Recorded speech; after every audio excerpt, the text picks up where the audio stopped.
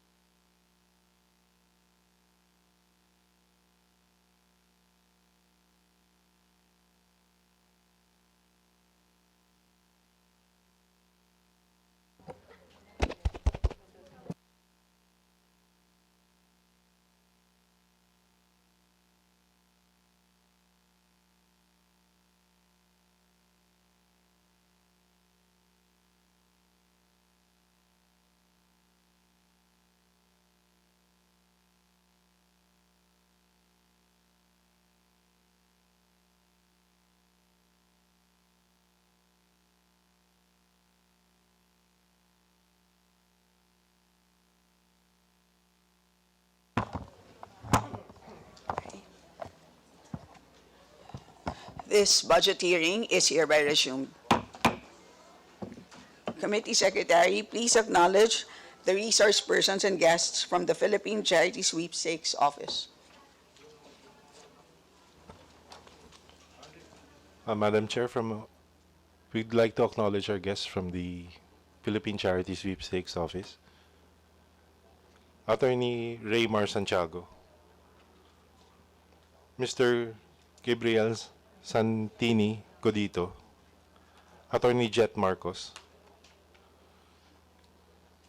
Executive Assistant Maria Katrina Nicole Contacto, Assistant General Manager Lauro Patiag, Assistant General Manager Larry Cedro, Assistant General Manager Arnel Casas, Assistant General Manager Juliet Aseo, Assistant General Manager Remelisa Gabuyo, Manager for Product and Standard Development Department, Laila Galang. That's all, Madam Chair. Good morning, everyone, and welcome to the PCSO family. So the committee received two excuse letters this morning. One is from GM Mel Robles. So he asked to be excused this morning as he will be, I believe, on travel.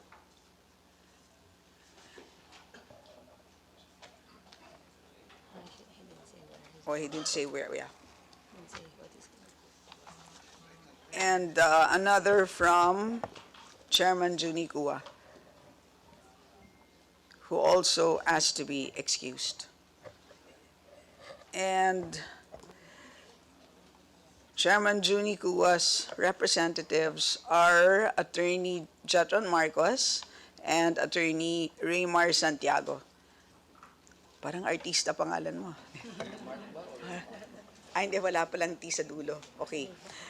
However, Attorney Marcos is a private lawyer, so I believe, so you're not an employee of PCSO, tama ba? No, Madam Chair. Sorry? No, Madam Chair. Okay. I am representing the chairman in my private capacity. Okay. So formally, ang representative ng PCSO, chairman's office is Attorney Santiago. Is that correct? Yes, Madam All Chair. right. Okay.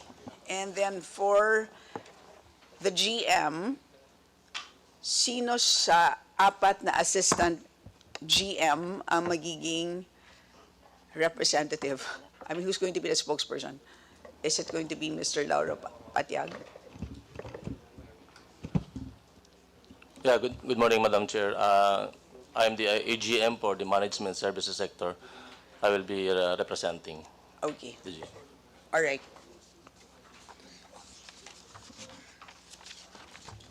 Okay, so if you recall, the last time we met was on August 14, and during that last meeting, you were asked to reconcile the PCSO financial statements with the statement of financial positions of selected government corporations under the fiscal year 2024 budget of expenditures and sources of financing. So did you bring that document with you? Yes, yes, Madam Chair, with your permission, Yes, could you please present we're that? going to present the computation showing the apparent discrepancy or reconciliation of the figures.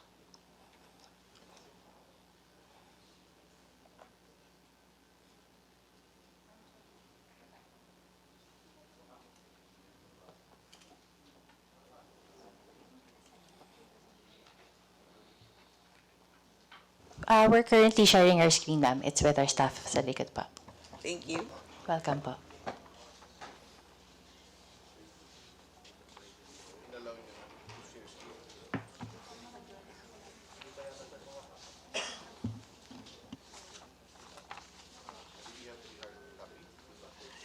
And I believe it is this two-pager, tama? Yes, Madam Chair. That's basically the presentation. Okay, and while we are waiting for the slides to be uploaded, tama ba na ang pinapakita nyo dito ay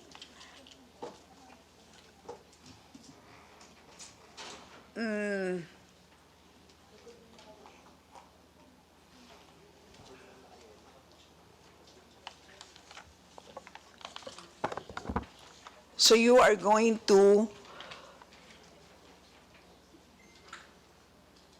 explain that there are discrepancies. Tama ba? Yes, Madam Chair, Okay. basically. Sige.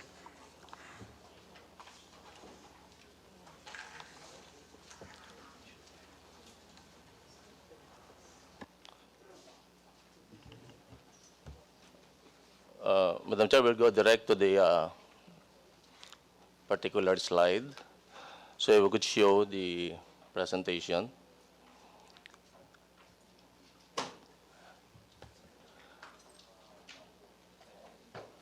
Okay.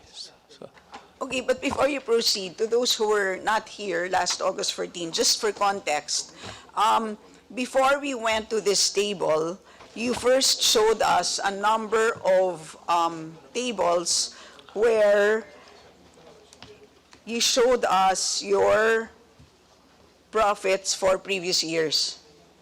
Is that correct? We confirm, ma'am. And that your profit for Kay AGM. the full year 2022 and half year 2023, how much again was that? Ay, ito, ma'am. I'm giving the presentation that we made, ma'am.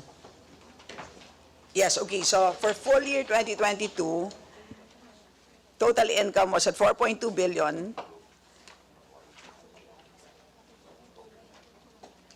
And then for 2023, for the first half, it was also at 4.2. Can you confirm that? Parehong 4.2. Let me get, ma'am. Yes, Madam Chair. The Okay. first figure represents the actual comprehensive income for the 2022. For the full year. Yes, for the 2022. And then for And then, half year of 2023, it's also 4.2. yes, Okay. as presented.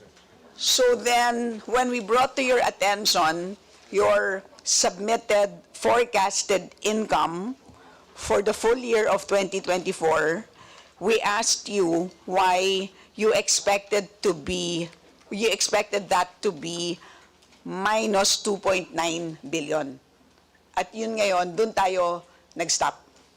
Okay, so now we want you to explain Yes. how you will be going from a half-year income of 4.2 billion in 2023 to a full-year net loss of 2.9 billion in 2024. Yes, Madam Chair. With your permission, firstly, the budget expenditures and sources of financing. This is a form prepared by the Department of Budget and Management. And the data being inputted in this form is actually came actually from PCSO in the required budget forms. So these are the source documents. For the format as presented under this BESF, with your Madam Chair, we'll just correct this figure representing the personal services. The personal services was actually added to the maintenance and other operating expenses. That is why there is now that computation of deducting such amount. So we have this as presented. If you will look into the first line or row, the presentation of the DBM would show that the total maintenance and other operating expenses would be 53,535,613 pesos. And then for the PCSO, we submit that the personnel services of 1.9 billion was actually added to that account, and therefore we should deduct that in order to arrive at the actual MOOE, which is 51,551,082,000 pesos.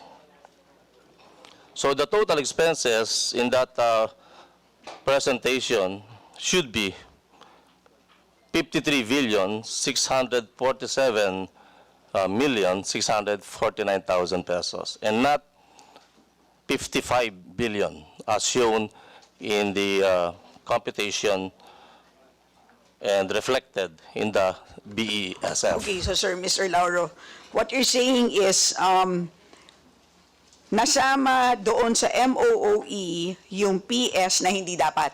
Yes, Madam Okay, Chair. o sige, so isusubtract natin. So pag sinubtract natin yon, ang tamang figure is 51. 53 billion. No, the correct figure is 51,551,082. Yes, yes, Okay. ma'am. For Alright. MOE, Sige po. 51,551 Okay. million. All right, okay. Please proceed, sir. And the total expenses, as mentioned, 53.6 billion pesos. Now, continuing, for the second row,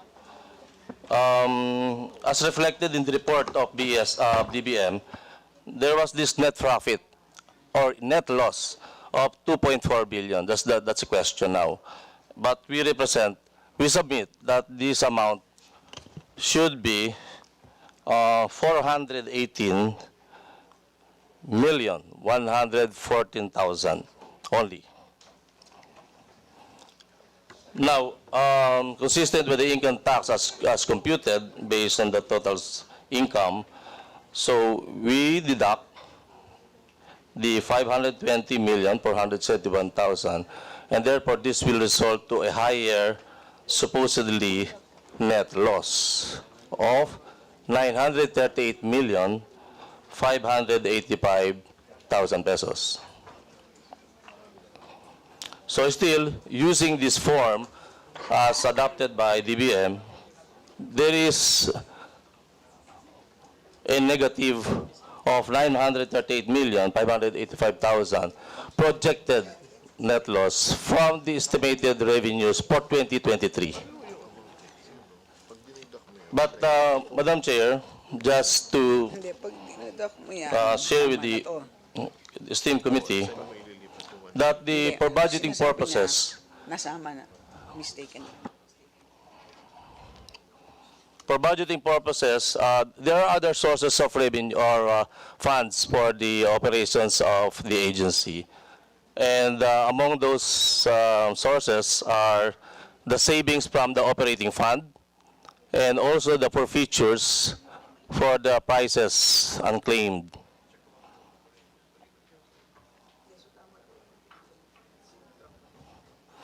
So for this purpose, since we have identified already the programs of the charity sector to finance the programs and activities and projects of the agency.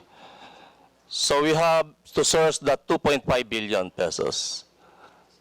And this 2.5 billion is part of the submitted form required by DBM under Form 705, showing the comparative sources of funds.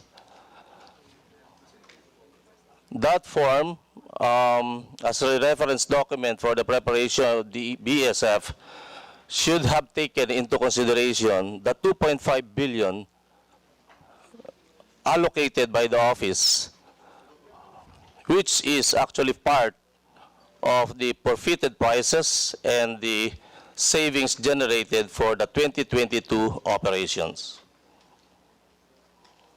We have a computation to support this 2.5 billion.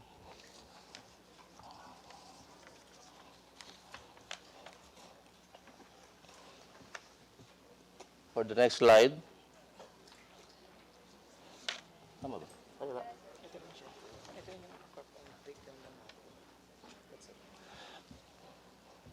So basically, that's the Madam Chair, the computation, how we are currently financing the operations for the 2023, taking into consideration the corporate funds from the forfeiture of prices and the savings generated for the operations of 2022.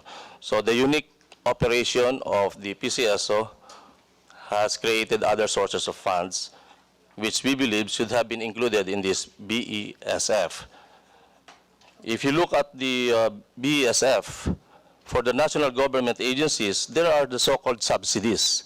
And even from the GOCCs, they are receiving subsidies.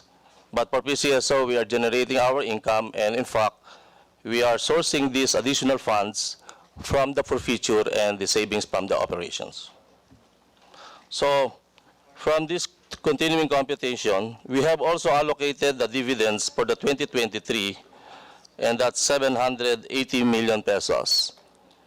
And also we have from the accounting point of view, the depreciation, which is a non-cash item, that's 109 million something. And the capital expenditure budgeted at 890 million pesos. So completing the projected budget for the 2023, so that will result to zero balance, Madam Chair.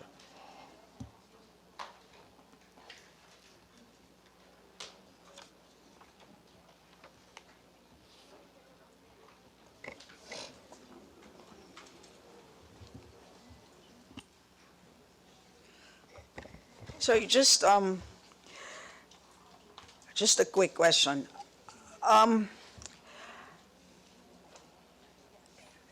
The figures on this slide, which shows your comparative financial statement, itong total comprehensive income, 4.2 billion, this slide.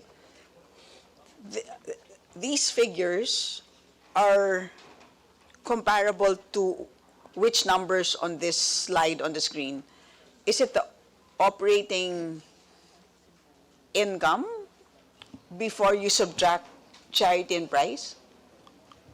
Madam Chair, the subject matter of the reconciliation is a projected computation or figures. Yes.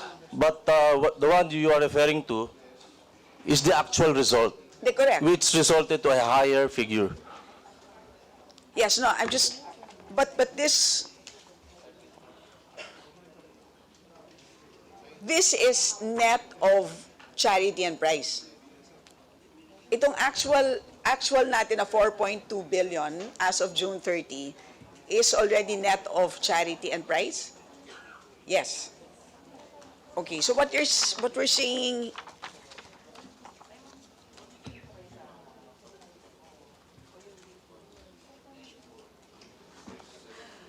okay, so these are just forecasts. Okay, can you just explain, Mr. Patiag,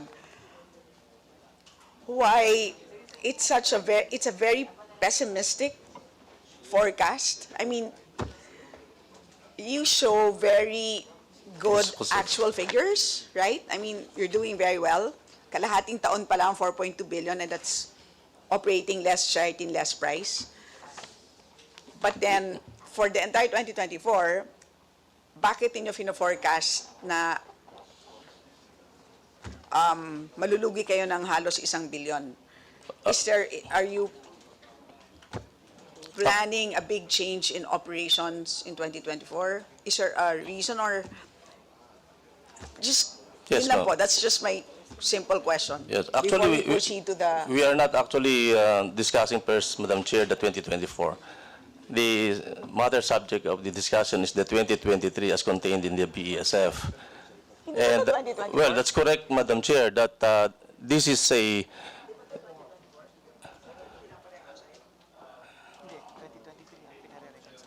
2023 po. Pwede ba akong magtanong tungkol dito? yes, Yeah.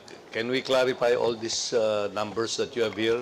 Yes, Madam Chair. yes, Yeah, so you are saying here in the 2023 corporate operating budget, you have a loss of 938 million pesos. And you will be able to recoup this by receiving itong savings from operating fund and forfeited prices of 2,500,000,000. Yes, that's correct, Madam Okay. Chair, for purposes of budgeting. Okay, tapos less 2023 dividends of 780,707,000. Yes, that's correct, Mr. Okay, Madam Chair. now where will you get these dividends when in fact you have shown here that you're gonna lose? Yes, that's a good question, Madam Chair. As mentioned earlier, for budgeting purposes, we have to declare other sources of funds that will support the activities of the office for the budgetary operations for the 2023.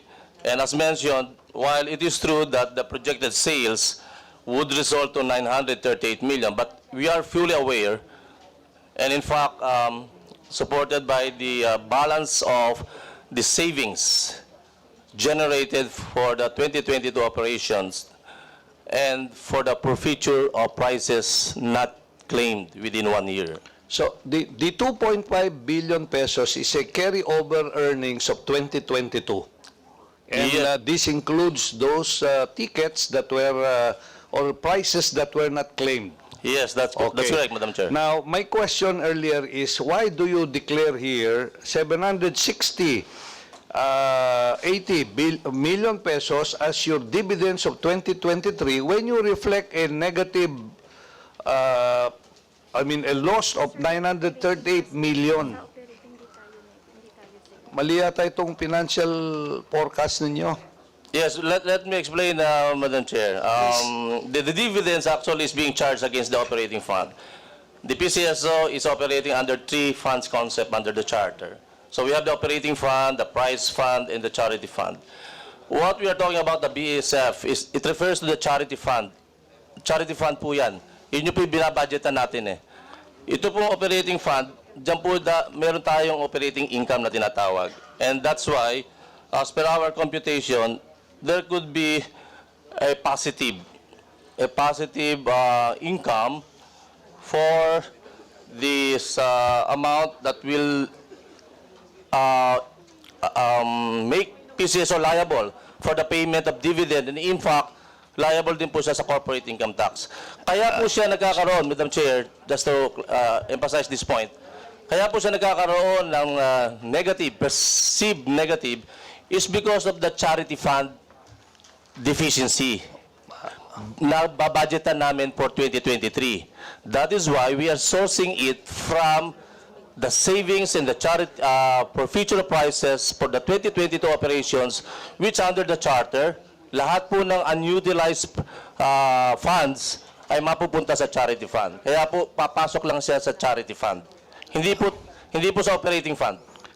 Madam Chair, I think you are making things complicated. Make it simpler. 2023, dapat alam ninyo yung revenue ninyo. Yes. Iba-ibang games. Merong loto, merong peryan, and so forth and so on. Wala pa Then yan. you determine how much is your cost on this operation. You have your prices as one of the cost items. You have your salaries and wages and all others, Yes. including contributions that you will give to let's say itong agencies na nandito, including Mandatory. the Commission on Higher Education. Yes, sir. Then what is your net revenue after deducting all the expenses? Ngayon, yung mga cost na yan, accrued cost, halimbawa, yung prices, because you will not deliver this yet until they are claimed, but you can Point of project order, it. Mr. Chair. Madam Chair, point of order. Nag-start na ba tayo ng deliberation? O what we are doing now?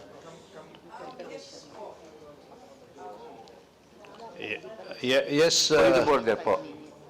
yeah, ako yata ang number one na mag-interpolate. Oh. Sorry po. We will check the list. Yes po. One on the list. Okay, so hindi, kina-clarify lang natin kasi yung financial statement nilang as a follow-through to what we have discussed last time. But anyway, if just to answer the question of Congressman Plato, Madam Chair. Yeah, please proceed. Plato, we are just here to make clarifications on the presentation. Kasi po, as if you recall, we are here first to reconcile itong financial statements as submitted to the DBM. So, after we do this, then we will open the floor to questions. Yeah, I'll just finish my, yeah. Please proceed, So, Mark. if you're telling us here that your forecast for PCSO is 0, as shown here, nakalagay dito, the funds that you indicated as additional revenue comes from the previous year, and those prices that were not delivered to the winners. Not claimed. Not claimed, yes. Yes, So, ito yon. So, at the end of the day, every year you are forecasting 0. Yes, that's the budgeting process, Madam Chair.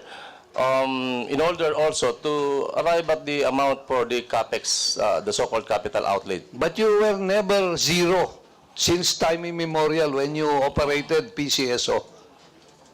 I could Was not- there a time that you were 0 or negative in PCSO? There's none. There's none. But how come you are for always- budgeting purposes, Madam Chair, it is important, it is necessary that it will result to 0. Oh my God. Budgeting po yan. It's always 0? How Yes, can that be? assumption po kasi under the charter is we utilize all the funds. No, you are not 0, but when you allocate the income that you earn at the end of the year, 0 ang kinita nyo. Pero dito, kailangan yung gross revenue, then net revenue, then you will put all the automatic appropriations that you should put into. Hindi yung pati forecast, 0 kayo. Hindi dapat 0. It's a misleading accounting technique, if you may. You know, if your assumption is at the end of the year, you'll all be zero. Yes, zero on the assumption, Madam Chair, that the programs and activities of the office are implemented and realized. So there is no intention to leave something except for the price fund, which is supposed to cover for those prices that have not matured yet.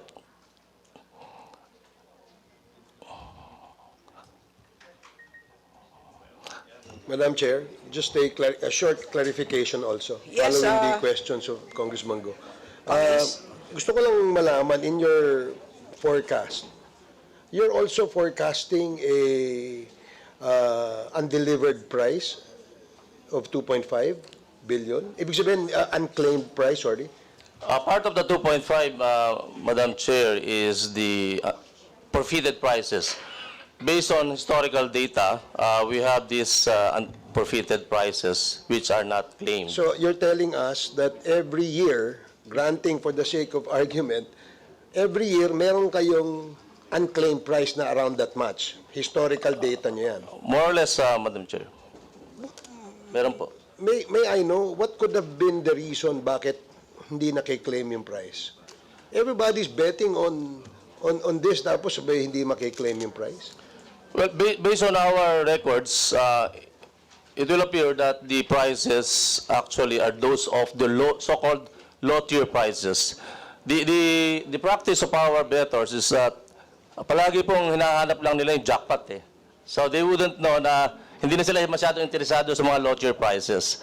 Except for meron isang jackpot na hindi na-claimed, pero po doon sa records po namin, low-tier prices po yung significant amount that contributes doon sa forfeited prices. So for purposes of your annual budgeting, you use the figure based on historical data as part of your funds for charity, correct? Yes. So Madam Chair. halimbawa, hindi umabot ng 2.5 billion yung inyong unclaimed. Kunyari, 1 billion lang.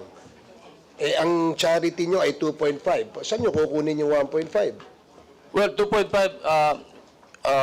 in reality is actually part of the balance of the fund for the charity. No, Part lang Madam po yan. Chair, Beginning balance lang po yan, Madam Chair. parang nalito ko dun.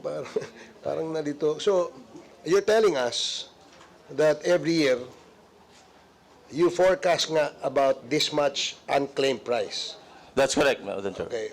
Now, assuming for 2024, finorcast nyo ay 2.5 billion na unclaimed. Pero Part lang po. yung... Forfeited po yung claim, to be exact, is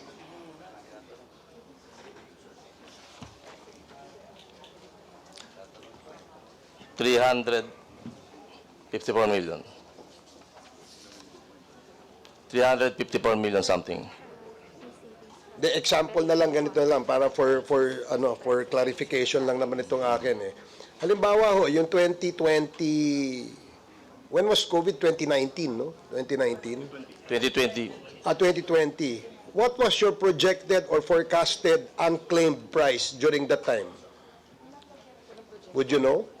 For 2020. March 2020, nag-declare ng COVID, di ba? 400 lives. Hindi po siya projected, sir. 40. what we have here, Madam Chair, is yung actual figure for the 2020 of forfeited No. prices. Excuse me, sir. Yung forecast nyo po for 2020. Kasi every year, nagpo-forecast kayo eh. Yes, with your permission, we'll look into the records. Kasi 2020 pa po yun. Do we have pa? Projected.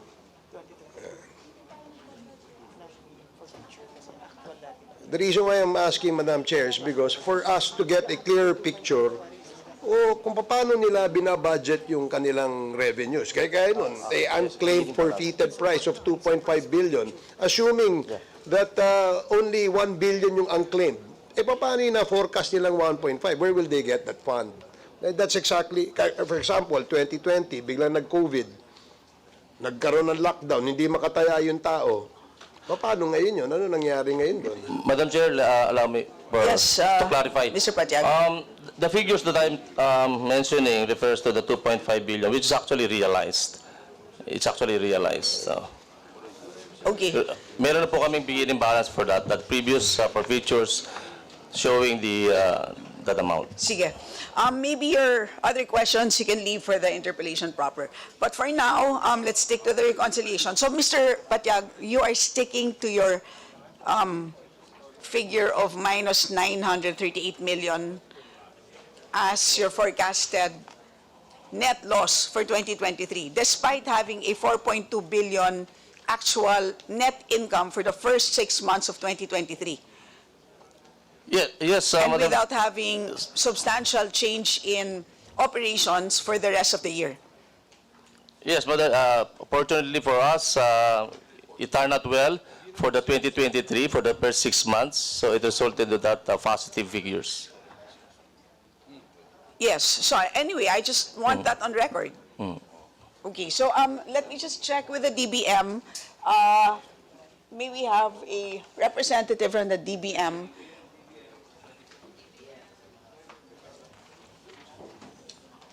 What do we do in this situation where it would seem that there was an erroneous entry in the BSF?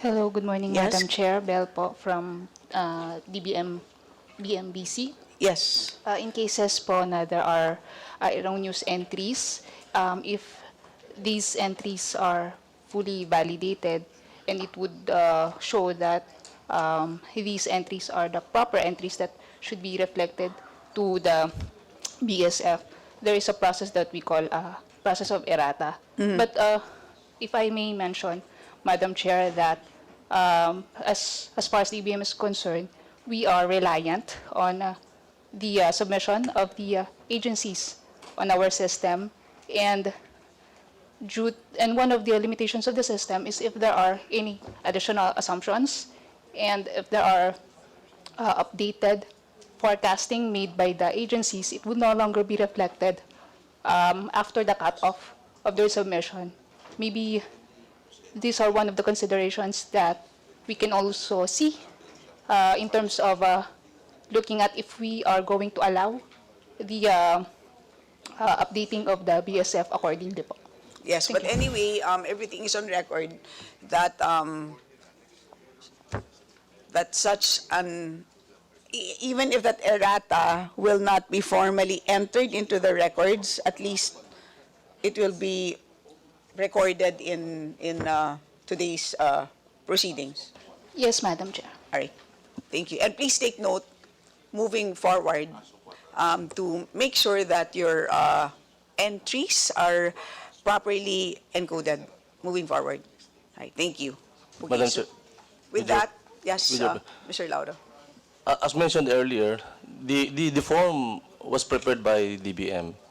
We provided the source document, and that's the DBM form number 705, reflecting the figures. Can you confirm that, DBM? There is a policy, Madam Chair. We issued that advisory wherein we state that if there are any discrepancies between the system and the hard copy, it is the figures that the agencies encoded in the system that would prevail. So if there are, because the entries in the system are much more recent than that one of the hard copies usually. So, but during the preparation of those BSF, we can assure everyone that we coordinated that with the budget office of the agencies concerned. So whatever we coordinated, that's what we reflect to the BSF. All right, and who is the budget officer who coordinates with the DBM on the part of the PCSO? Yeah, so can you confirm that you validated your submissions?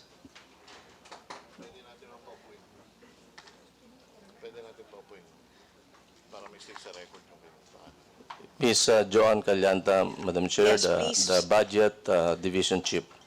Yes, Miss Joanne, please state your name, position, and you may proceed. Hi. Good morning po, Madam Chair. I'm Joanna Calianta, Budget Officer po ng PCSO. So, the figures sa BSF po was given, the form was given through email by the DBM, then we encoded it. It's just that, yun nga po, nagkaroon ng error on the MOOE na na-add po yung 1.9 billion po. But the form submitted to DBM, the DBM forms po, yung budget po mismo ng PCSO was already submitted to them po. So, I think yung validation lang din on their part po siguro yung inaano po ni Sir. No, ang sinasabi kasi ng DBM, may disclaimer sila na responsibility ninyo to check. So, Yan, nagkaroon po ng error yes, so moving the- forward, please take note na merong ganong process of validation and Noted disclaimer. po. Thank you po. Thank you. Okay, so now we begin our interpellation. First to interpellate from the minority, the chair recognizes Deputy Minority Leader B.H. Herrera, who is not here, so we move to Assistant Minority Leader Marisa Magsino. Good morning, Madam Chair, to our PCSO family. The OFW party list is keen on these matters and hope everything will be answered. Republic Act Number 1169, the Charter of the PCSO, as amended by Batas Pambansa Number 42, provides the allocation of PCSO's net receipts from the sale of the tickets.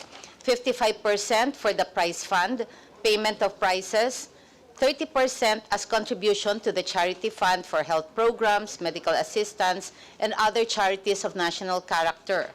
15% shall be aside as contributions po sa operating expenses and capital expenditures of the board and the office.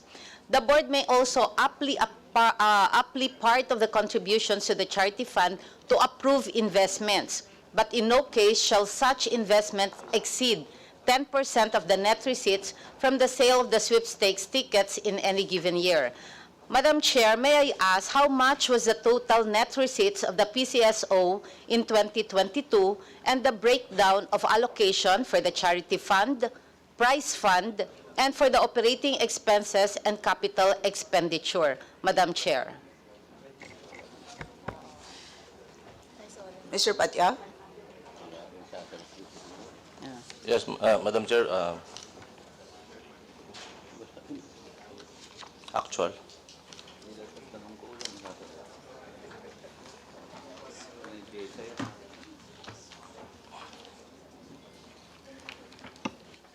I believe it's on page 5.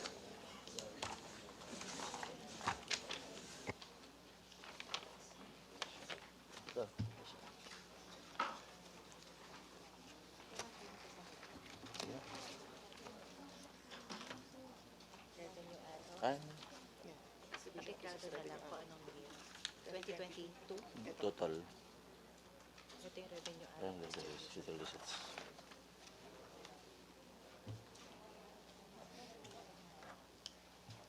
For the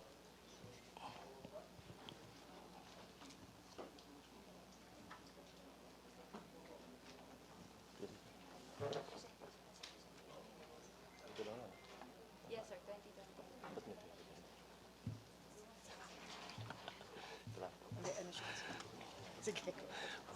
Madam Chair, for the 2022, we have a total retail receipts of 57,467,795,449 pesos and 95 centavos.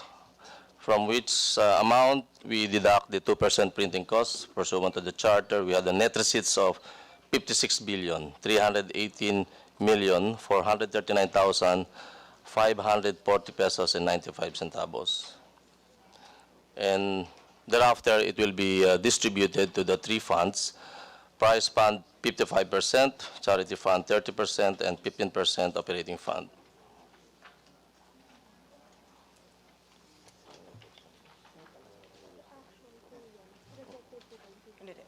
Actual.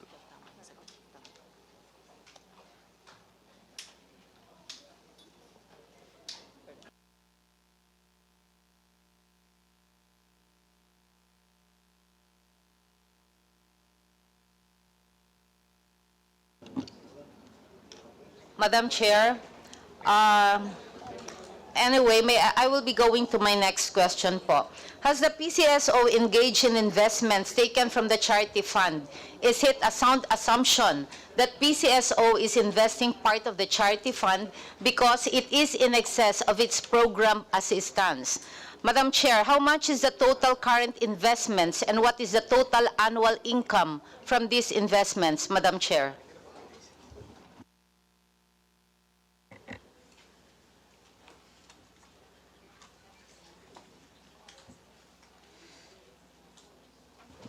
Let us, ma'am, may we request to refer to our records, our AGM AGM as is looking for the data that you want. Yes, may I know who's going to talk, please? And Attorney Kat. Attorney Kat from PCSO po? Yes, ma'am. AGM SAO will be answering your Okay, question. thank ma'am. you. Thank you. Wala rin. Wala rin. Nag-anuhan sila, nagtablahan silang lahat. Nagtablahan.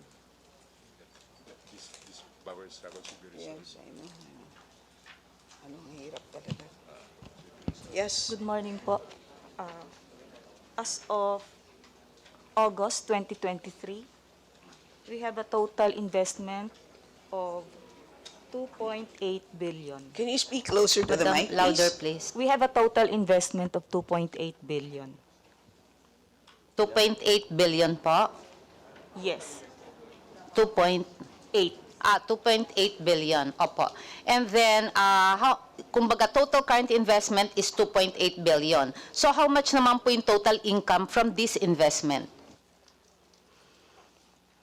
my apologies, Your Honor. It is not indicated in this report, but we will submit the details tomorrow. Okay. Madam Chair, may I ask that this representation be furnish the copy and, of course, the APRO committee. I'll be going to my next question, Madam Chair. How much is your total revenues in 2022, particularly your net receipts from STL? How much is the receivable from STL operators as of 2022 po, Madam Chair?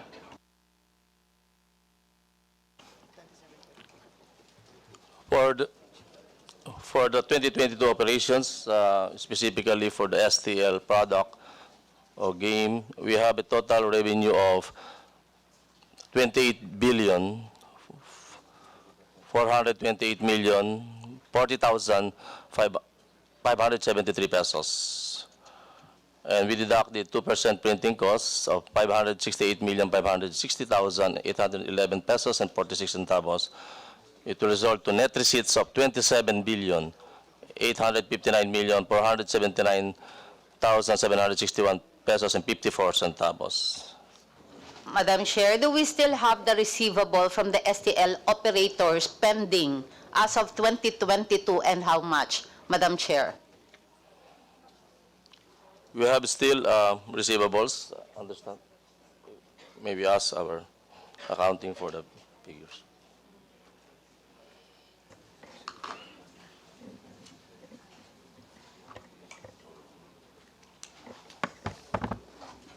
Mr. Patiag? Yes, Madam Chair.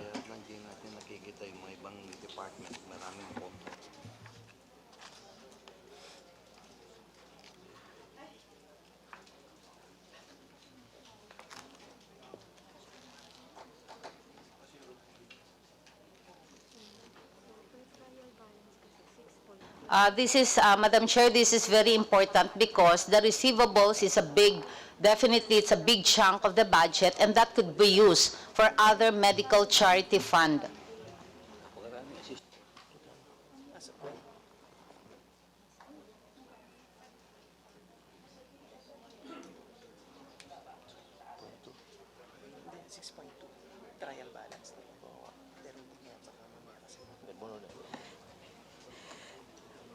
AGM? AGM, which AGM?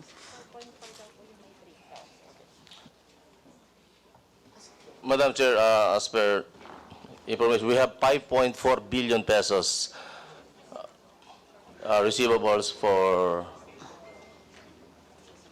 As of? 2022. as of 2022.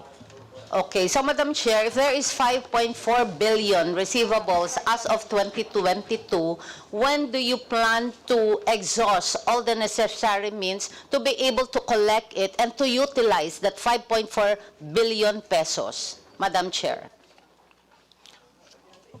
All of this, Madam Chair, these accounts have been endorsed to our legal department for proper legal action, collection. Do you have a more current figure? It's September 2023. Yeah, do you have any deadline, Madam Chair, for this? Because it can go on for many years if this is no deadline at all, Madam Chair. But let me clarify, Madam Chair, that these are actually terminated AECs, and those are the so-called shortfall for the operations of these terminated agent corporations of STL. Madam Chair, if this is already terminated, so where are we going to get this money, the receivables of 5.4 billion? Will it just go to waste just like that? When it can be used in so many charity funds? Meaning to say we will just let it go? I don't think that is acceptable. AGM. And how many are these? Actually, we have a schedule for that, Madam Chair. The significant amount would represent those receivables subject of the pending arbitration with the courts. So, meron po kaming schedule for that, Madam Chair. May we know how many?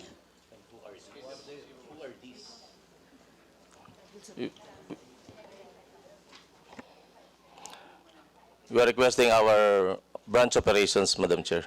The data is with them. And Madam Chair, may I ask with this representation to furnish us so that we will be able to check whether you are really following it up and there's an update, and also our APRO committee, please, because this is very important. It's very hard for us and the OFW party list even to get so much assistance from PCSO. It will take a lot of time when we have a lot of money to dole out for the benefit of our people. I mean, it is not it's so embarrassing and so shameful that we have a lot of money and we are not getting it, I mean, for the people, for the poor people.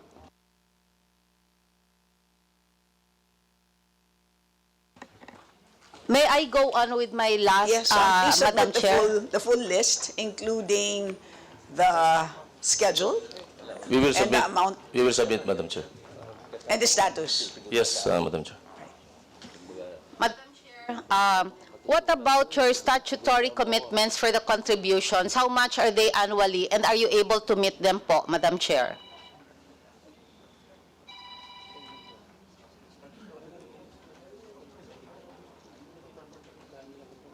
Nanginginig ako. Pag nanginginig ako, ganyan. Yes, in response to that, Madam Chair, we will ask our AGM for charity who has the information. Madam Chair, one of the key programs of PCSO under its charity yes, Maxino? Madam Chair. AGM Cedro, for the response Good on morning, the Your Honor. statutory contributions. For the mandatory contributions, we were able to comply with those obligations, Madam Chairperson. For the Commonwealth Act or the Boy Scout of the Philippines, we were able to release the amount of 85,354. For the Girl Scout of the Philippines, at around 92,000. Can you speak closer to the mic, Louder, please? please. For the Philippine Red Cross, Madam Chairperson, we released 2 checks representing our contribution. One amounted to 78,677. The other one is 84,643. The National Council for the Disability Affairs at 85,485. The Nutrition Foundation of the Philippines at 93,941. Quezon Institute at 88,650. The Philippine Sports Commission at 529,309.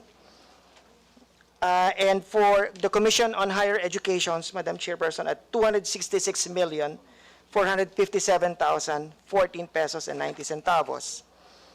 For Dangerous Drugs Board at 39,332,269. And our contribution to the the Universal Healthcare Act through PhilHealth at 2,711,906,184 pesos. And finally, although this is an internal, this Cooperative Development Authority last December at 709,000, Your Honor. Thank you. Madam Chair, at least that's the positive note of it. At least the contributions are met. And Madam Chair, just one last. Madam Chair, one of the key programs of PCSO under its charity sector is the Motor Transport Vehicle Donation Program, which involves yung medical transport vehicles po para sa ating mga LGUs. Located po ito sa conflict-stricken areas at sa mga vulnerable communities natin, yung isolated and disadvantaged areas, para po mas safely na matransport ang ating mga pasyente sa mga locations po na most efficient sa mga places of treatment po nila ng mga medical conditions nila. I am certain that there are a lot of guidelines to govern the distribution ng medical transport vehicles to identified beneficiaries po ng PCSO. May I ask, Madam Chair, may I ask who determines and what is the process being followed in determining the prioritization of the distribution of ambulances? Because I was asking for 2 ambulances since last year, and I was advised that only 1 because there's really no budget yet. Madam Chair, clarification, please. AGM Zedro. Thank you, Madam Chair. Your Honor, as regard to the determination, aside from receiving requests from national governments or devolved hospitals, we receive endorsements from the Senate and from the House of Representatives. So primarily, we vet them, based on the date we receive and we assess. But we wanted to inform the honorable members of this committee that we just finished the conduct of procurement and the winning supplier started delivering. We are now in the process in determining. In terms of documentary requirements, we streamlined the documentary requirements, but as to the period wherein an institution can avail of this program, we peg it at 5 years. Upon review, most of the endorsements or requests that we receive we will fall within that period of restriction. We're doing this in order for us to maximize the coverage. The recent acquisition amounted to total 225 units. We will still pursue, hoping that before the year ends, we will be able to realize an additional 379 units, given the fact that there is an available budget for that. So we will be communicating with all institutions, offices, as regard to the availability of the units. Thank you very much, Madam Chair. Madam Chair, pwede hong paki-clarify lang ano yung 5 years na yon? Your Honor, the 5 years is the period within which an agency or an institution can avail. So once you receive a unit, let's say for this year, so we have you are qualified to avail of the program by 2028. So after the 5-year prescription period. Yeah, parang ano po, medyo magulo po yung 5 years na yan. Kumbaga nag-apply ka ngayon, and then pag nabigyan ka ngayon, another 5 years ka uli. Pwede, ganun po. Yes, Your Honor, that is correct. Okay, pero I've learned, Madam Chair, marami na rin po nabigyan. Kaya hindi po yata yung klaro na yung procurement process. Kasi I've talked to a lot of my colleagues, may mga binibigyan na po. Your Honor, as I've mentioned, we've just finished the procurement, and the winning bidder is started actually delivering the unit. So we are now in the process of releasing it and allocating the same. That's why, as I've mentioned, Your Honor, we will be communicating with all institutions and offices who made the endorsement. Actually, we've been doing that on a regular basis, informing them if the endorsed municipality or institution is qualified or not. Okay. Thank you, Madam Chair. I just hope that the promise to the OFW party list, this is not for me. This is for the OFW families na kailangan po. Thank you po, Madam Chair. Thank you, PCSO family. Salamat at mabuti na lang, mananalo ka ulit. Kaya makakapag-apply ka ulit Pero mo, after 5 years, ang tagal nun Nandiyan pa ba tayo nun? Thank you po. Thank you. Next to interpolate from our independent minority, we have the Honorable Edsel Lagman. Thank you, Madam Chair. My first question is, under the charter of PCSO, in its official hierarchy, who is the highest official of PCSO? AGM, Patiag.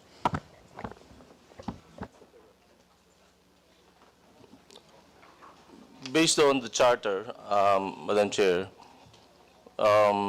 it defines the roles of the position of the general manager and the board.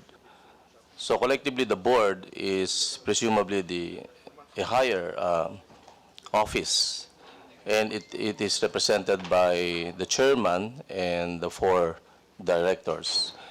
And currently also, by way of the recent GCG Act, the general manager is made automatic member of the board. In other words, the highest ranking official of PCSO is the chairman of the board, higher than the general manager. Is that correct? Based on the charter, there is no mention of the chairman, Madam Chair. But there is an issuance from the GCG identifying, I think, the chairman as the head of the agency, and designating the GM as the chief operating officer. So that's the only available legal basis that we can mention, Madam Chair. As a matter of fact, who selects the GM? Our practice, Madam Chair, is that the GM is appointed by the board, and the nomination would emanate from the appointing authority, from the executive branch. In other words, it is the board of directors headed by the chairman which appoints the manager. In other words, the manager is accountable to the appointing board headed by the chairman. Is that correct? It would appear that way collectively as It the would board. not appear that way. Yes. It is the way. Yes, Madam Chair. It is the actuality. Yes, Madam Chair. Now, who is in charge in procuring printing services for the Philippine Charity Sweepstakes? The printing services would refer, Madam Chair, to the printing requirements for the gaming products. My and that is question from- is, who is in charge in procuring? Yes, Madam Chair, I'm just laying the... No, you don't have to lay the basis. Just answer the question. Yes, just to clarify, this is this is an operational act, and it is the office of the general manager. Okay. And how much is appropriated for 2024 for printing services? For 2024, Madam Chair, we have yet to finalize the budget for the 2024. You have already submitted estimates for 2024. What is your estimate?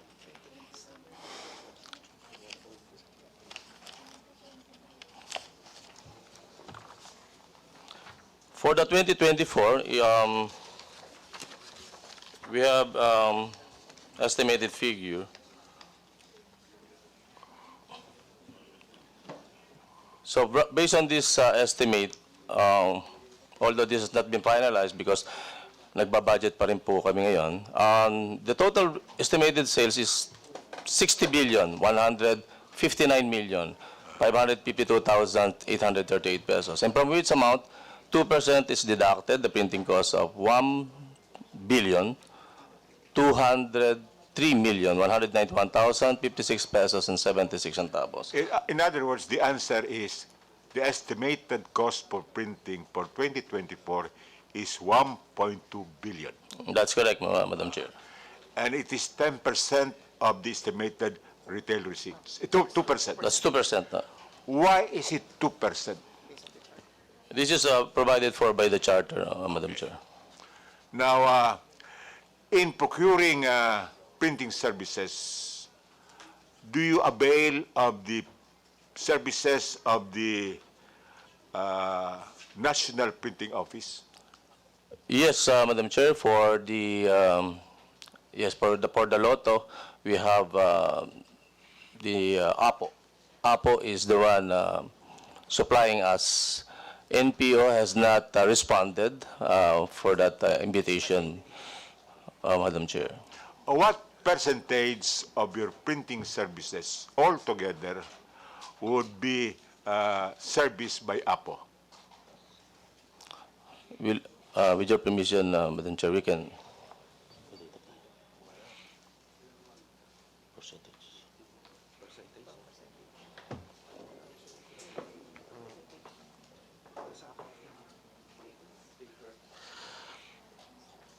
From this breakdown, Madam Chair, we have the estimated sales consisting of 3 games. We have Lotto, STL, and tickets, instant sweepstakes tickets.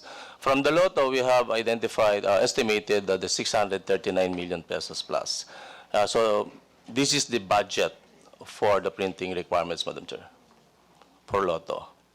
For STL, we have 543 million something, and instant sweepstakes 20 million pesos. My question is, of your total estimated expenditure for printing, how much is serviced by APO? We do not have the exact figures, Madam Chair, but I would say it's for Lotto, mga kalahati po. Kasi po, meron po tayong pinoprocure din na tinatawag nating raw paper because we have our own printing machines, so capable of printing certain bet slips. So yun po sa APO, meron tayong finished product, thermal paper, and the Lotto No, bet you are cards. not answering my question. My question is simple. Of the total expenditure for printing, how much is serviced by APO? Just give us an educated estimate. Ayun nga po, Madam Chair, in-estimate. Is it the whole amount? No. As mentioned, Madam Chair, around more than half, let's say 60%. 60%. Do you avail of the services of the Bangko Central Printing? We have identified, we have invited, pursuant to the procurement rules, that there are 3 recognized government printers, Bangko Central, APO, and NPO. We are inviting them, but they declined. Okay. And APO is the only one remaining. Okay. And the 40% requirement goes to private printing offices. Is that correct? Yes, for public bidding for the raw paper, Madam Chair. In 2022, what were the private printing offices from which the PCSO availed of printing requirements? Private printing services, Madam Chair, wala po kaming private last 2022. Are you telling us in 2022 the whole printing requirements of the PCSO was serviced either by the National Printing Office, APO, or the Bangko Central? No Bangko Central procurement services because they have declined. They have consistently declined. So, in 2022, you said there were no private printers. Where was the totality of the printing requirements served? Through APO, Madam Through Chair. APO, Through APO. APO po. In 2023, the first semester, how much We have went to the private printers? no private printers, Madam Chair. Still APO. Still APO. Is the recognized government printer. Okay. Now, you are telling us that APO service only 60%, and the 40% must have gone to private printers. Is that No correct? private printers for the 40%, as mentioned, Madam Chair. It is a raw paper procurement, and private suppliers are participating. It's PCSO that prints. PCSO prints. Yes, you, meron you, po you kaming- have your own printing. Yes, meron po. Uh, Yes, Madam Chair. you have your own printing. So the 40% is printed by your own printing press, Yes, Madam Chair, more or less po. more or less. Don't you think that 1.2 billion is rather a high printing cost? Considering that 40% is in-house printing? Well, actually, Madam Chair, this is just a computation of the allocation pursuant to the charter. What happens is that after the end of the year, there is a report as regards the actual utilization of the printing cost. So, meron po tayong savings dyan. Hindi po na-utilize lahat. Okay. Anyway, could you, Madam Chair, can we request the PCSO to submit a sworn statement on the utilization of their printing costs and the agencies or private printers, as well as the in-house printing, servicing their printing requirements as soon as possible? PCSO is so ordered. We will submit, Madam It Chair. is a sworn statement. Take note, sworn statement, sir. We will submit, Madam Chair. Now, you know that the Mayon calamity is going on its 4th month, and there are still thousands of Mayon evacuees in Albay. May we know what aid or assistance has PCSO given to the Mayon evacuees? May we ask our AGM for charity to respond, Madam Chair? AGM Cedro. Your Honor, as regard to the assistance extended by the PCSO, we course everything through our servicing branch in the province. Albay in particular, we have a branch office in Albay. So all medical needs of affected individuals are being coursed through there, whether it's hospitalization or medicines. We've been providing through our corporate planning department the release of relief goods to those displaced. No? But as you have mentioned, Your Honor, it's a long-standing eruption. Of course, we have to validate first based on the report of our branch manager operating in that area, sir. Thank you. I just talked with my district office, and I was given the information that with respect to relief items, nothing came from the Philippine charity Sweepstakes. Could you just give us your documentation on how you have rendered assistance in form of charities and health assistance to the Mayon evacuees through, you said, your provincial office? We will do that, Your Honor. And would you know how much so far have you rendered? I don't have the figures with me, Your Honor, but we will include that in the report that you have requested. Could you, within the day, request for that information? Because I have not seen the presence of PCSO in the province of Albay compared to PAGCOR. Within the day. We will do that. I've already instructed, sir, the concerned department manager to handling the operations. Okay. Thank you, Madam Chair. Your Honor? Yes, please. Just to elucidate the earlier position, we've released, based on reports, 1,500 food packs attended to by our corporate planning department under our corporate social responsibility program, Your Honor. So we can provide you with the breakdown. And sir, with due respect, this was requested by your officer. Thank you. This report submitted by my staff, sir. That's I stand corrected, sir. Governor, not Yes, your governor, because you coordinate with the office of the governor. Yes, sir. But I understand. 1,200 food packs for thousands of evacuees is minuscule. We understand, Your Honor, but we will try our best to address that. But just the same, we are operating under limited budget for our CSR, and we are attending to various requests from municipalities and provinces. But rest assured that we are monitoring the situation, Your Honor. Thank you. So, for the record, I am not happy with the assistance given to calamity victims in the province of Albay and most probably elsewhere, coming from the PCSO. Thank you, Madam Chair. Before we proceed, can you please remind us again what your mandate is? What is the mandate of the PCSO?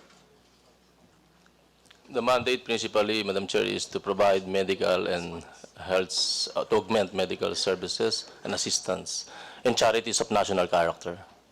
Thank you for reminding us. Next to interpolate, from the majority, the Honorable Marco. Yeah, thank you, Madam Chair. Good morning, officials of the Philippine Charity Sweepstakes Office. My first question is, do you file an annual income tax as an agency of government? Yes, we do, Madam Chair. And in your income tax, you include your financial statement, which includes the income statement and the balance sheet, correct? Yes. Okay. In your last income tax of 2022, you have included your balance sheet. Is that correct? Yes, Madam Chair. May I know what is in the balance sheet of 2022 of PCSO?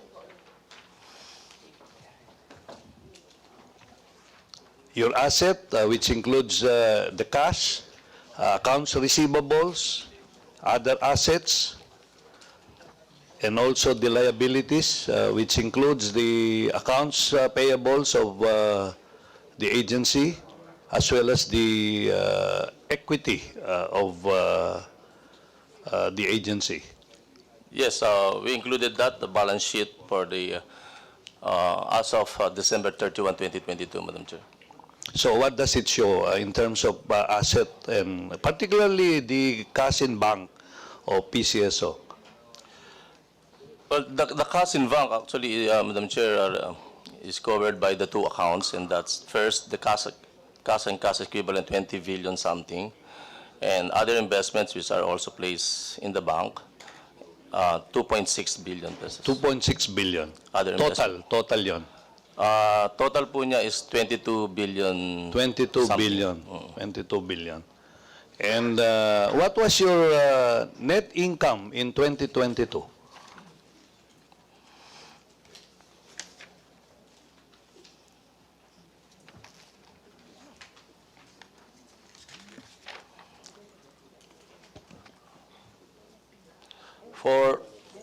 For 2022, for the period ending December 31, 2022, the net income of PCSO stood at 4.3 billion. 4.3 billion. Something. And this is added in your balance sheet, which is your income of 2022. Is that correct?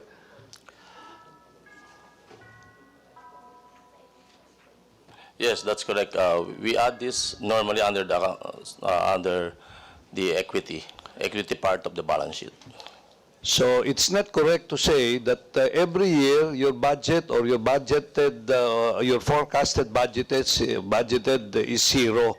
So hindi tama yon na yung budget ninyo every year, as you indicated earlier, it's always zero. Considering the fact that right now in your financial statement, including your balance sheet, it shows a positive variance. And at the same time, you are a very liquid organization, Madam Chair.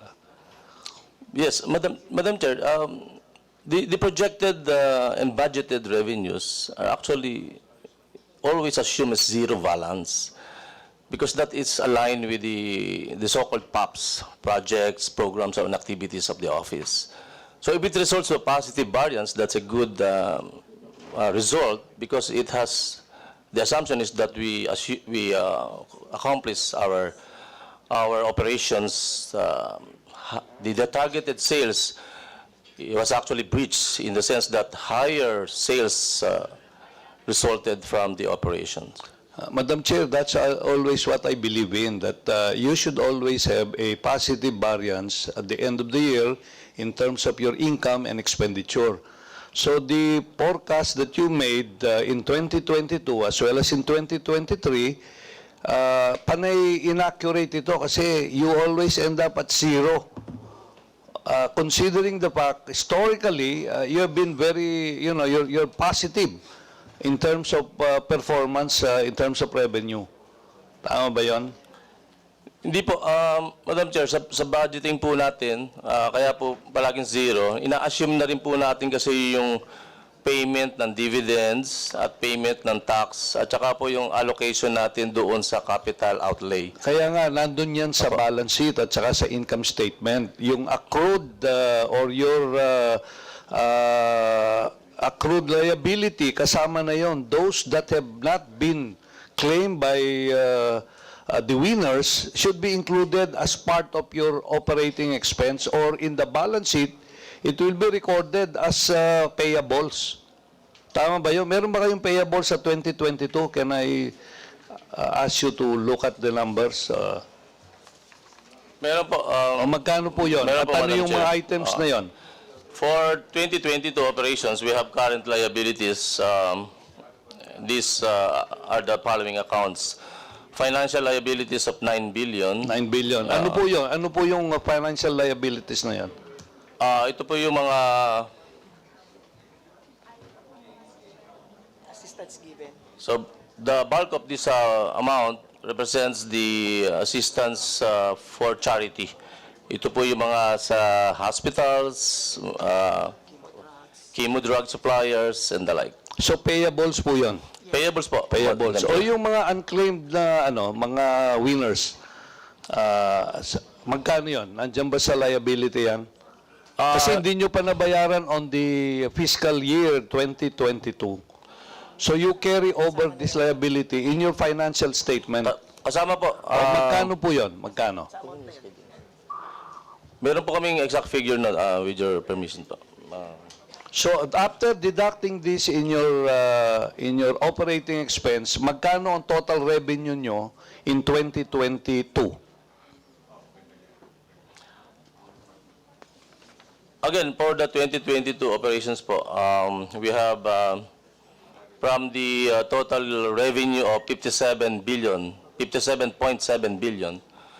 we have incurred expenses of 45.8 billion expenses, and then that resulted to a profit before tax of 11.9 billion.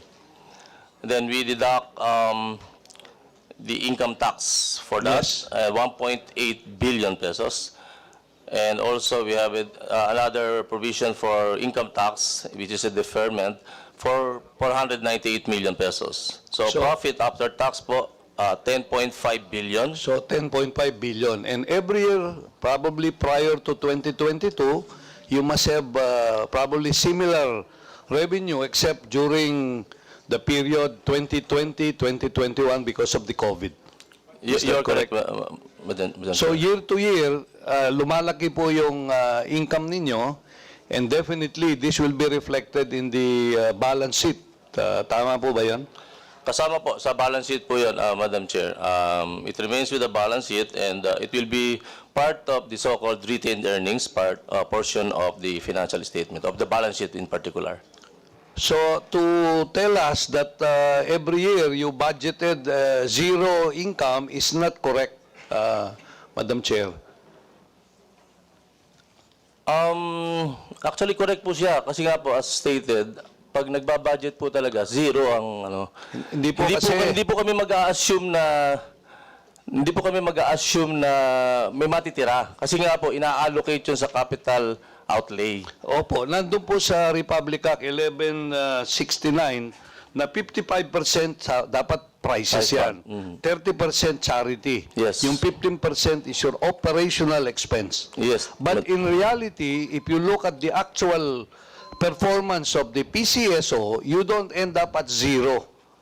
Tama po ba yun? Tama po. Okay. Pag gayon, lumilitaw po every year based on 2022 performance ninyo, you have a net income after tax of 10 billion pesos.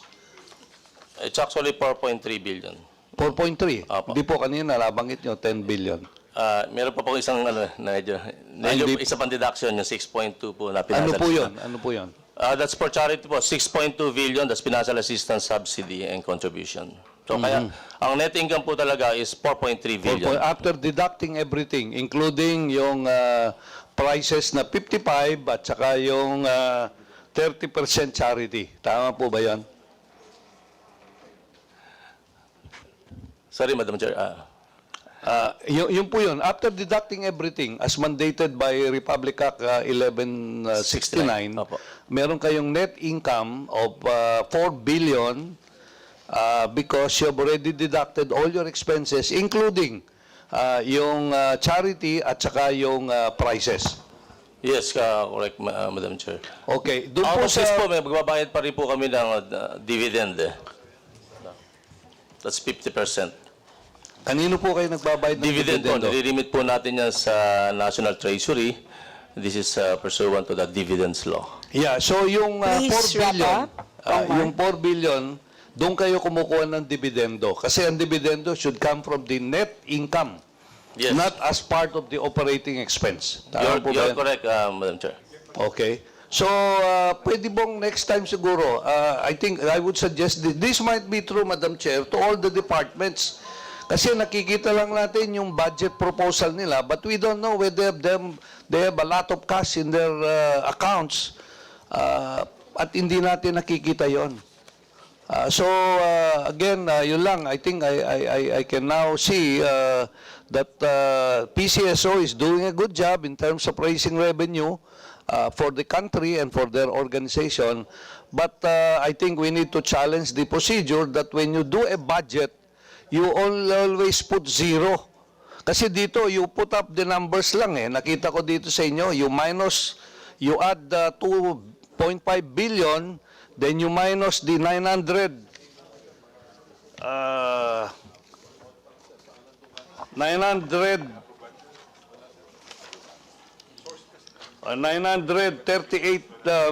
million pesos. Then you added the 109 million and you minus the 780 million and minus 890. You just put these numbers and you assume that you will add this and you will minus itong other expenses. That's why your total number is zero. Bottom line. Yeah, that's correct po. The idea there really is, yung rationale po is dapat gamitin yung lahat ng projected revenues, kung sinet namin at such amount, dapat gamitin po talaga. O nga po, pero yung pong karanasan po ninyo, lumilitaw every year, meron kayong positive variance. Hindi po tama yung budget eh. Kasi pag mali yung budget, that means, ang ibig sabihin, hindi po, hindi maganda yung pagbabudget ng mga nandyan. Kailangan po i-reflect natin yung talagang mangyayari. Di po ba? Ang reality po kasi we are healing from the pandemic season or years, no? That's why we have conservative budgeted revenues. Hindi po kami makapag-project ng under normal circumstances. So ngayon po medyo realistic na siya, wala na siyang COVID. So back to normal po yung operations. Hindi, pero yung pong 2023 nyo nga is zero ang ano nyo, Madam Chair. Mark, I can list you sa round 2. Sayang yung... Okay na ako rito. Thank you very much. I just want to show na kailangan talaga tignan natin yung pagbabudget natin, Madam Chair. Tama, kasi fino-force yung zero. Oo, kasi po-force mo zero. Hindi naman zero. Kung zero, mahirap yung zero. Yes, and also, we require you to submit the audited financial statements. For which years, Kong Mark? Yeah, pwedeng tingnan natin prior to COVID, during COVID, and 2022 para makita natin Beginning 2020. 19, 20, 2019, 2020. Up to 2022, Yes. Madam Chair. Yes. We will submit, Madam Chair. Thank you, Madam Chair. Thank you, Mr. Patiag. Thank you. Next, interpellate from the minority, we have Deputy Minority Leader B.H. Herrera. who is not here, so we proceed to the majority. We have the Honorable Salvador Plito. Maraming salamat sa ating napakasipag na chairman, presiding. Ginabi na naman, gabi-gabi po. Talagang napupuyat pa sila. Sa ating PCSO family, our esteemed colleague, magandang umaga po sa inyo lahat. The Philippine Charity Sweepstakes Office, PCSO, is the principal government agency for raising and providing funds for health programs, medical assistance and services, and charities of national character. May I inquire from our chairman, or who is representing the assistant manager is present here, the following. For this year, 2023, how much were utilized for medical assistance and services? Thank you, Madam Chair. AGM Cedro. Your Honor, I'll just get the figures. This is as of what?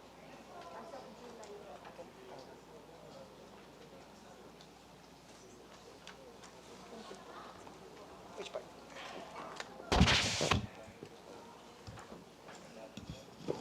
Tanong mo? Actual. So 50%. Okay. Good morning, Your Honor.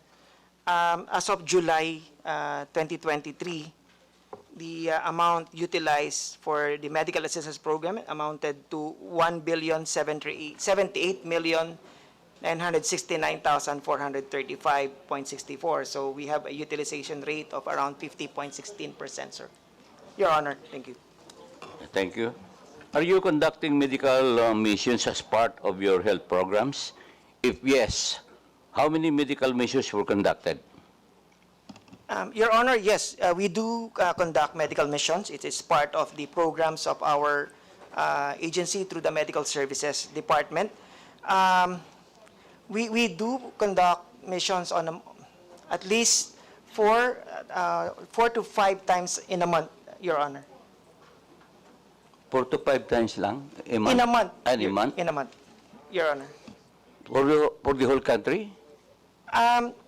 Our Medical Services Department, sir, is based here in the National Capital Region, but we go as far as Benguet, up north, and in the south, we go as far as Batangas, given the limited number of personnel that we have. But on the part of our branch operation sector, we tap the services of volunteers, health practitioners, in the conduct of the same. Okay, thank you. How about in the province of Bulacan? I'm more concerned in my province. Do you have data as to how many medical missions were conducted this year? Your Honor, allow us to submit the data. I don't have the figures with me, but yes, we do conduct medical mission in the province of Bulacan. If I recall it, Your Honor, we recently went to the province of Pandi, municipality of Pandi, to conduct a medical mission in that municipality, Your Honor. When was that, Madam Chair? Last July, Your Honor. Last August, Your Honor. Mabuti pa pala ang Pandi. Pandi is adjacent to my town, my district, Santa Maria, Bulacan. Because you know, Madam Chair, I have initiated a medical mission in my district to celebrate my 1 year in the House of Representatives. I've invited several agencies, including PCSO, but all agencies participated except for PCSO. Ilan libo, you can check on this, ilan libo po ang nabigyan natin ng tulong, lalong-lalo na mga mahihirap. I have a daughter, 2 daughters, who is a surgeon and a dentist. And bago nangyari po yun, I have a letter to your chairman, who is a friend of mine for a long time ago, dated June 19, 2023, at yung medical dental mission, optical mission namin 10 days after. I just want to put this in this record, Madam Chair. Meron po akong isa na, sa dami ng mga dentista, kasi I was a guest speaker ng induction nila a month before, nung medical mission kami, kaya 28 dentists ang nagpunta because my daughter is a dentist. Kailangan doon, may trabaho po. Kailangan pumunta pa rin. Siyempre, may mga bigyan natin. Okay na lang sa akin yun. At may personal funds. Ako nang bahala po doon sana. At I want to put this in the record. Mayroon pang isang ina na 2 anak. Alam po niyo, sabi sa akin, yung 2 anak niya, tinitiis nila kahit sumasakit ang mga ngipin. Kasi po, 400, 500 isang ngipin na binubunot nila. 2 anak po yun. Kaya tuwan-tuwa sila dumating kami doon. Kaysa magpa-dentist sila, ibibili na lang daw po nila ng bigas. Imagine, napakasakit po yun. Yun eh, na may mga pictures po ako doon where I was there. Kasi wala talaga silang pambayad sa pagpapabunot ng ngipin. Kaya imagine mga bata titiisin nila, nakakaiyak po. At we even wrote, ito nga, sabi ko sa iyo, sumulat po ako sa office nyo at it was acknowledged but not acted upon. I would like to remind everyone here, mga taga-PCSO, that under Republic Act, siguro mga lawyers here, may lawyers here, are you aware of this 11032? Alam po nyo ito? Yeah, sigurado alam po nyo ito at Republic Act 9485, the Anti-Red Tape Act of 2007, saka yung ease of doing business. Kasi po, kailangan ma-action na, sulat lang, hindi masagot. How much more sa ating mahihirap na kababayan? Ako isang kong kinatawan. I was in government for 41 years. Yun ang talagang sinasagot po natin ng sulat. Pwede naman yung sabihin na hindi makakapunta kasi okay lang sa amin yun. At anyway, naging successful naman po yun. At nakakalungkot po na kami na we are elected representatives of the people, hindi man lang ma-replyan. AGM, Paano po ba yung mga nangangailangan na higit na nangangailangan? Your Honor, Thank you. Permission to speak. We recognize and we apologize, but I just wanted to state that we acknowledge receipt of that communication, Your Honor, and my office attended to it. In fact, there was a coordination meeting conducted with your staff, your office, and that of the concerned department as regard to how PCSO could help. I will have to take a look further on the action, and given the information shared by Your Honor, we will see to it that the issue be addressed. Thank you very much. Thank you po. Alam po nyo kasi almost all of the provinces, especially those near Metro Manila, have resettlement areas. In my district alone, we have 5 resettlement areas. 4 are located in Ursagaray and 1 in my town, Santa Maria. Do we have data on the programs, particularly medical assistance that were provided in resettlement areas? Your Honor, as regard to the programs of the agency, it's an institutional program, actually. Individuals in need of financial assistance to address their needs as regard to whether hospitalization, treatment for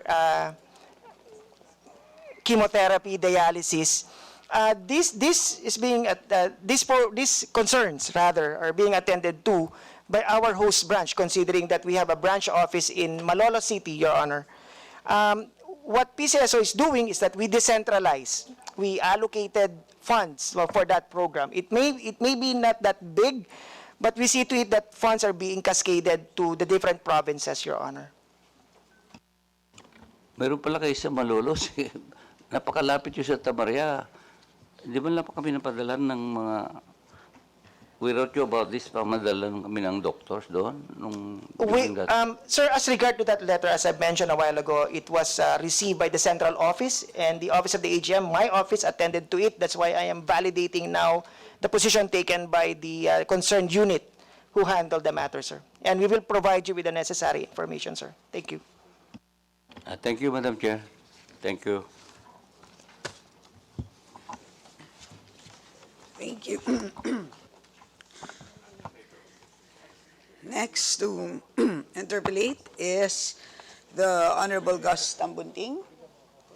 He's not here. Next, we proceed to the Honorable Jervil Luistro. Good morning, Madam Chair, and to our guest from PCSO.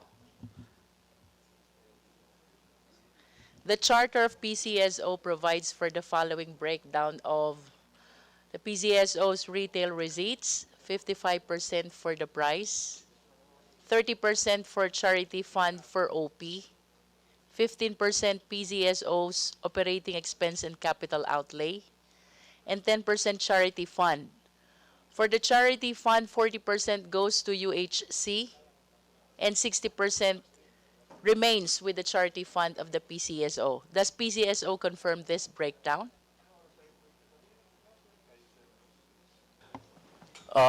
Yes, Madam Chair, except that the 10% is just an option to invest. Yung 10% po.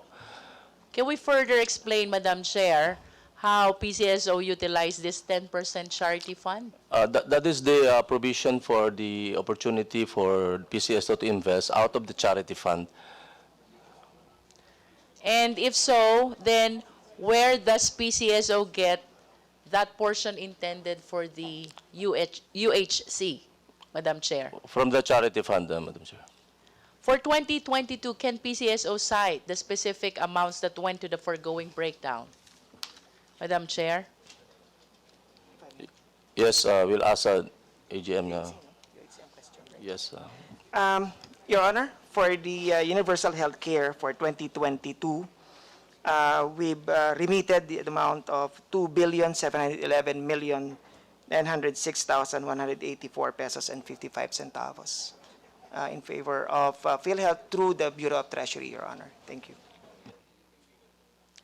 That is for 2022. Yes, Your Honor. And for the 55%, 30%, and 15%, can you kindly share it with us also? The specific amount that were allocated to those breakdowns, Madam Chair. We'll do, Your Honor. We will ask our accounting manager to provide the necessary data. And moving forward, Madam Chair, to which office does PCSO account the disbursement of the above amounts? Is it COA also?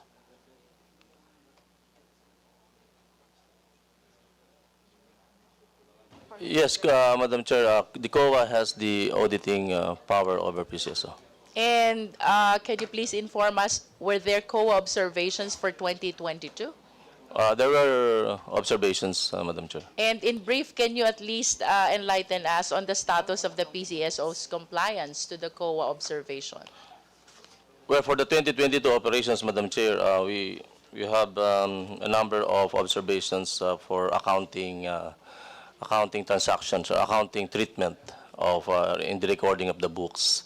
So we are at present complying with all of those observations, Madam Chair. Yes, and moving to my next concern, Madam Chair, what games are the sources of retail receipts of PCSO? The retail receipts pertain to the three game products of PCSO. As mentioned, we have this Lotto, STL, and the National Instant Sweepstakes program. Madam Chair, these representations always hear bookies, weteng, and STL. Can PCSO enlighten us on this? What for the bookies? These are illegal operations, Madam Chair. PCSO. This is a law enforcement matter, but we considered those illegal number games as a competitor of PCSO. That's one of the challenges we are facing for the operations of our gaming. Can PCSO explain how this bookies is being operated? What I know is that the bookies is, the concept is that a private person or a private group will adopt will adopt the number combination. They will collect the bets, and then they will not they will use the result, official result of PCSO, and they will not remit the amount to the PCSO. When we say official result of the PCSO, are we referring to the sweepstakes ticket or the STL? There are reports pertaining to the STL operations for the illegal bookies. How many number is this game, Madam Chair? Madam Chair, with your permission, I will ask the AGM for branch operations for details about the games. Thank you po. Good morning, Madam Chair. Yes po, can you again repeat the question po? Yes, I just wish to be enlightened on how this bookies is being operated by illegal operators, because according to PCSO, this is illegal, not allowed by PCSO. I wish to be enlightened. How is this being operated? How many number is this game? And earlier, PCSO also manifested that they are basing on the official result of PCSO. Which result are we referring to? Probably what AGM Pachag is referring to is the result of the STL draws being conducted in the provinces po by our branch personnel. But as to the numbers of, with regards to the bookish, we cannot determine what are the numbers, what are the kinds of games. Wala po kami talagang valid na study on that bookish, but based lang po sa mga reports din po ng mga law enforcement po natin. Madam Chair, earlier PCSO mentioned about the result of STL. I'm sorry because I am not aware even about STL. How many number is the winning game, winning number for STL? It depends po sa nilalaro po ng bawat STL corporations po Yes. natin. So, meron po tayong tinatawag na pares. Meron po yung sa local draws po natin ay 0 to 9. Tatlong games po yung ginagamit po sa Luzon, but sa Visayas po, iba-iba po yung kanilang kind of games po. When we say pares, it means only two numbers are Yes po. given. And apart from this, are there other forms of STL games? Meron po yung 0 to 3 din po. Out of 1 to 40 numbers po, dalawa po yung pipiliin po. So it's two yung numbers tatlo. again. Yes po. So we have Valid. two forms already of STL generating two winning numbers. Yes po. And how about the other forms? Ma'am, can I just provide po? Kasi iba-iba po yung mga games po ng ating STL po. Yes, I just wish to understand, ma'am, the earlier statement of the PCSO that this bookish is illegal. However, they rely on the official result of the PCSO. Yes po, ma'am. Okay, how about wetting? Do we still have wetting? Based po sa report ng law enforcement namin, meron pa rin daw po. But the PCSO cannot validate po because wala pong definite din po na kung meron pong wetting from yung provinces po. In other words, Madam Chair, is bookish legal or illegal? It's illegal po.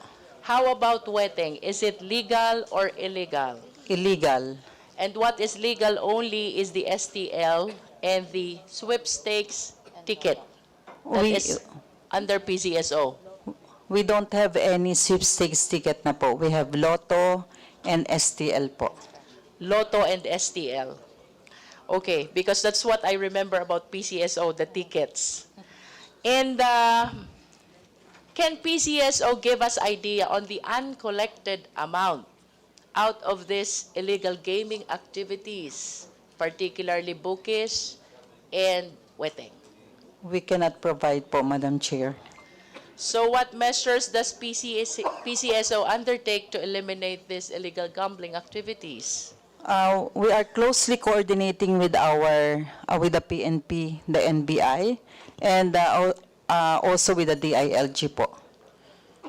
Does PCSO have citizens hotline, which this representation is certain will help PCSO eradicate these illegal gambling activities and perhaps increase the retail receipts of PCSO and support us on your mandate, and that is to support the health, medical, and charity services of our office. Madam Chair? Based on you're referring to the hotline, I think we only have for the gaming, right? For the gaming, we have done Facebook and lotto operations about the games. But sometimes we receive reports for the illegal, no? But that is not authorized by PCSO. And will the PCSO consider contemplating about adopting a citizens hotline to help us eradicate these illegal gambling activities, like bookies and wetting? Will do, Madam Chair. And moving forward, Madam Chair, earlier PCSO mentioned that they have started delivering PTV or ambulance. May we know the status of the request of this representation? We requested one for each of the 6 municipalities of Batangas 2nd District. Unfortunately, none have been delivered so far. Madam Chair?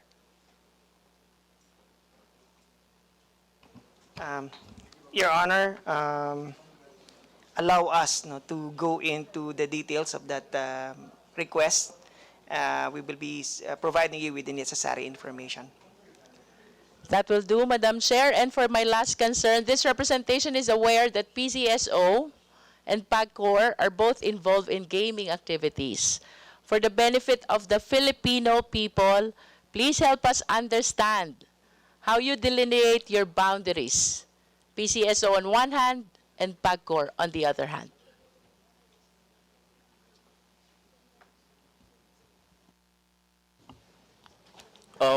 Madam Chair, these two government corporations, the difference lies on the up to the operations. The PAGCOR operates the casinos, so more of their games are confined within the premises. Unlike PCSO, we are operating outside of the so-called establishments. And for purposes of determining the proceeds naman, revenue po, we have allocated distribution based on the charter. As mentioned, 55%, 30, and 15. For PAGCOR, we understand 50% po yun. And is it correct to add, Madam Chair, that for PAGCOR, the operators are private companies, which PAGCOR give permit or franchise. And for PCSO, it is the government which operates the gaming activities. Is that correct, Madam Chair? We could not speak for the PAGCOR, Madam Chair, but for PCSO, we operate, that's correct, Madam Chair, that PCSO operates the games. And what we are doing is that we are tapping private entities as an agent. That will handle the two principal functions is to collect the bets and to settle prices pursuant to our guidelines. Madam Chair, let me just express my thanks and gratitude to PCSO for their significant contribution to the services of the Philippine national government. Thank you, Madam Chair. Thank you. Next to interpolate is the Honorable Sunny Lagon. Good morning, Madam Chair, Your Honors. In behalf of Ako Bisaya Party List, I would like to first and foremost commend and thank PCSO Chairman Juni Kua and the General Manager Mel Robles, who are both absent today, for their fast and competent response to inquiries, clarification, and assistance to my constituent. And I have sought.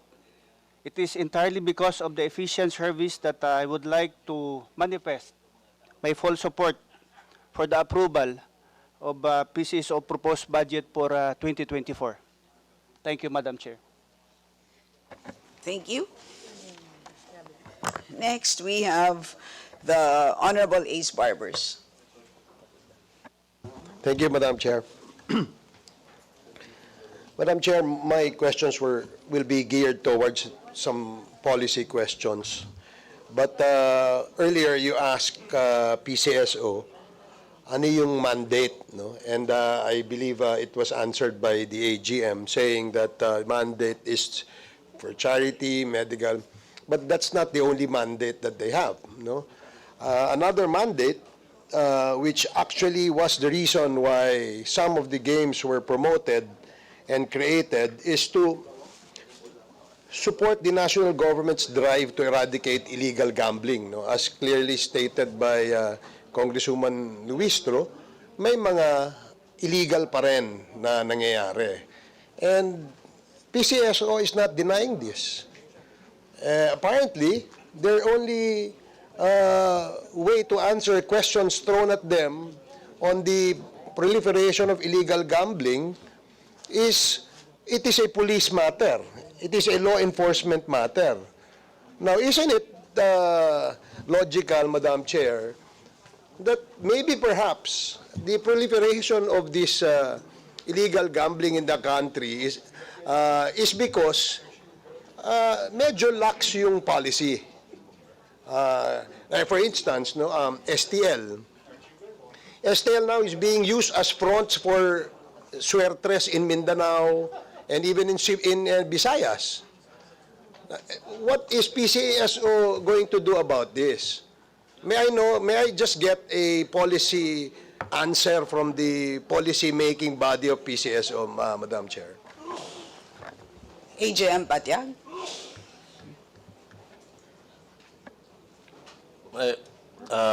Madam Chair, policy po kasi yan.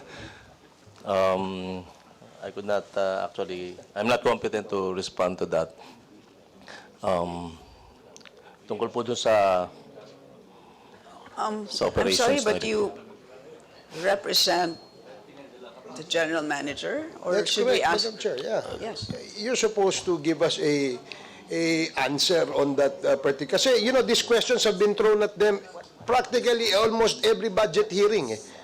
And kaya nga ang question, ang mandate nyo is one, to eradicate illegal gambling in the country.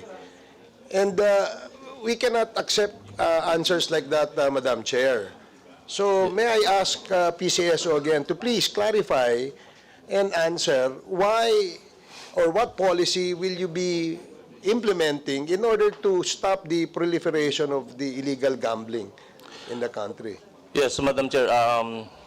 I will respond on the basis of the one of the justifications for the introduction of STL is, as correctly stated, is to at least eradicate or reduce the illegal number games proliferating, and STL has done its part to that in that respect. But the presence of the other remaining illegal number games, what we are doing actually is that we have, as mentioned by the agent for branch, we have established coordination with the law enforcement agencies, yung po NBI and PNP. Lalo din po sa local government units, we are also coordinating for these illegal number games. Wala po kasi kaming police power, that's why we can do that to that extent of coordinating.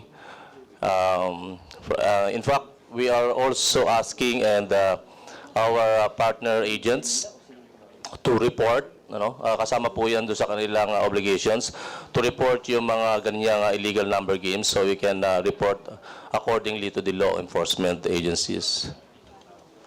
May I know, Madam Chair, if... Sorry, Kong Ace, perhaps we should hear from the representative of the chairman of the board, if it refers to Yes. policy making. May we hear from Attorney Santiago? Good morning, Your Honors, Madam Chair.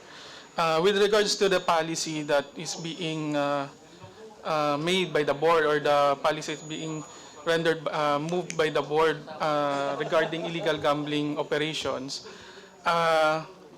particularly, there is no particular policy yet for that, but as mentioned by our AGM, we do coordinate information that we receive to the law enforcement agency because PCSO don't have law enforcement power. So these informations that we gathered are, if we talk about policy decision, we have a budget for this from the confidential fund, from which we gathered information regarding illegal gambling activities in the provinces. And this is being processed po by the management po, and they coordinate with the law enforcement agencies help. This move is being done to help eradicate illegal gambling activities po. May we know how much your confidential fund is?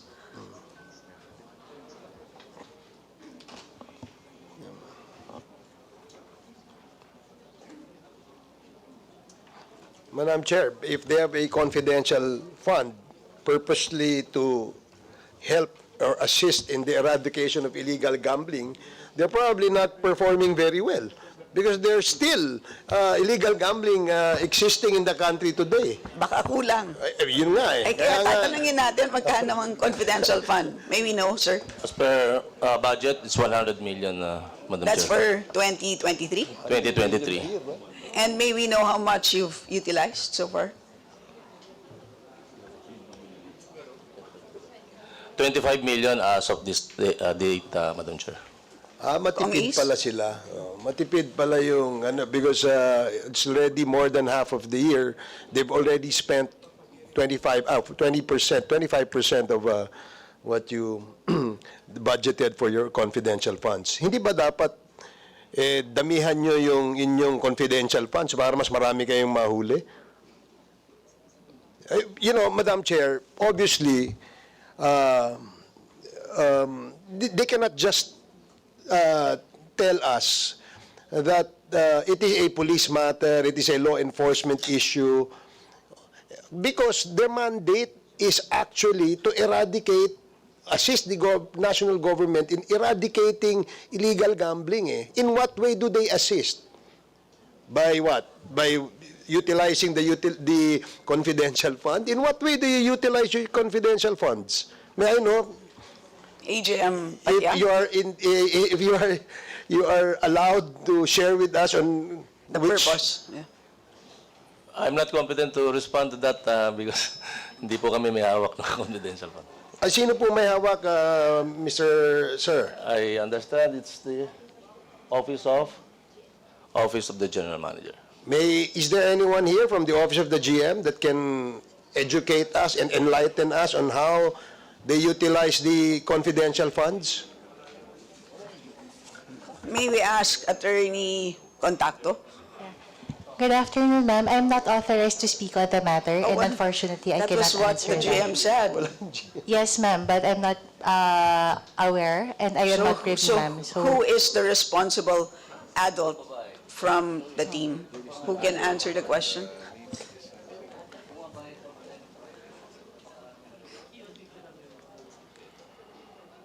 Anyone? So are we saying that confidential funds is concentrated in the Office of the GM, policy making is in the area of the board?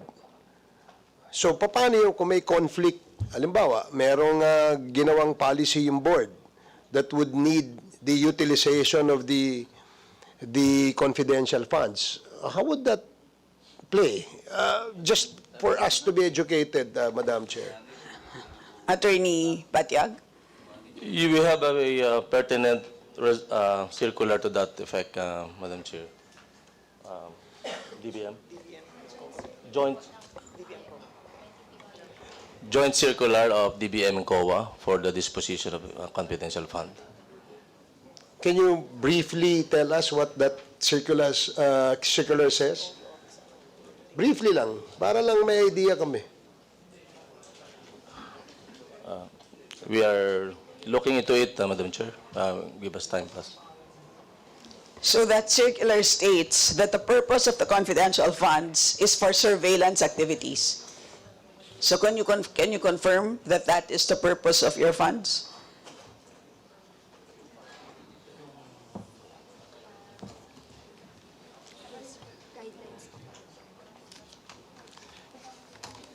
Yes, Madam Chair, this is with reference to joint circular issued by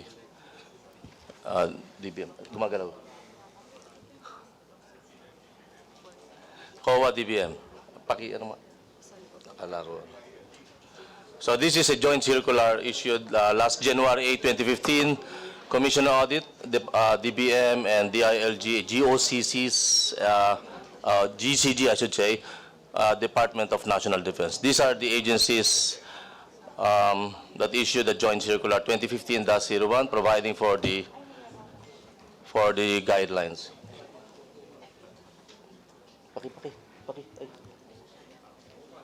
Ano mo? Kasi So the circular, Madam Chair, just speaks of the guidelines and as to how they can utilize all these funds. Yes, that is correct. In particular, Madam Chair, would they be in liberty to share with the committee ano yung nature ng confidential doon sa pag-utilize ng confidential funds sa PCSO? AGM, Patiag.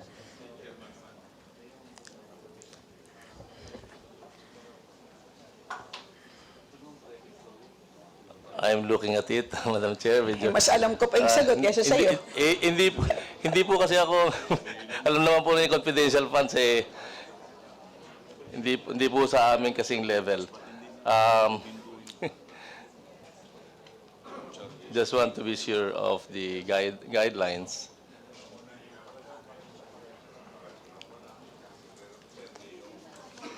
Well, Madam Chair, siguro for we'll just ask the PCSO to submit to us that circular and a reply as maybe just a letter or a note to be slipped to the chairperson as to how you guys utilize your confidential fund. So, but moving forward, Madam Chair, dun sa another mandate is to generate employment. Is that correct, PCSO? AGM? Yes, that's correct, Madam Chair. May I know how many Filipino people have you employed for, let's say, for the year 2022? Maybe ask our AGM for branch operations, Madam Chair, today. AGM Gabuyo? For the STL, we have almost 780,000 employed in the STL operations in the form of the cabos and cobradores. So, almost 1 million employed just for STL, correct? Yes po. Okay. So, ang role nila, ang kanilang trabaho ay kobrador at saka? Sila po yung nagko-collect po ng bets. Sila yung nagko-collect. So, meaning they go to barangays, go down to the sitio, ask for bets. Correct po. How do they record the bets? Manual po yung they have a ticket. So, lista-lista lang ng papel. Opo. Meron bang form ang PCSO? Meron po. So that's the form that the bettors, the cobradors, cabos matawag sa kanila. Opo. So yun yung form na yun, dadalhin ng cabo dun sa barangay para sa may tataya. Opo. And then when they Correct bet, ano yung binibigay nilang resibo? Meron pong parang duplicate. Sa kanila po yung original and then po ang nare-retain po sa AAC natin yung mga duplicate po. Okay, so when they collect bets, every day nire-remit ng mga kabo yun. Opo. Doon sa Correct. STL operator Yes po. sa locality. They have a substation po in each location po nila, munisipyo or may mga barangay din po. They have a substation po. Para po doon po i-remit yung bets. Okay. So you have 700,000 employed sa STL. Sa ibang games nyo, ilan pa yung... For the Lotto po, we have 8,200 agents po right now. 8,200 agents. agents. Meaning, if you say one agent has how many employees? Do you have an idea? More or less 1 to 2 po. They have a teller ng 1 to 2. So 8,000, let's say times 2, that's 16,000. Yes po. Okay. Ano pa ibang games nyo? The Scratch It. Scratch It, okay. Ilan yung sa Scratch It? Sa Scratch It po, wala po kaming, kasi guaranteed sales lang po yun. Okay. So, almost 1 million Filipinos employed by PCSO. Yes po.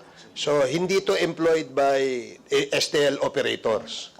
Except for the STL po, yung cabos and cobradores po.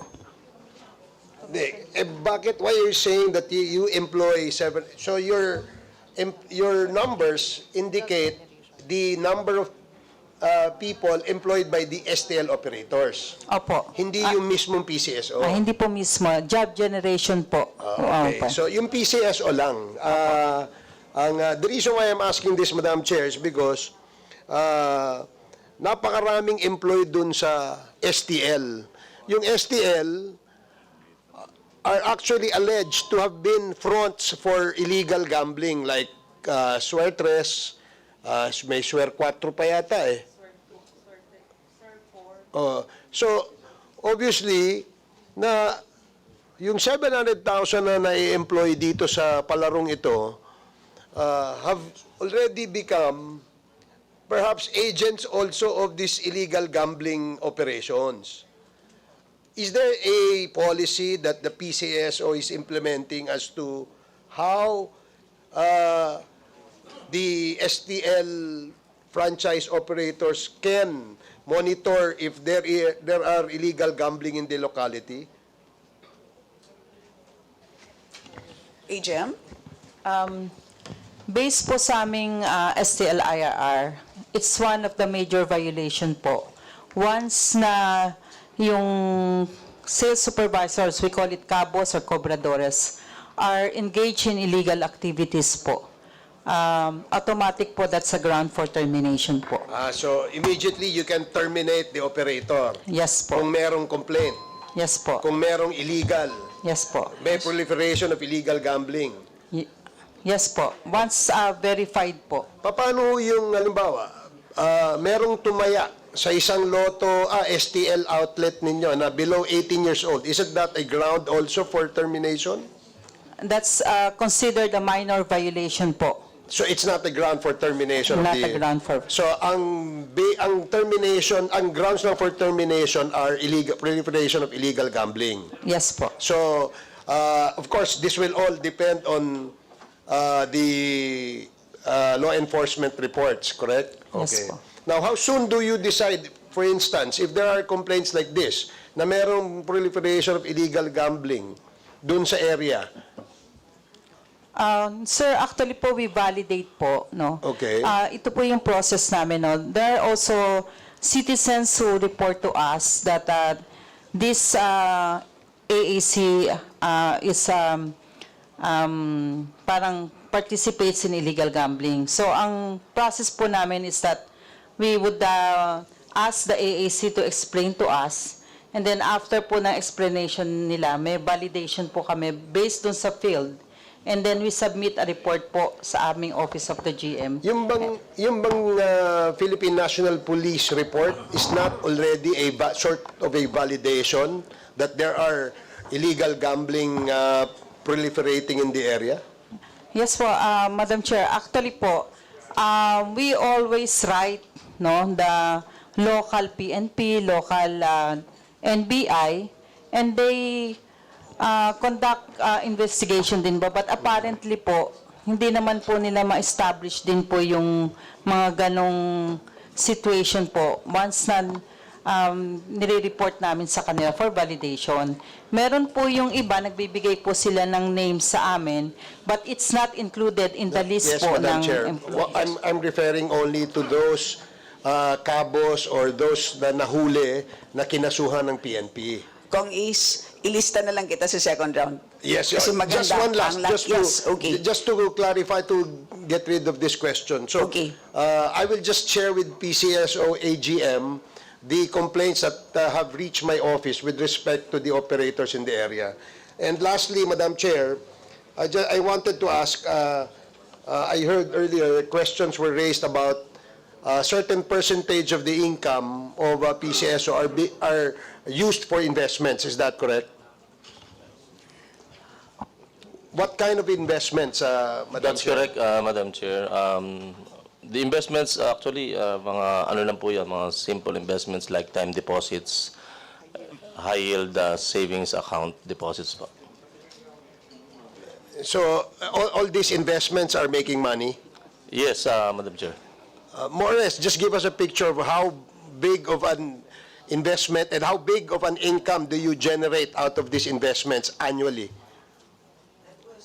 It was the same report requested by Rep. Magsino earlier. Okay. We will furnish provide. you Okay, a sige, copy of thank the you. same. Thank you, Madam. Lastly, again, just Yes, one short alright, question. okay.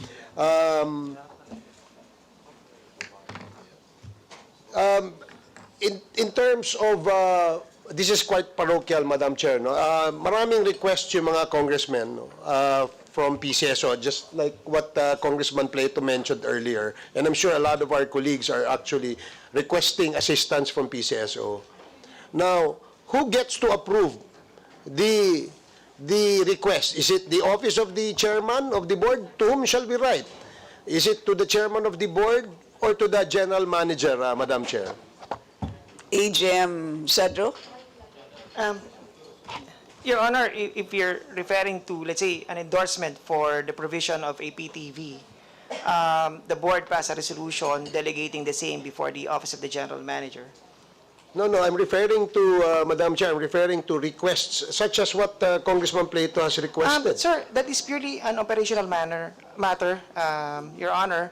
So basically, we recommend, sir, and the same is being approved by the GM. To whom shall the congressmen and women write as to make that request? Yes, Your Honor. You can address it to our general manager, sir.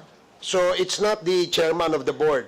Yes, Your Honor, simply because it's an operational thing, and the GM is the one handling the operation of the Well, PCSO. I guess, Madam Chair, they should get their acts together, come up with a board resolution clarifying as to who should we write to, no, when we have requests like this, no? And dapat bigyan din nila ng budget yung person that will be in charge of approving or disapproving such.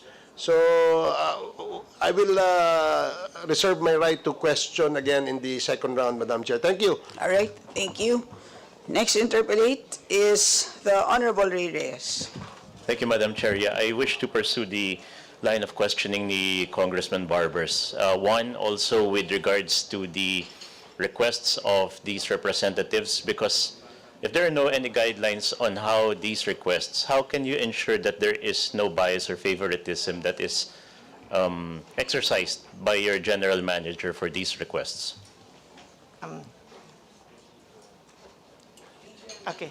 Your Honor, as regard to that, no, we assure the honorable members of this committee that there is prudence in deciding. As I've mentioned earlier, Your Honor, we vet the request primarily based on the date we received the communication. Second is the eligibility of the municipality or the institution being endorsed. So if that institution is within that covered period, we readily issue the letter informing them of the matter. If the same is found to be qualified, we communicate with that institution or LGU informing them to submit the pertinent documents in order for us to do the second assessment of their eligibility in terms of maintaining the PTV. I am pertaining, sir, to the PTV. But as regard to other requests, for as long as there is an available inventory for medicines, let's say, we readily release the same, sir. Thank you. Okay, thank you. All right, then the other line of questioning that I wanted to pursue was regards to Congressman Barbers' question with regards to the STL, being that they are a front for some of the illegal numbers. It's because, if maybe for the information of this body, the reason why there is a chance that there is a large proliferation of the illegal numbers game is because of the printing of the receipts. One, there doesn't seem to be any sort of control measure. And if ever there is, it doesn't seem to be sufficient for you to be able to monitor if some of them are counterfeit. So back in 2019, there seems to be a 5% automation provision para sa STL operations nyo. It's been 4 years already, wherein you're supposed to be automating the STL so that we could already graduate from this paper-based type of operation, eliminate all of these paper-based operations or processes where it can be counterfeit or there are non-accountable documents that are just flying around over the country, you could centralize and you could even you could automate these bets so that you could easily monitor what is the progress of PCSO with regards to this.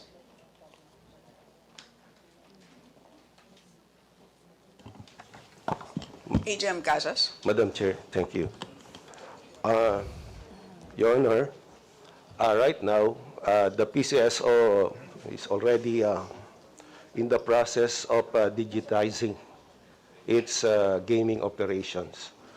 So, for the past, since 2004, I think, this has been a wish list of the PCSO to include the text betting and mobile betting, but it turned out that we are having difficulty challenges, particularly on the legal aspects.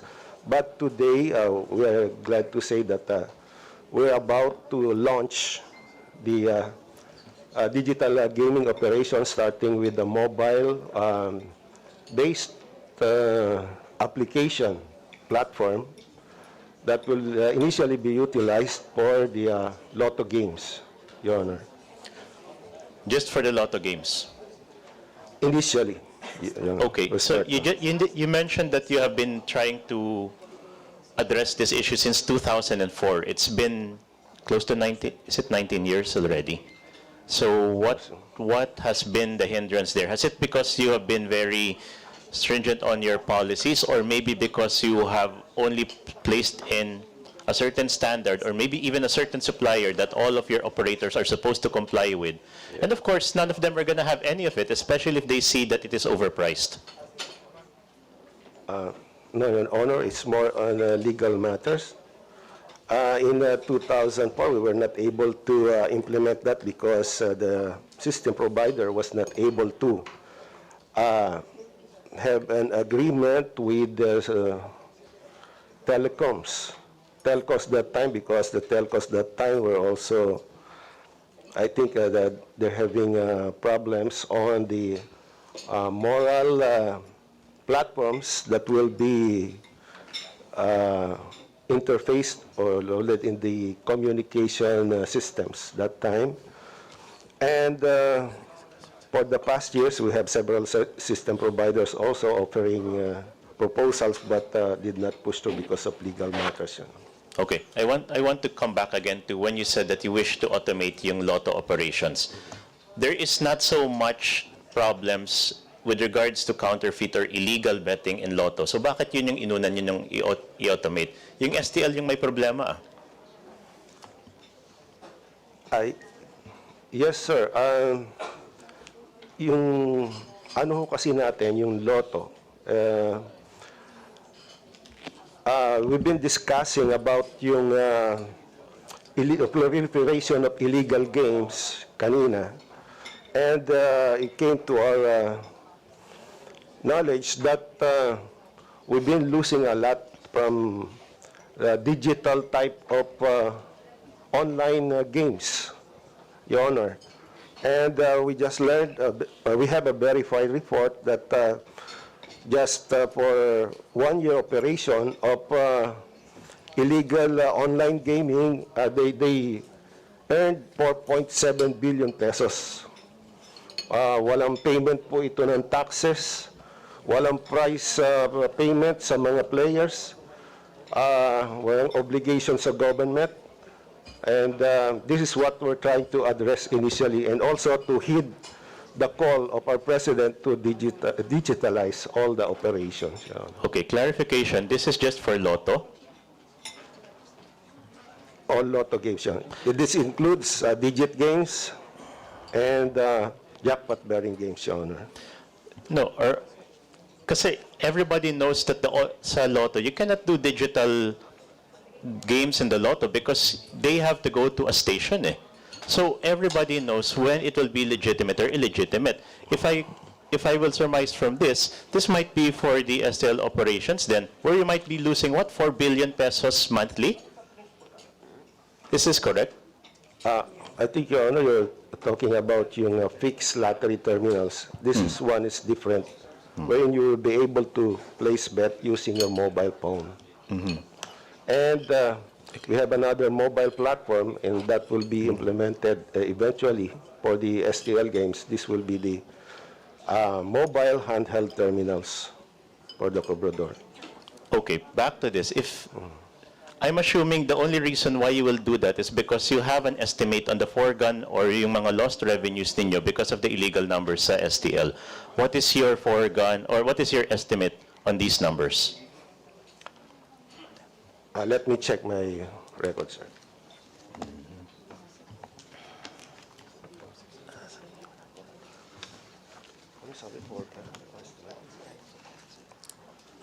Sir, you're talking about the projected sales that will be generated for the mobile? No. Yung STL, the way I understand how it operates is that this is based almost on an estimate on the population who is going to bet. Is this correct? Yes, yes, Your Honor. So what is your estimated number of the population that is betting on STL, and how much are they betting on a daily basis? And then from there, we could calculate what is your foregone revenues. Kasi it shows in here you have about 28 billion pesos annually revenues sa STL. Ano ba talaga yung estimate ninyo? Kasi sa STL po, they have this guaranteed minimum monthly retail receipts, which all the AACs will have to comply. That doesn't answer the question. I mean, what's the relation of guaranteed monthly retail receipts to the revenues of STL then? Yes, may I refer the matter to our AGM for branch operations sector, Your Honor. Good afternoon, Madam Chair. For the STL, we have presumptive monthly retail receipts based on 30% of voting population times 30 days times average bet per day po. That's the formula po. All right. 30% of the population, that would be 30 million. And then what's the next? Voting population po. Voting. Yes po. 30% of the voting population, the current po, like the 2022, times 30 days, times average bet per day po. What is your average bet per day? It depends on the area po. If you do it collectively, when you do a weighted average, what is the average bet per day then? We have a high of 10 pesos per bet, and then low at 1 peso po. Okay, hold on now. What is our voting population now?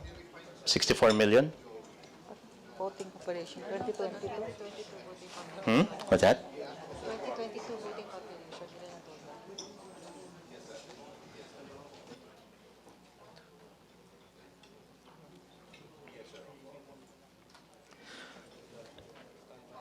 If my estimates are correct, I don't know, correct me if I'm wrong, but I think you're supposed to be earning 57 billion pesos a month. Tama ba? Not for a year. Which shows that you are 1/12 of your target. Your Honor, it's based on the bet ng per area po, not on the yung high natin na 10. Meron po kasing mga area namin na piso lang po. No, but then we already asked you what is the weighted average, and you said 10 pesos. So we could already use that as a reference. That's the highest po, highest, the Then what is the maximum weighted po. average? We will compute po, Your Honor. I can wait. Because what I'm trying to point out, Madam Chair, is there is a possible foregone revenue that is, if my estimates are correct, it could be just they're only earning 1/12 of what the potential revenue is. And I am not so sure if they are actually really addressing this matter given their mandate. Sir, if I may po, based on the computation, it's the average bet po is 4.59 per day.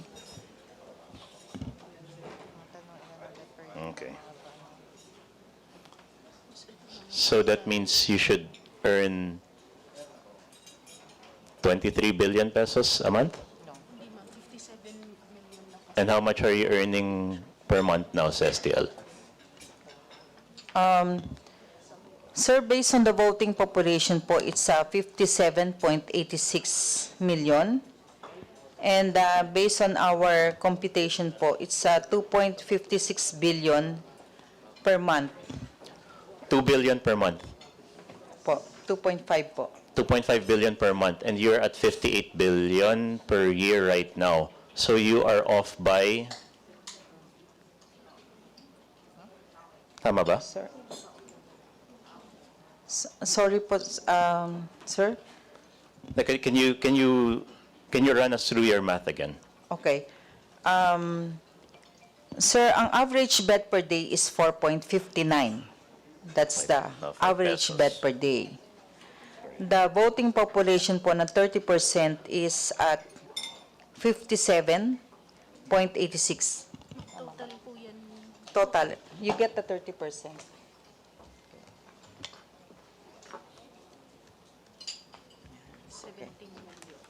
So the 30% of 57.86 voting population is 17,358,000 times mo 30 days. Times mo sa 30 days. So you're only expected to earn 2 billion a month. 2.38 billion a month. How much are you earning now? The average right now for STL is 2.44 billion a month. 2.44 billion a month? Yes, Parang po. that doesn't make sense because you only earn 20. How much did you earn in a year? 28 billion. You're actually, 2022 po is 28B. Okay. 28B. Yes. so you're above your targets. Is Yes, this po. correct? Yeah. And this is already assuming that there's so many other operators that are not paying or not remitting? No, for 2022 and 2023, very strict na po pagdating po sa collection with regards to STL. Because if you will incur a shortfall po, automatic po you will be terminated. In fact, meron po na kaming, despite yung number of terminated AECs, we already reach our target at 2.40 billion po a month. Diba yung mga AACs na to may deposit? Yes po. So if you still have a receivable of 5B, what is the deposit for? The receivable of 5B represents yung previous years po namin, na which is, we will give you a status po because most of that po is under arbitration, under our legal case. Po for the 2021 up to this year, wala na po kaming receivables for operational AECs namin. In fact, we have a cash bond to cover po in case po na they will be terminated. Automatic po, their cash bond will be forfeited. Okay, thank you. Madam Chair, I'll probably go for another round of questioning, but I just also wish to point this out because every time that we do ask PCSO to join, wherein we ask the general manager to be present here, he's always not around. And we're not just talking about only in the budget deliberations, but also in some of the committee hearings. So I do start to question really his capability to command the responsibility of this organization if he lets others be deputized to exercise this. That's all, Madam Chair. Well noted, Congre. Next to interpolate is the Honorable Romeo Momo, who is not here. So we move on to the Honorable Romy Apple. Thank you, Madam Chair. May I ask the PCSO why you should be presenting your budget to us?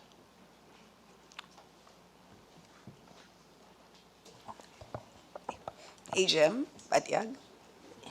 As a matter of courtesy, Madam Chair, while PCSO does not receive government With your indulgence, it is a matter of courtesy. courtesy and, yes.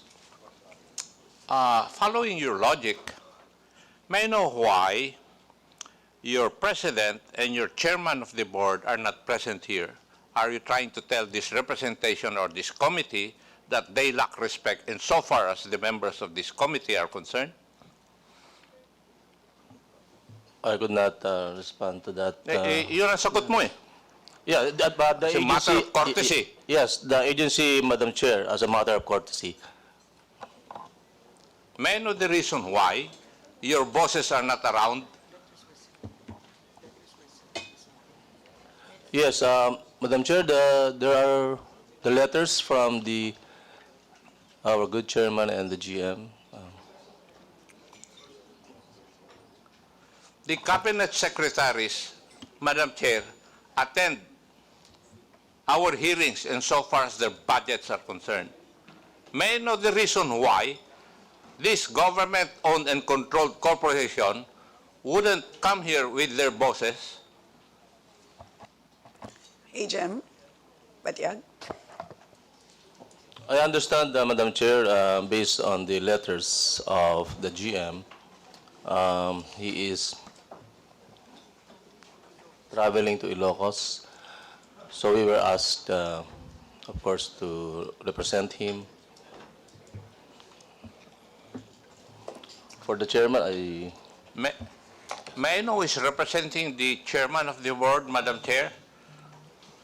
Your Honors, Madam Chair, Attorney Raymar Santiago po, Executive Assistant of Chairman Juni Ikua, sir. Your Honor. And the guy beside you?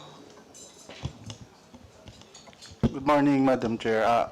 Attorney Marcos, Your Honor, as a private counsel for Chairman Kuwa, Your Honor. Oh, are we having a court hearing here? Why? We should have a private counsel of the chairman of the board? I was tasked to represent him, Your Honor, as a counsel and an agent, Your Honor. As a matter of fact, we have two private lawyers. The second one being Attorney Contacto, who is the counsel of the GM. May I know, Madam Chair, what are their personalities insofar as their appearance here regarding the budget of the PCSO?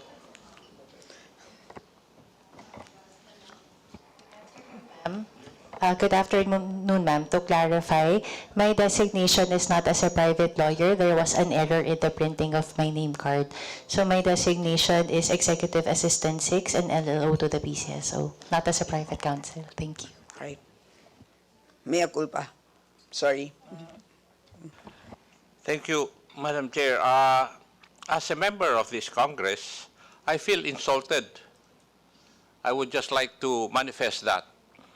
As a member of this House, I feel insulted that the big bosses of the government-owned and controlled corporation known as the PCSO wouldn't attend the budget hearings insofar as their budget is concerned, while secretaries of the different departments of government would be present.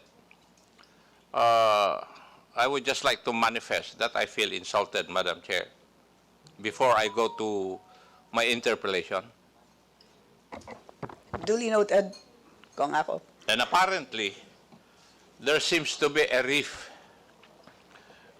among the leaders insofar as this GOCC is concerned. And if it is true that there's a rift, there's a problem insofar as this GOCC is concerned. Hopefully, the authorities should look into this, Madam Chair. Thank you.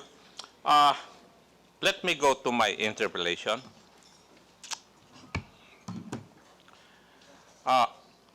What is the surplus of the PCSO for the year 2022?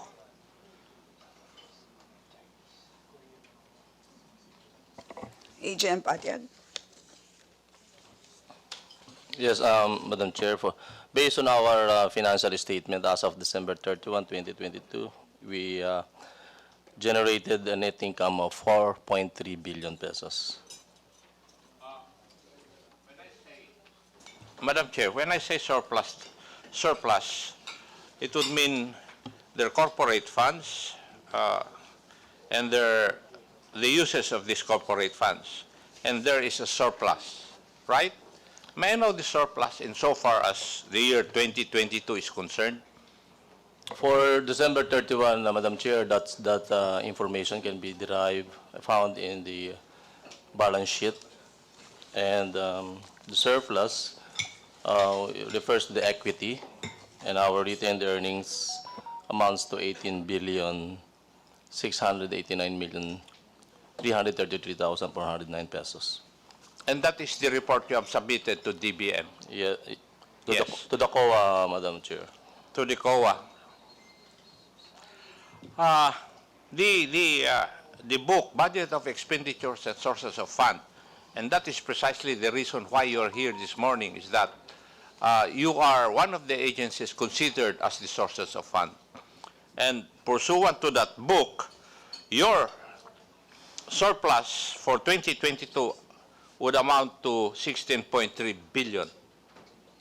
Maybe it would be better if you harmonize your data, because this is the report that you're giving to the COAs you have stated.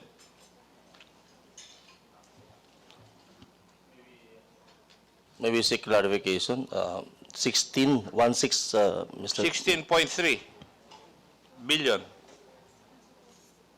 For 2022, Madam Chair? Yes, Madam Chair.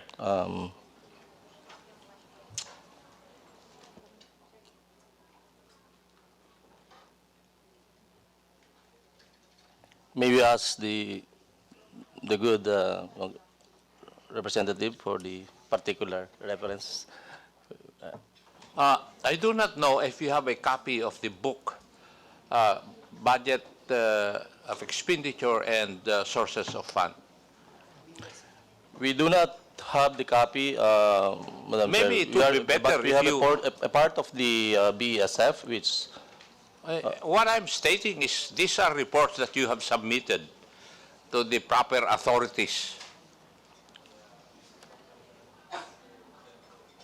No, I'm recommending that you harmonize your data with the records of the BSF. We did harmonize this morning, Madam Chair, the figures, the apparent discrepancy as reflected in the budget expenditures and sources of financing. But for the 16 billion, with your indulgence, Madam Chair, hinahanap po namin from our Madam Chair, maybe their finance officer would just reconcile with my records. Now, may I know what's your total assets for 2022? The total assets as reflected in our declared submitted financial statements, Madam Chair, is 41,585,012,580 pesos. Thank you. Magkalapit. Kasi dito sa records, 41.2 billion. Now, a while ago, I heard Madam Gaboyo state that yung profit ninyo sa STL is 2.24 billion a month. Did I hear it correct? The average po for 2023 is at 2.44 billion po. 2 billion a month. Opo. So in 1 year, 28. Tama ba? 24. 24. 24, average 24B annually. Now, may I know if in the previous years you have been incurring a net profit?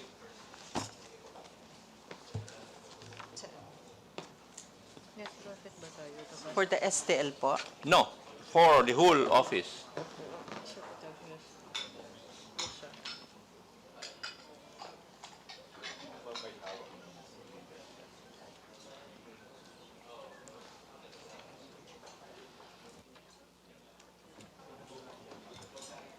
Let's start.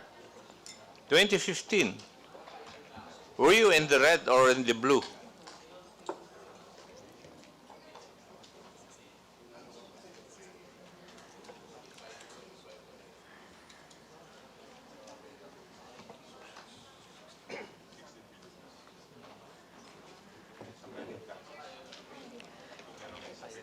AGM?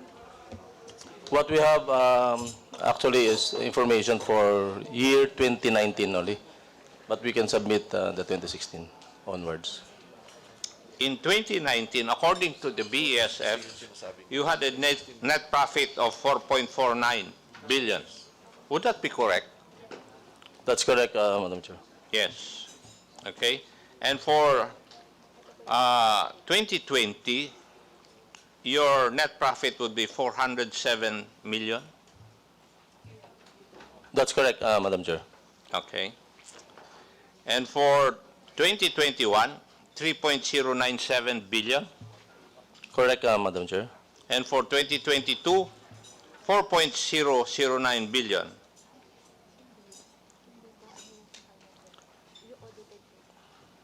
Actually, it's 4.3 billion as audited. Okay. So 4.3. Yes, May I know how would you use, or what were the uses that you have done insofar as your net profit is concerned?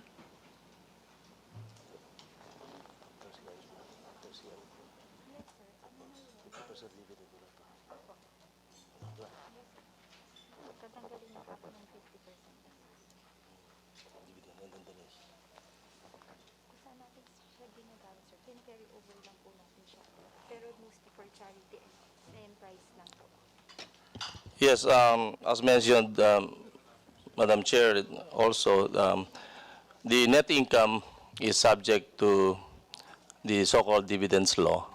So we remit 50% of the net income to the National Treasury, and the rest is a carryover budget made available for charity fund, because under the charter, all the excess from the two funds are credited to the charity fund. Thank you, Madam Chair. For my last question, kasi baka mag 5 minutes na. For 2022, you have an operating revenue of 57.4 billion.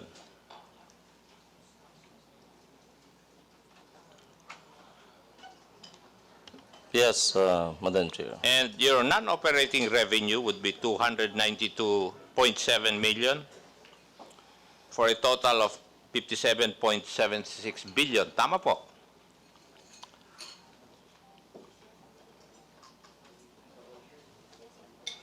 Yes, Madam Chair. Now, your PS would amount to 1.083 billion for the year 2022. Yes, Madam Chair, for 2022. And your MOE, 49.271 billion. Correct? Yes, Madam Chair. Ano po itong MOE na ito? For this MOE, this actually covers the expenses for the three funds, the prize, the charity, and the operating fund. Thank you. And under expenses, there would be others. Correct? Yes, Madam Chair. Tama? Yes. And then, could you explain to this representation, ano po yung others? What does it entail?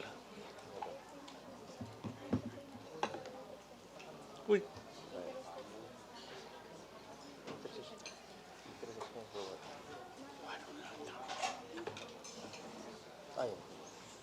Kasi tinatanong ko po ito, AGM, dahil 2.151 billion to eh. Pero ano po yung others para ma-educate tong representation na ito sa expenses ninyo? We have other non-cash expenses like depreciation, Madam Chair, and then financial expenses for the interest earned. So it is subject to. So it would amount to 2 point in the billions? Yeah, that's correct. For that 2 point something billion, Madam Chair, that is for the non-cash or depreciation. Okay. Madam Chair, nakatingin ka na po sa akin eh. So, Yes, I can give you an extra 10 seconds. no, Madam Chair, it's okay. Marami pong salamat for the time given, Madam Chair. Thank you. Alright, salamat. Before we proceed, medyo nalungkot ako dun sa sagot, dun sa tanong ni Kong Akop kung bakit po kayo nandito ngayon. Ang sagot niyo po ay courtesy. Kumbaga po, paggalang. Ay, salamat naman po dun sa paggalang. Kaya nga lang po, nandito po kayo dahil ang mandato po ninyo is the following. The PCSO is the principal government agency for raising and providing funds for health programs, medical assistance and services, and charities of national character through the holding and conduct of sweepstakes through horse races, lotteries, and similar activities. So nandito po kayo for accountability, for the performance of your mandate. Kung ang ating Pangulo ay hindi po nakakatakas sa kanyang taunang responsibilidad na mag-report dito po sa Congress, sa kanyang State of the Nation address, ganun din po kayo. Kahit na kayo po ang nagbibigay po ng source of revenue po sa ating pambansang budget, at salamat po for that, you cannot escape accountability po. That is the purpose for why you are here today. Just to clarify po. Next to interpolate is the Honorable Khalid Maporo. Thank you, Madam Chair. Actually, in my almost 9 years here in Congress, never did I interpolate the PCSO because gambling is haram in Islam.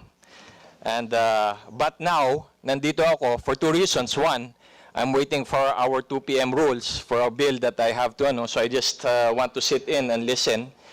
And I realized that this is the first time ever that we have a hostile situation between the House of Representatives and the PCSO. Something must be very wrong.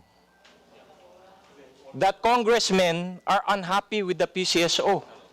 It's very, very glaring that our chair, co-chair, or vice chair has to give the answer to the PCSO of why they are here. Madam Chair, this is very wrong. Congressman Akop said it. Ask them, why are you here? Ang sinabi nila, courtesy. If it's really about courtesy, why are your 2 leaders not here? And then you also explain to them why they are here. Because they have a mandate to be transparent to the Filipino people. They have a wrong mindset, this PCSO. They are an embarrassment to the Bongbong Marcos administration. BBM, when he campaigned in the last election, espoused unity. Where is the unity in PCSO? When your 2 leaders are not here. Madam Chair, the reason we defer budgets is so that we can reset and talk when we have cooler heads. Because maybe we were upset in the previous committee meeting. But how can we resolve our problems when the leaders of the PCSO are not here? The purpose of resetting or deferring the budget of the PCSO so that we can resolve our issues with them cannot be achieved. So I hope, Madam Chair, you will fight for the integrity of the House and the dignity of the House of Representatives, that they cannot come here and insult us, because they're not insulting public officials, they are also insulting the people who voted for us. The 500,000 voters of the province of Lanao del Norte and the rest of the country. They do not respect us. They don't want to answer us on why we are not receiving certain assistance that were requested. Ako naman, I don't really care. Honestly. Ambulance here, ambulance there, it's not important to me. The important thing for me is that the people receive something. How little, how large, it doesn't matter. At least the people can say the government is working for them. That's the purpose I sit in these hours of budget hearing. So I can go back to Lanao del Norte, to my district, and say, oh, ito ang ginagawa ng BBM administration. Oh, ito ang programa ng PCSO. But instead of being able to see that, I'm seeing a faction.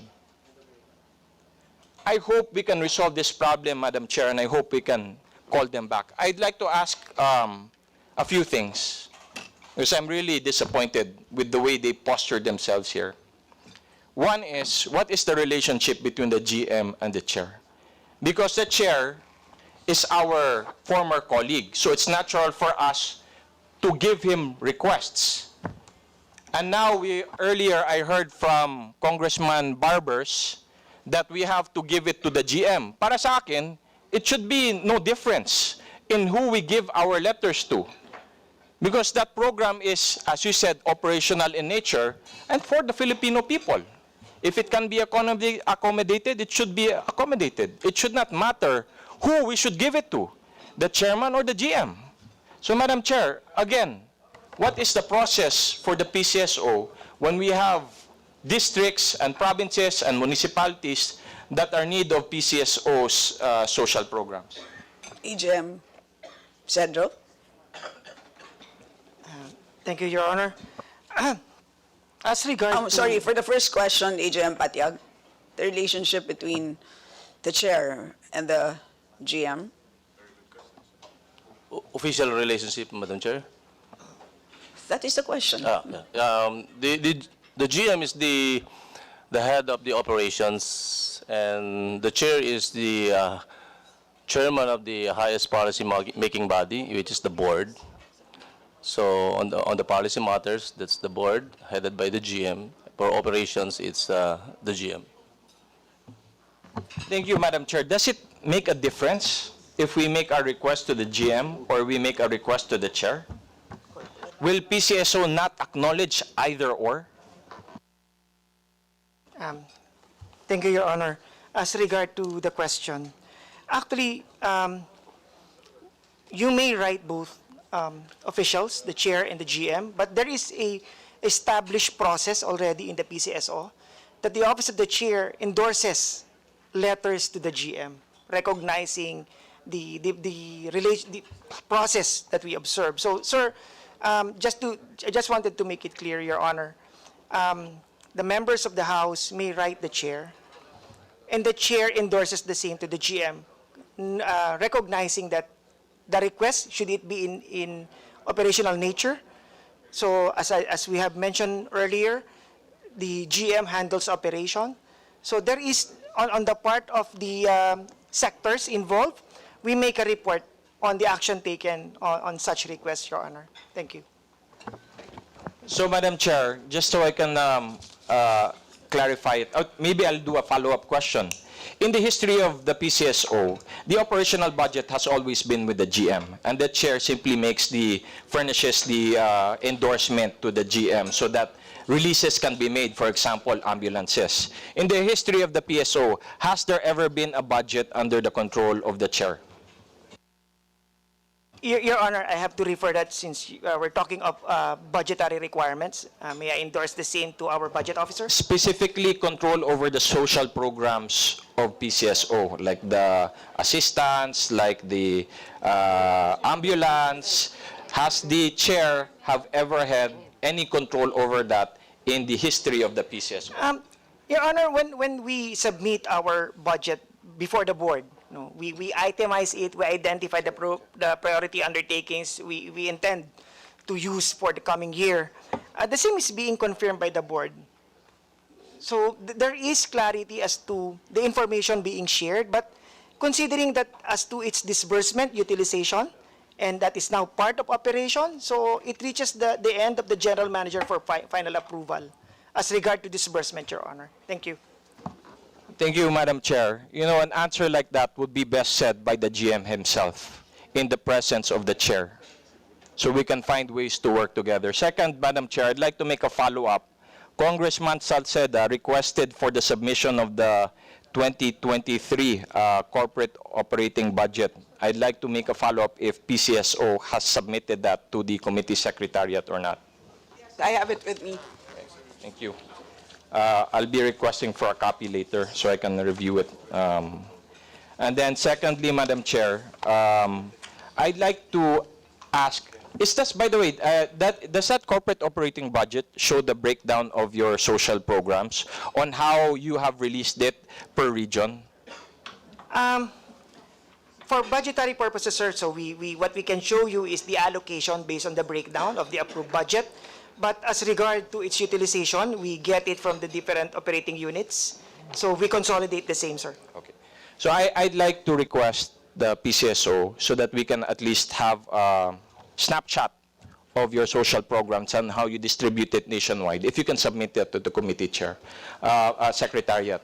Me as a representative from the region of Mindanao would like to ensure that Mindanao is getting its fair share naturally. That's a report that I'd like to give to my district and to the people of the province of Lanao del Norte. I hope that PCSO can resolve their internal issues.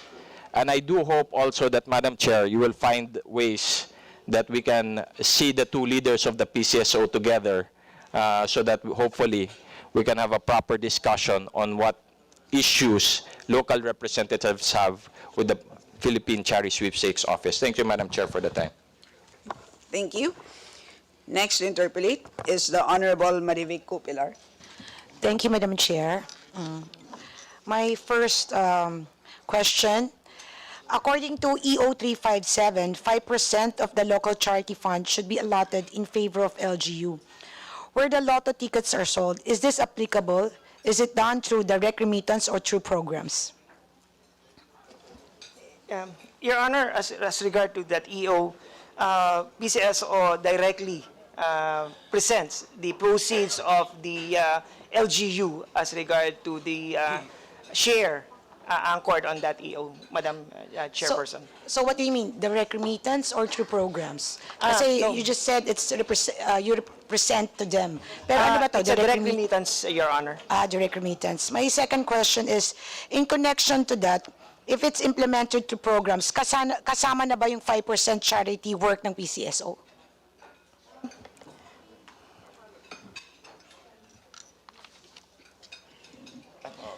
Your Honor, to be specific, under that EO, there is an explicit provision or statement that whatever remittance PCSO makes in favor of the LGU, that fund should be solely utilized for charity purposes.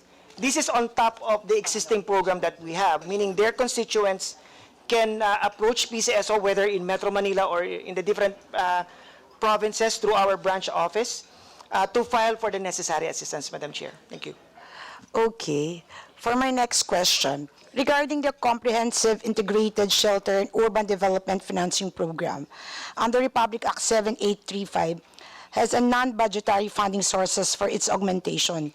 Included in this is other fund sources is a 10% mandatory annual contribution by PCSO to charity fund to be channeled to socialize and locals housing.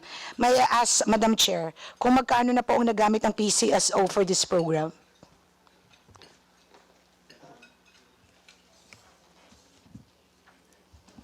Your Honor, allow me to provide you with information on the various contributions that we attend to.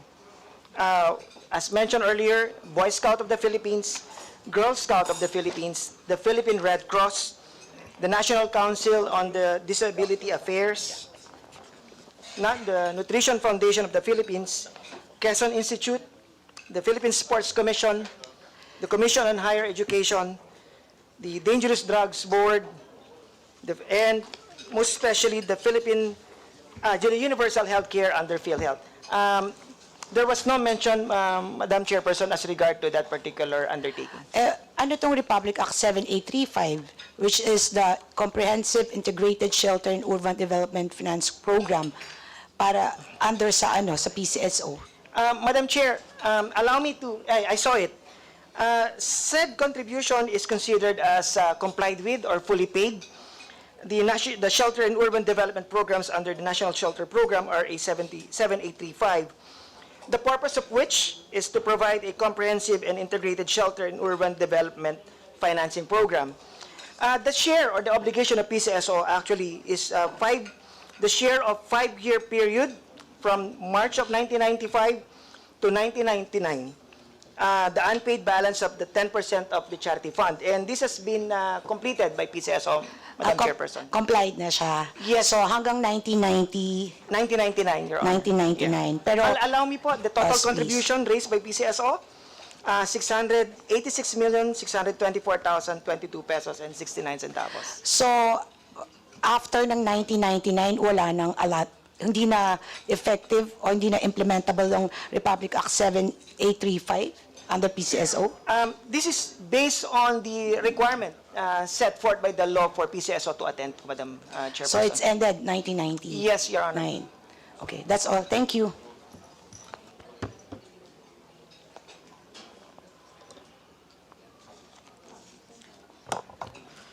The chair now recognizes the Honorable Roman Romulo.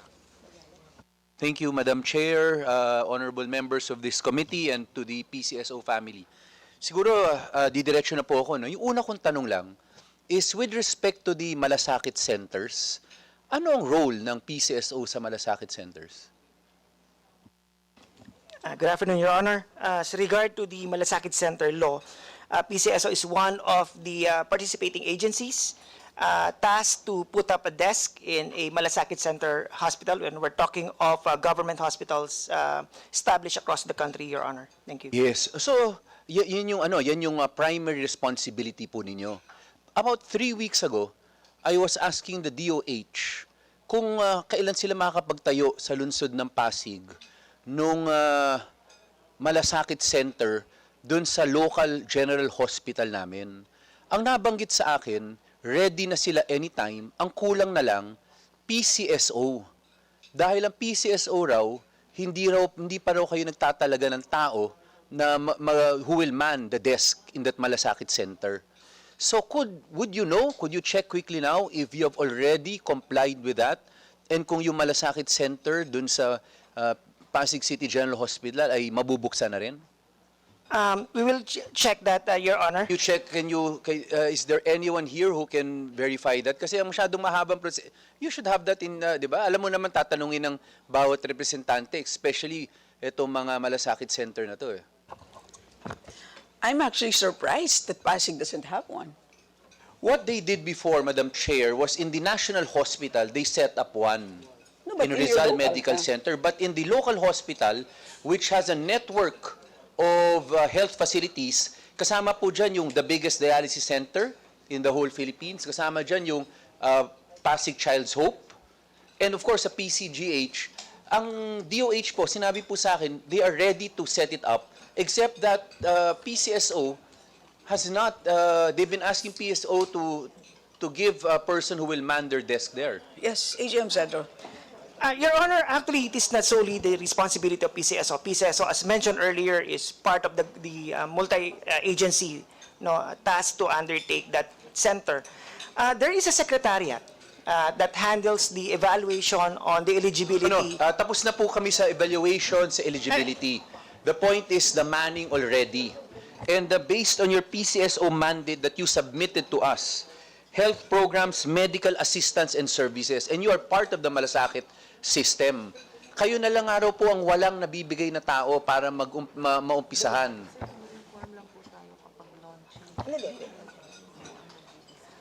Sir, with due respect to the DOH, as what you have relayed to the body, on the part of the PCSO, I have to confirm whether such information was conveyed to us. Because the moment we receive such information, we readily recommend to the board the execution of the MOA, Your Honor. We have to enter into an agreement with PCSO in order for us also to deploy our people. So the MOA is per Malasakit Center? Yes, Your Honor. Yes, Your Honor. How many times does the board meet? Per once a month? Paano po yun? So, hundreds or thousands of Filipinos who go to these Malasakit centers, especially dun sa punong-puno ng mga local hospitals, kailangan pa huhintayin itong action po ninyo na maibigay muna sa board, ma-approve ng board bago makapagtalaga, when every other agency has already said yes to it. So you are the hindrance, you are the obstacle. Your How Honor, do you facilitate this to make it easier for Filipinos to be able to to use these malasakit centers? Actually, Your Honor, with due respect, sir, with due respect, we see to it that we process all endorsements being made before PCSO, and the board convenes on a regular basis. We coordinate. We have a part of the secretariat under the sector of the charity that attends to regular meetings. And one other difficulty that we encounter is the turnover of people being hired by PCSO. Yes, under the law, we are required to deploy, and we've been doing that, Your Honor. But just the same, we are engaging the services of individuals under job order scheme. And the turnover rate is very high, meaning... EJM Cedro, can you just find out what the status is with respect to the one in Pasig? We are doing that, Your Honor. I mean, yun lang ang tinatanong ni Kong Roman. Alam nyo ba? Ano na, may MOA na ba? And not only that, Madam Chair, I am surprised that it is, una ang sinabi ay they act fast. Pero meron pang kulatilya na, pero yung turnover mabilis rin eh. So which is which ba? So Yes, you sir. are telling us that it is very difficult for you to comply with the services to be given in the Malasakit Center. When kanina po, when asked by Congressman Ace Barbers with respect to the number of employees under the PCSO, ang binanggit po niyo ilan? 1 million or 700,000? 700,000? We corrected it. It's job generation, not our employees. Yes. That is for the STL po, the 700,000. Oh, pero ito, your service, your mandate is to provide health programs, medical assistance. So kung sa ibang bagay, nakakapag-generate kayo ng a number of employment, bakit pagdating sa services, biglang doon yung sasabihin nyo sa akin ngayon or sabihin nyo sa committee na ito na nahihirapan kayo? Yung turnover kasi napakalaki. Yun ang sagot sa akin kanina. That is my understanding. And so I am surprised why we cannot, kasi sa first page pa lamang po, ang ganda eh. Talagang ito yung mandato po ninyo.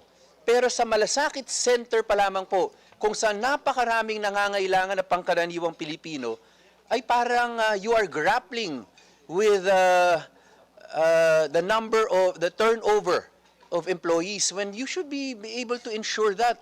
And bakit kayo lang? Bakit ang intindi ko yung ibang ahensya ready na?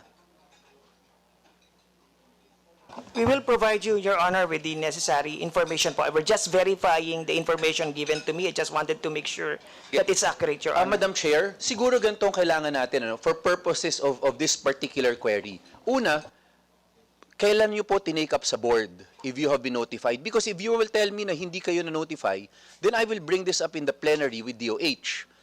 Dahil ang intindi ko, kayo na lang. Pag sinabi niyo sa akin na, sabi mo sa akin kanina, mabilis naman kayo mag-akto. So, ibig sabihin, naaktuhan nyo na kung alam na ng DOH kung ano yung kulang lang. So, nandoon tayo sa pangalawang problema na ikaw rin ang nagbanggit sa amin dito na napakalaki ng turnover po ninyo. Which again, is baffling because kanina nga yung sinasabi ninyo, nakaka-generate kayo ng employment na gantong kalaki. Pero pagdating ng mandato po ninyo to provide medical services, parang doon hirap na hirap po kayo. So, yun lang parang hindi nagja-jive po lahat eh. Again po, is there, after the board approves it, what is the next step? You implement or is there another person, another individual or a body who has to take a look kung viable o hindi? No, sir. Automatic na yun. Your Honor, we no longer validate it. Once confirmed by the board, we prepare and submit the MOA to our counterpart for signature, and that's when we deploy our personnel through a job order scheme, sir. Yes. What do you mean by counterpart? Who counterpart? Meaning the host hospital, Your Honor. The hospital. Yeah. So each agency in every hospital may kanya-kanyang MOA o MOU with, Yes, Your Honor. with every hospital. Yes, Your Honor. Yes. After matanong ko na rin po, kanina kasi narinig ko rin po dito yung kunyari yung mga request. May allotment na kayo para sa mga services na ginagawa po ninyo. And then pwede mag-request based on the standards that you have, ina-approve ng board yon. Is that correct?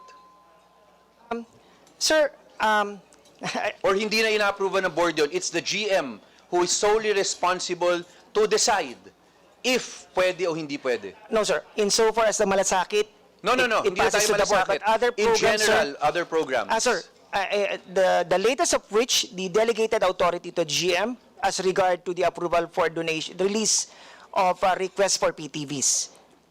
Everything is with the GM? Yes, sir. Yes, sir. So, in other words, all the delays you're telling this committee is the fault of the GM? No, I Because did not maraming say that, delays, Your eh. Honor. Eh, No, but, I did not. tinanong ko lang maliwanag, tinanong ko, who is the approving authority? Yes, is Your it the board or is it any individual or any group?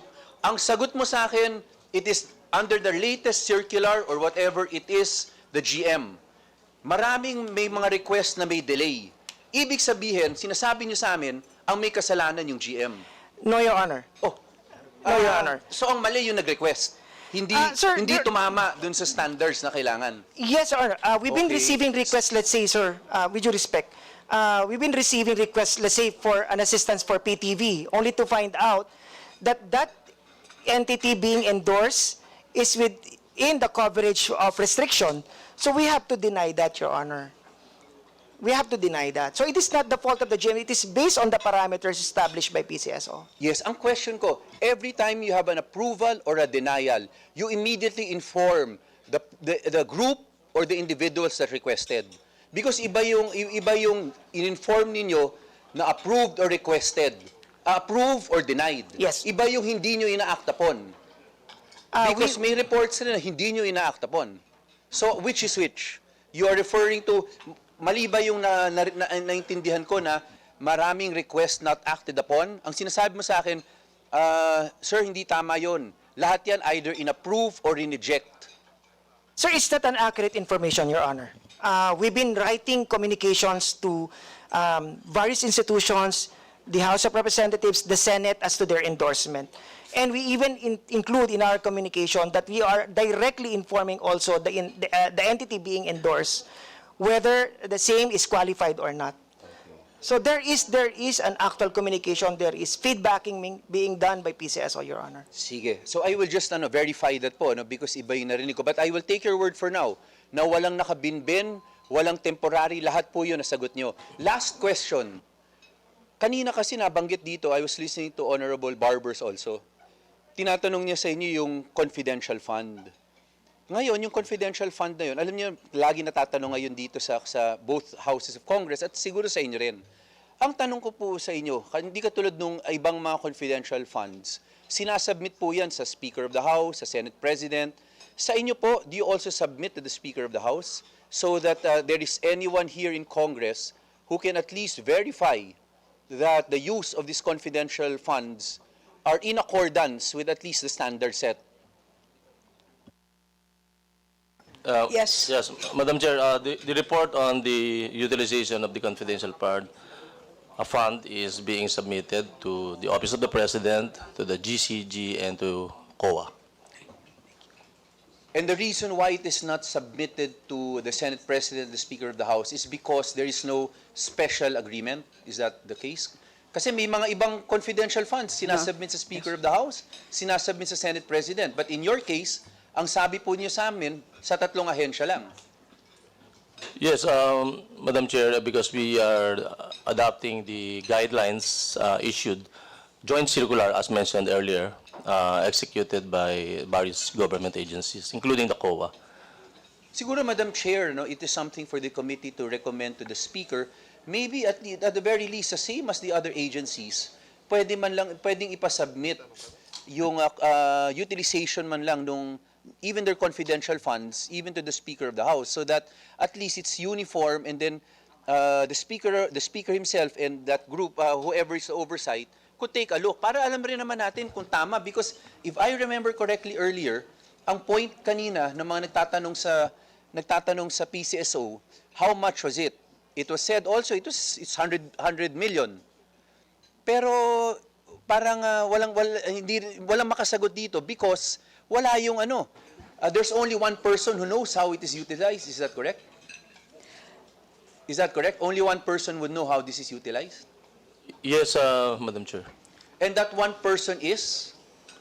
The one handling is the Office of the GM, the confidential fund. Siya lang ang may alam paano. By the way, Madam Chair, I may have missed it. Who is the GM? Baka mami, I've not been referring to the GM properly. Who is the GM? Sino po sa inyo ang GM? Wala po siya ngayon, Madam Chair. The GM is not present in this Appropriations Committee meeting?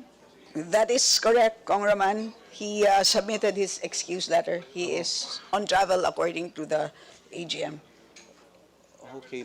Madam Chair, yes, maybe again... so the officer who knows all the answers to the questions on the confidential fund is not present in today's hearing. So what I may suggest is that on a voluntary basis, they can submit to the committee relevant information on the confidential funds. Alam nyo naman ang mga tinanong at alam nyo ang hindi na sagot.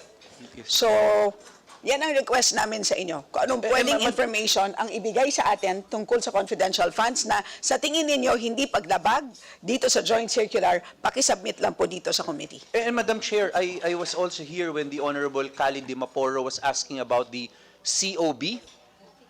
And my understanding is that, again, the final person for the disbursements, again, is only one person or one office, and that is the office of the GM. So again, I mean, hindi na confidential yun. Someone to have responded to the operation, how it is utilized, the operating budget. So maybe, ang intindi ko rin kanina, ang nasubmit lang naman dito ay yung totals, di ba? But yung pagkagamit siya specifically, wala pa yon. Unfortunately, hindi namin matatanong yung person who, or the office itself who should be able to respond to that. So maybe at least they could provide that before the plenary. Yes, Madam Chair, with your permission. We were informed by the Office of the GM that the report is being submitted to the Speaker, to the Senate President, to the COA, and to the Office of the President. Madam Chair, that is the problem eh. Pero sir, wala akong problema sa inyo ah. Kayo, humarap kayo sa amin dito. You are here, you face the committee. But again, when we asked you earlier, you could not respond. Ang sagot nyo sa amin, tatlo lang. In fact, ang sagot nyo very confidently was that is in accordance with COA rulings or whatever. Pero ngayon, ang sinasabi nyo, yung pala, nakasubmit rin pala sa Speaker and the Senate President. But I do not fault anyone present here because they do not know. Hindi naman kayo parte nun eh. And again po, no, I hope we did not offend anyone present here kasi kayo nga, at least humarap kayo sa amin. And that is a big thing na humarap kayo sa amin. But hopefully, Madam Chair, maybe in succeeding budget hearings or committees, maybe we need actually the person who is responsible for the operations itself, the person responsible for funds. Thank you, Madam Chair. Thank you to the PCSO family. Maraming salamat po for being Your Honor, allow Thank me you. to... And before you respond, please submit, as requested by Congressman, the actual utilization of your corporate budget as of September and August. Yes, and AGM. Thank you, Your Honor. Your Honor, as regard to Pasig City General Hospital, we received the report from our technical working group. Allow me to read po. Katatapos lang ng ocular ng DOH Malasakit Program Office sa Pasig City General Hospital. Nasa stage po sila ng preparation for the launching of the Malasakit Center sa PCGH. Once may go signal na po for launching, magpapadala po ng invitation ng hospital sa participating agencies to attend the launching. So that's the latest. Sir, but for... Final po because this is the latest that info. is the report that you're reading, and I'm sure that is the official report. Yes, sir. But the assurance you are also giving this committee and myself is that PCSO will ensure that meron kayong warm body who will be present there daily to be able to serve the medical assistance needs of those who are in that hospital. Yes, That's Your Honor. correct. Yes, Your Honor. But more than that, Your Honor, PCSO's program being engaged in the Malasakit is our medical access program, sir. Kahit wala pa po kaming tao nakadeploy sa isang Malasakit center, we still provide assistance po. Our kababayan can file directly sa amin. So, hindi po naging absent ang PCSO sa picture. Wala lang po kami dun sa Malasakit Center per se, but we are there, sir. We are giving you our commitment, and we've been doing that, sir. Thank you. Matt, and congratulations in advance on the launch of the Pasig Malasakit Center. Thank you. The next to interpolate is the Honorable Eulogio Rodriguez. Thank you, Madam Chair. Good afternoon to the PCSO family. Kinikilala po ang inyong lingkod ang hindi mabilang na pagtulong ng PCSO. Ang gusto ko pong malaman kung may tracking ba sila o may istatistiko kung magkano ang tulong na naibibigay nila sa mga distrito sa Pilipinas upang sa gayon ay masabi nating napatas at walang naping distrito sa mga tulong na binibigay ng PCSO, Madam Chair. Your Honor, good afternoon, sir. Regarding po dun sa katanungan, we see to it po that there is proper budget distribution in every office that we maintain across the country po. Of course, mahirap po kasing i-define yung tapatas po ba. We rely on the utilization. So we see to it that the allocation is responsive based on the prior year's utilization. And to be clear din po sana sa lahat na natin, our role is to augment with the impact. We're not blaming anyone as to the reduction in terms of amount of assistance, but remember po, we are attending to various mandatory contributions, which is health-related din po. But that did not stop PCSO from providing assistance directly.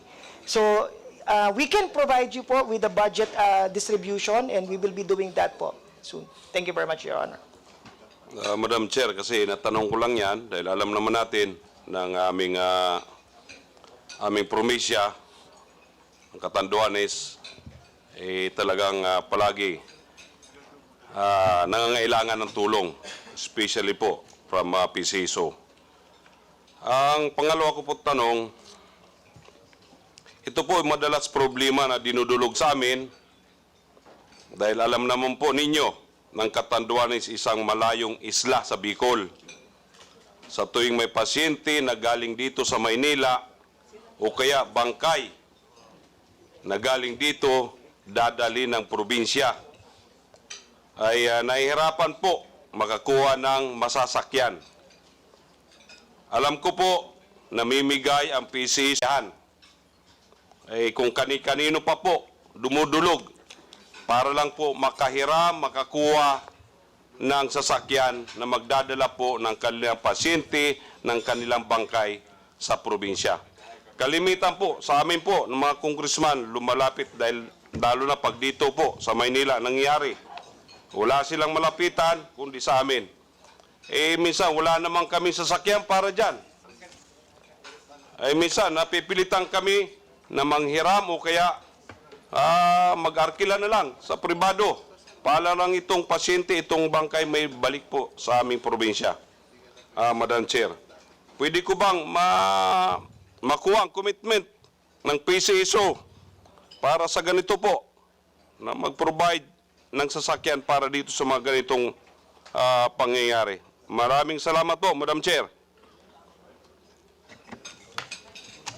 Your Honor, as regard to the proposition, malaki pong challenge yung kakaharapin ng ahensya ng PCSO patungkol sa nasabing proposition. Yung kakulangan po ng tao namin sa aming mga branch offices is one issue po kaagad, and the maintenance. That's why ang nakapaloob po sa guidelines bago ho namin pinapayagan ng isang LGU na makatanggap ng PTV sa PCSO, we see to it na yung capacity po nila na to maintain, because alam naman po natin, pagka na-acquire po namin yung vehicle, meaning we maintain it, it will form part of our operational expenses, and that alone will entail, because there are more than 80 branch offices right now, and that's the reason why ang manner po ng distribution namin is municipality and provincial po. On top pa po ng public hospitals or devolved hospitals po. Yun po ang sinasakupan namin. Nang sa ganon, naging self-sufficient po yung LGU, and the hospital in catering to their clienteles po. Salamat. Kasi Madam Chair, itong ating problema madalas eh. So ito, kaya nga dinudulog sa inyo, baka pwede nyo pong masolusyonan ito. Kasi tutulong na rin lang naman tayo, lubos-lubosin na po natin. Opo, Madam Chair. We will look into that, Your Honor. Thank you. Salamat po, Madam Chair. All right, salamat. Before we proceed to round 2, with the kind indulgence of my colleagues, allow me to propound a few questions. First, earlier I heard Kong Akop mention your net income in the last few years. At nakita naman natin na ang laki ng tinaas ng net income in the last few years. Tama naman po, no? Parang nasa 400 million, tumaas, naging 2 billion, 3 billion, 4 billion. Naging 4.3 billion in 2022. To what do you attribute that, yung growth ninyo in the recent years? Yes, Madam Chair, I think we can attribute this to the priorities of the office in terms of enhancing the PCSO gaming products. Even during the... No, what particular product? Katulad po nung nangyari during the pandemic. Dumami ba yung sales because of the pandemic? No, hindi po. What I'm trying to say is that the resiliency of PCSO during those times, kahit po noong 2020 when pandemic is nandiyan po, we did still operate under extraordinary circumstances, and we were able to generate 18 billion kahit may stoppage po noong 2018. So ang nangyari po may mga remedial measures that we have adopted, and also observing the protocol imposed by the Department of Health. For the 2021, we intensified, of course, yung operations po. Binabalik na po namin unti-unti yun. May mga operations pa rin may mga areas pa rin na affected. And that is why, even po yung itong aming loto, we have experienced yung increase din, relatively. Kung makita po nyo yung data, halos parehas na ang benta. 2.4 billion thereabouts for every month for Lotto and STL. That's why we are generating around 60 billion per year. So dumami ba outlet? Or dumami ang sales per outlet? In figures po ng outlet, dumami po siya for the last 3 years. Umabot po siya ng more than 8,000. And that is one of the measures that we have adopted, so that we can service other bettors. And then, because of this, meron po kaming ini-introduce na bago na system.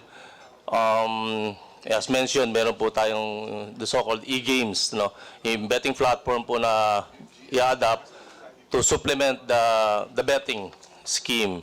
So makaka-access po through online ang pagbe-bet. So yun po yung isa pong measure. Okay. So, babalik ako dun sa palaisipan. So, gumaganda ang kita. Pero, bakit ang forecasted income natin sa taong 2023 negative? So, dalawa lang ang nakikita natin dito sa ni-reconcile natin kanina. Isa is ang laki ng charity expenses, right? Of course, it's because of the DST. Okay, pupuntahan natin yan mamaya. Yung isa naman is malaki ang total operating expenses. So, ang operating income, you expected is 7.8 billion based on your submission. Ang total operating expenses is expected to be 6.8 billion. So, just give me 1 or 2 items dito sa MOOE na malaki. So, alin dito yung malaking kain sa MOOE? Apart, MOOE so hindi, tanggalin nyo dyan yung sweldo. As per our computation, sa charity fund po yan, Madam Chair. No. And, sa operating. Specifically for operating, the share. Yes. Is it your PR budget?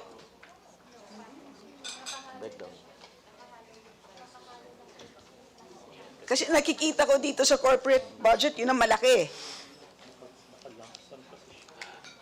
Yung advertising Parang 300 something million. So baka yung PR budget, is that Hindi po, magkano budget natin?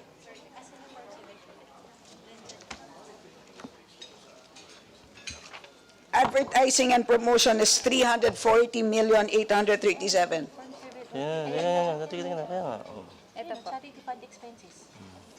So it would seem to me na ang PR budget nyo ang isa sa malaking items. Can you confirm that?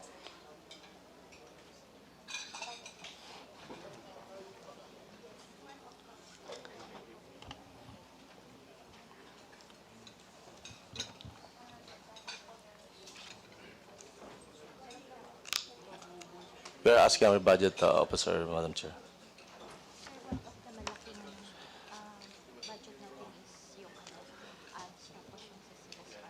Magkano? Well, yun lang naman yung tanong, di ba? Kasi kung if you expect na palugi kayo this year, hindi ba as managers, hindi ba nag-iisip kayo ng mga paraan para magtipid dahil mataas ang inyong operating expenses?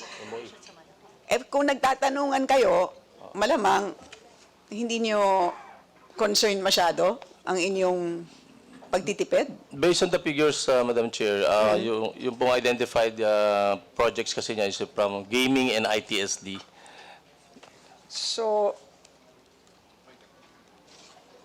IT? Yeah, IT-related? IT, yes. Yes, ma'am, Madam Chair.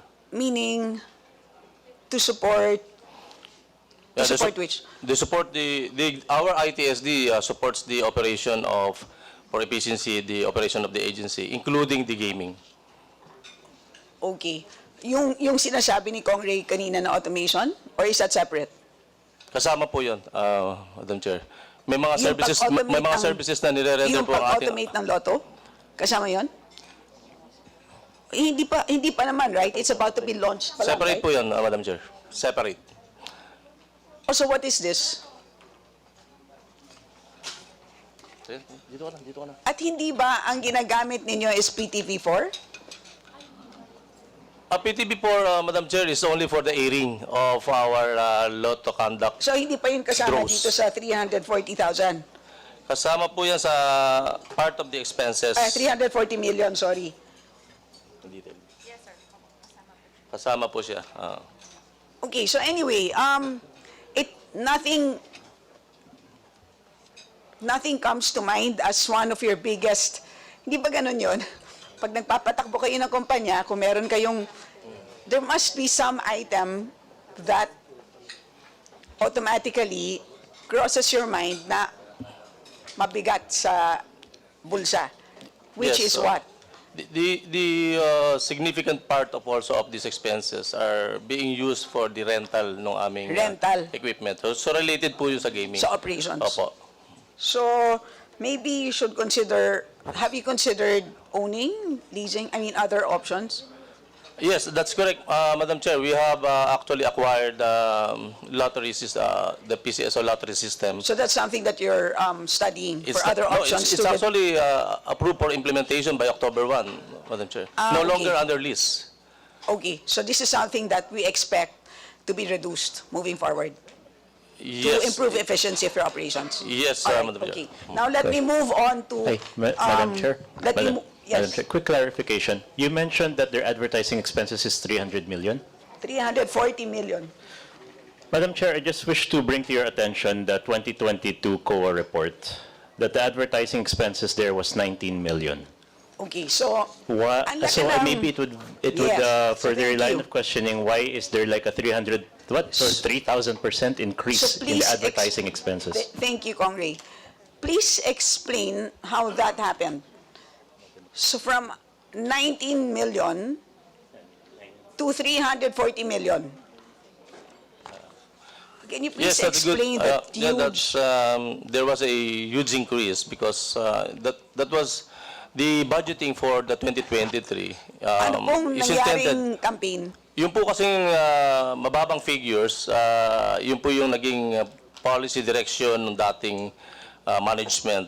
So they kept at the minimum yung advertising fund. But for the current administration, we feel that this is something that we will enhance our gaming products.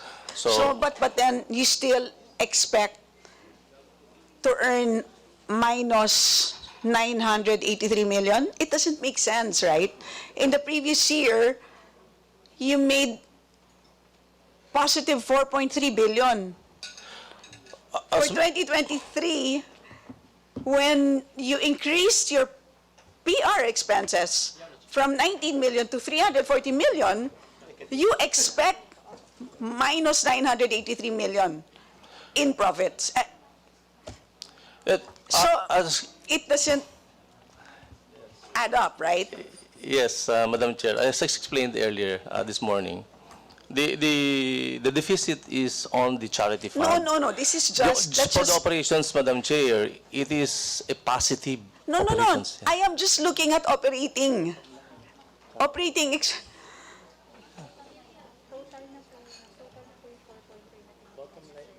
Okay. Yes, ma'am. We will go to DST later, okay? I'm just saying that as a whole, it doesn't make sense, right? Sige, let's set that aside first. Pero this is something that I think management should think about. Does it make sense? Does it make sense to have a substantial, or think about it, right?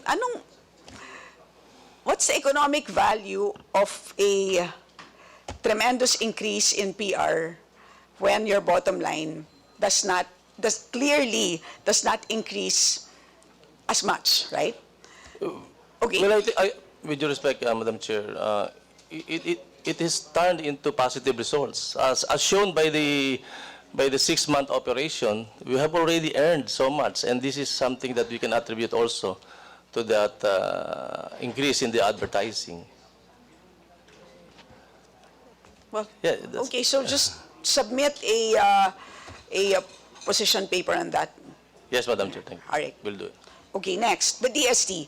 So, I know that based on the train law, you are required to pay how much? 2%, no? 20%. Sorry, 20% of total your sales. receipts. Yes. But my question is, the law does not specifically state that it must be charged against the charity fund. Yes, you are correct, Madam Chair. Yes, so that's my question. Bakit po natin charge against the charity fund? Kasi kaming lahat dito, dun ako personally, nabibitin ako. Kasi, bakit doon? Kasi in my head, kung i-charge mo siya, maybe uniformly against all other funds, baka naman mas malaki ang pwede natin mai-allocate for charity. Kasi right now, ang liit-liit po ang naka-allocate sa charity.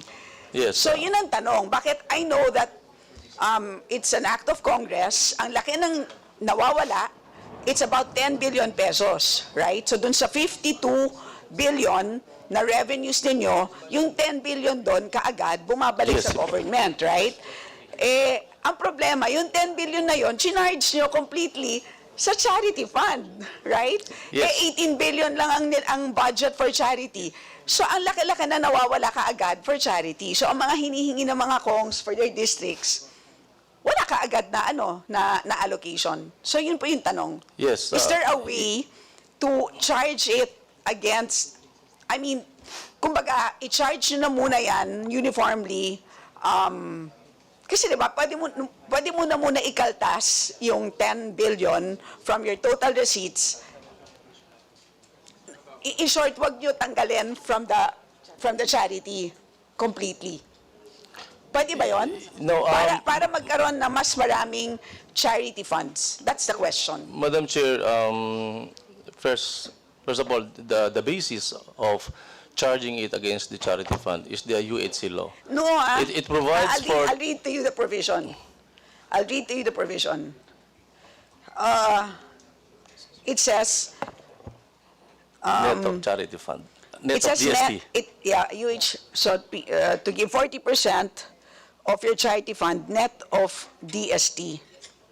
Yes, but it doesn't say exactly. Yes. I think it's the way you interpreted it. But I will argue that it does not necessarily mean that you must charge it entirely against the charity fund. And I request you, and I believe that all my colleagues will agree with me, I request you to rethink the way, I mean, you know, it's obviously a legal question. So if you may please ask your legal office to see if there's a chance, if there's a way that, hindi ko alam, I mean, you can check with, you know, OGCC or whatever, kung anong pwedeng interpretation ng batas na such that lumaki naman ang charity allocation. So yun lang po. Yes, sir. Madam Chair, thank you po. Meron po kaming share. We did, before the UHC, what we did is to increase the price of the ticket in 2018. So if the price is 20 pesos, adding 20%, that's 24 pesos. So what happened is that the sales suffered because the tendency of the bettor is to bet on 100 pesos, for example, 5 combination per 100 pesos. For that previous amount of 24 pesos, they will bet for 3 or 4, 96 pesos or 90 thereabouts. So nawawala po yung part na yun, and it was shown in the data. So hindi po siya nagiging attractive. I think that's a separate issue. I'm just saying it's a charging. Kasi nga, even when you look at your mandate, parang it really doesn't make sense. And I'm sure that that was not the intent of Congress. Okay. Kasi maliwanag naman sa amin kung anong mandato ng PCSO. So, nung pinasa namin ang train law, palagay ko hindi yun ang intent namin na tanggalan yung charity fund, di ba? Kasi nga alam namin na ginagamit yon precisely to fund the charity activities. So, I'll just leave it at that. So, please have your legal office think of this proposition. So, I'll end there and let's move on to the second round. So, the first to interpolate is Honorable Ace Barbers, who is not here, and so we move on to the Honorable Ray Reyes. Thank you, Madam Chair. Pursuing that line of questioning dun sa documentary stamp tax, that's a 20% imposition on all your betting games, is that correct? Yes, Madam Chair. What is your position on that, and how do you intend to remedy this moving forward? Because it seems that putting that DST has made your revenue suffer. Yes, Madam Chair, with your permission. Historically, when the train law was being crafted by the Congress, I happened to represent PCSO both in the lower house and the committee in the Senate. We made that position of stating that PCS operations is overly taxed. We have been paying 10%. Before, 10% DST na po yan. At yan po yung charge talaga sa charity fund. And then all of a sudden, this 10% was increased to 20% without our knowledge. So hindi po kasama yan doon sa original na bill for the train law. Kasama po doon yung original is yung 20% price fund tax for the winners. Tsaka po yung corporate income tax. So that's for the 2018, effectively, we are already liable for the payment of corporate income tax. At tsaka po yung sa prices for the winners, 10,000 and above. So, nabigla rin po kami dyan. That's why, nung bago po mag-UHC, sinip po namin sa bettors. Pero as it turned out, hindi naging ma-attractive yung aming sales. And that's why when UHC came out, nakalagay po doon is net of the DST, then we have a basis for charging the 20%. Dati po 10% charity fund, ngayon naging 20% na. So, but recently po, meron tayong pipisa proposed bill na medyo marireduce na po yung, as we were informed, from 20% to 10% na. Sana pa kahit 10% lang. Okay, thank you. All right, let's go question your COA report because there's some discrepancies that, or some glaring items that came out, okay? Your revenue increased, but it didn't see the commensurate increase in operating expenses. Sobrang laki naman. your increase in operating expenses was around to the tune of about 13 billion pesos. Two items actually, well, you know what, a lot of items stand out. Your personnel expenses from 742 million to 1.1 billion, which is a 36% increase compared to a 32% increase only in your revenue. You have a purchase of an intangible asset of 150 million pesos, and you have a non-cash expense that was from 250 million to 2.1 billion pesos. So that's 10x increase compared to 2021. And there's, of course, there's a significant increase in your MOE.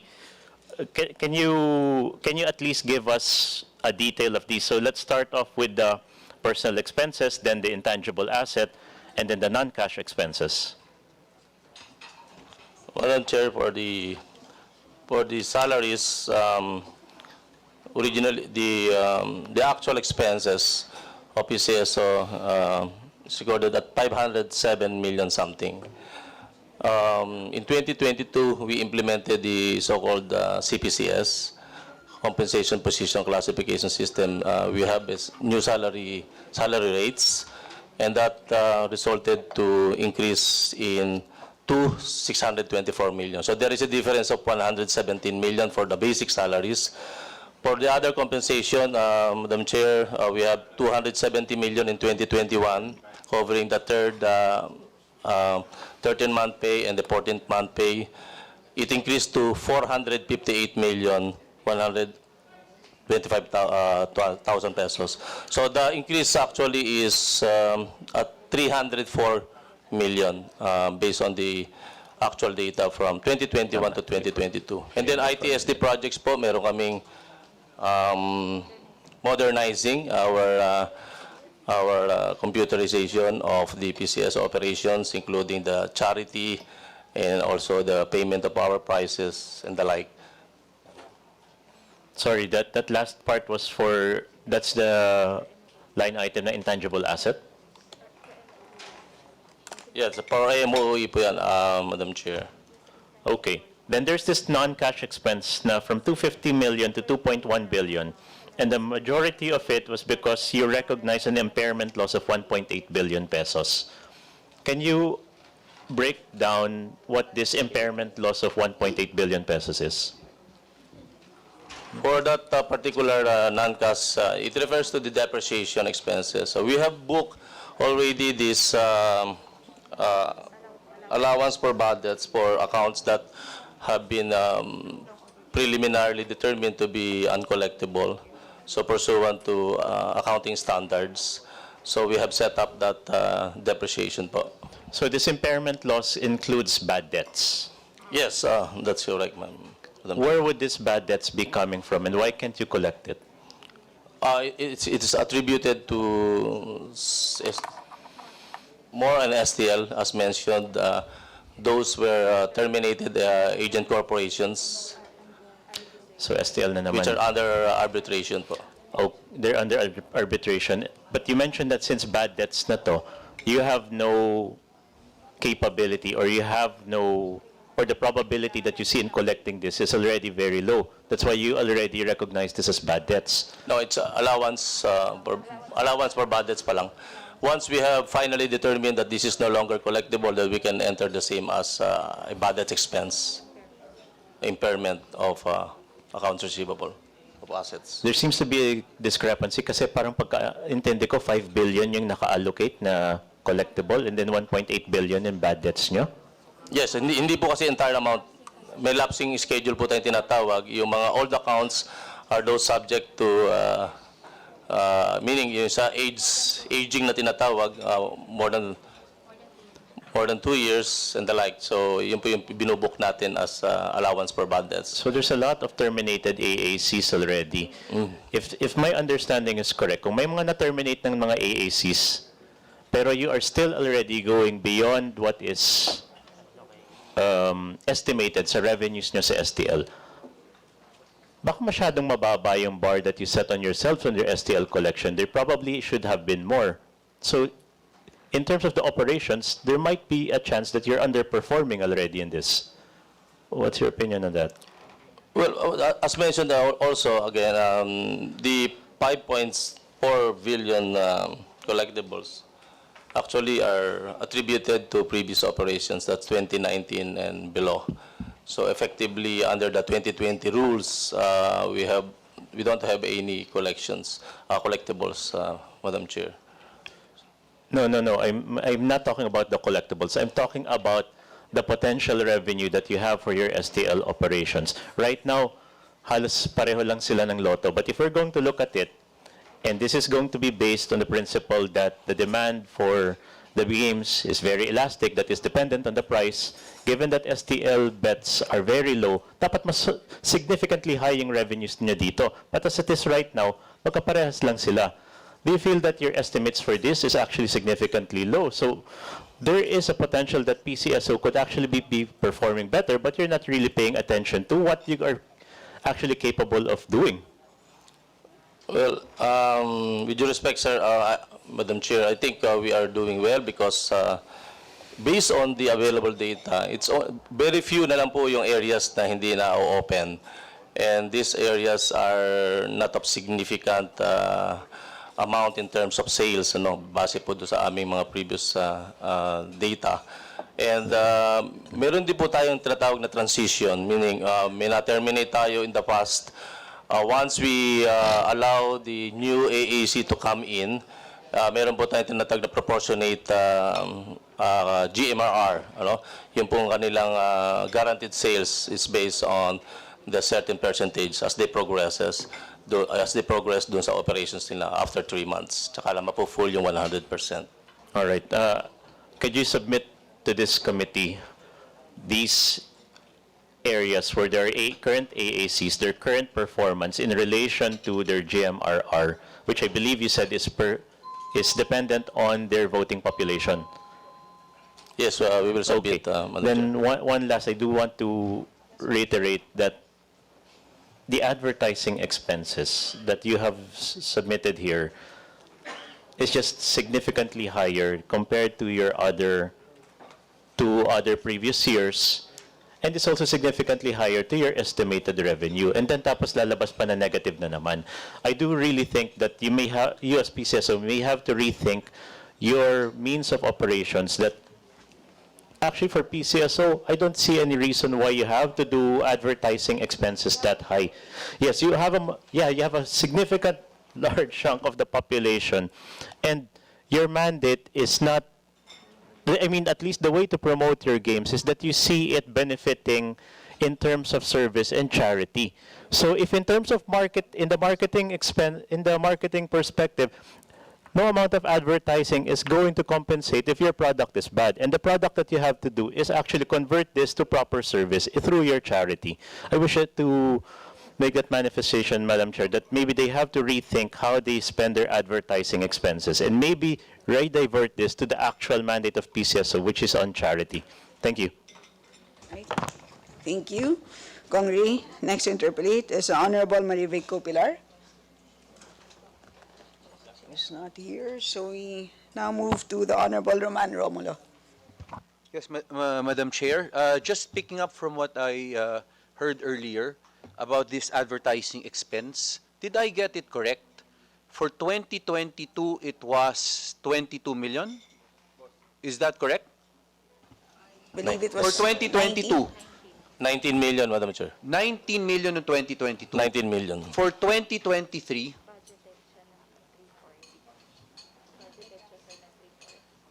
It's budgeted for 340 million. no, 340 is for next year?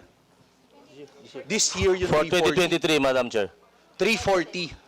340 million. So, yung sa 340 po na ito for this year, magkano na yung nagastos nun?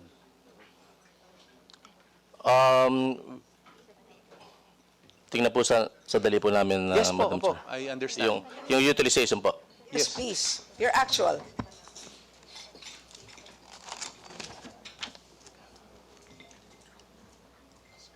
Actual and expected for the rest of the year.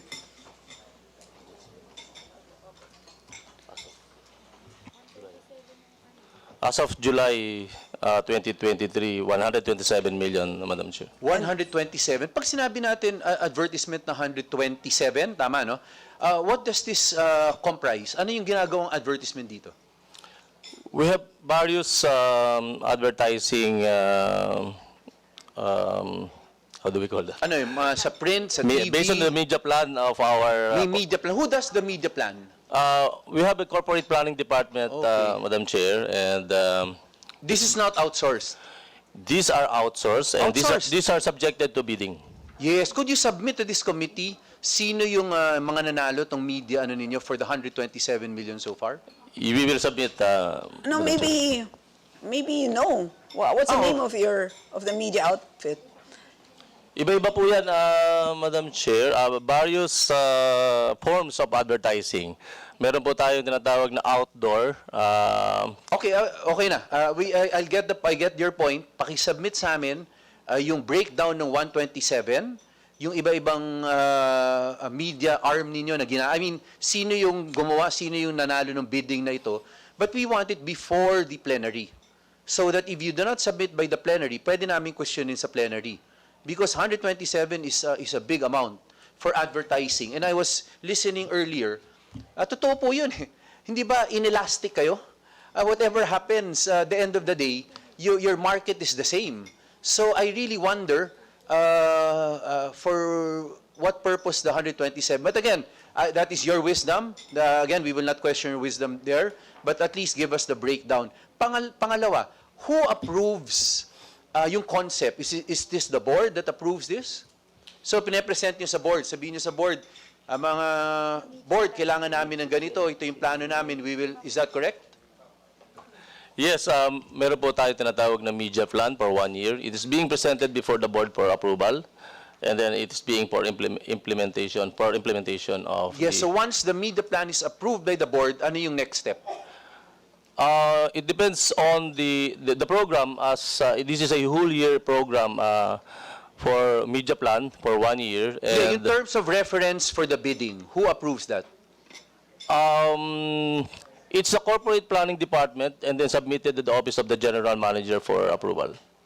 So it's the office of the GM that approves, actually, the terms of reference. Yeah, the approval is, yes, the terms of reference is being approved. Ayun yung pinaka-importante, Yes, diba? Because doon natin makikita kung ano yung standard na pangangailangan po ninyo, no? So again po, no, maybe we should get a breakdown of all first the media plan, second lahat ng terms of reference na bid out. Who won all these bids that were with respect to the advertising budget of 127 million so far? We will submit, Madam Chair. Yes. Madam Chair, again, I heard earlier, iba ba ang expenses for advertisement, iba pa yung sa PR? Is that a different budget or that's the same? The same, Madam Chair. So it's not separate? It's not separate. Sige. At least we get that lang yung term para maintindihan po namin. Baka this representation does not understand why such a big amount is needed. For next year, wala pa? You've submitted for the board's Wala pa po, approval? under budget process pa lang po kami ngayon. And if you will allow me, Madam Chair, Yes. this is the first time that the office is conducting public bidding for advertising last year. So this is a policy direction of the dati po kasi hindi naman siya subject sa public bidding. That is correct, and I think that is a laudable move on the part of the PCSO.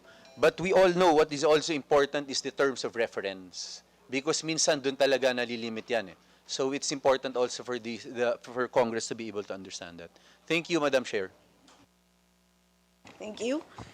Next to interpolate is Honorable Edsel Lagman.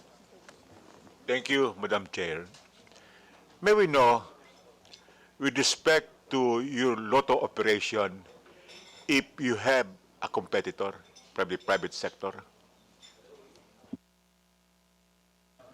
There is no competitor for the lotto operations, Madam For Chair. the sweepstakes based on horse racing, is there any competitor from the private sector? None that I know of. There's none, Madam Chair. With respect to the operation of the STL, is there any legitimate competitor from the private sector? Legitimate, there is none. None. In other words, in the absence of private competitors, you should be able to reduce your expenses for advertising. Is that correct? Well, we submit that it doesn't follow, Madam Chair, because this is the dynamic gaming activities. Because as we mentioned, we are gearing towards digitalization, and we are offering betting platforms. So this is something that we have to include in our media plan for advertising, so we can promote the games. Well, as a rule in advertising, if one controls the monopoly, there is no need for expensive advertising costs. Is that correct? As a rule of thumb. As a rule of thumb, That is correct. it may be considered. It is not, it may be. It is. Because you don't have a rival. You have a monopoly. We submit, again, with due respect, Madam Chair, even other government agencies which have a monopoly resort to advertising. So I think this is something that the management has took into consideration, that we have to really promote, not only for the games, but also for the charity products of the office, so that our people would know. Because your expenses for charity, for medical assistance would be diminished, because some of your funds, operating funds, will have to be given to advertising. Kindly look at this possibility of reducing your advertising costs, because you have a monopoly on the gaming business under your operation. Number two, Madam Chair, may I submit an amendment to your request that the PCO must submit sworn statements on the following: the budget for advertising in 2022, 2023, and 2024, and the percentage of availment, if possible, with respect to the previous years, and the expected availment for the 2024 fiscal year. Number two, procurement of advertising services from PTB4 and commercial TV and radio in the private sector.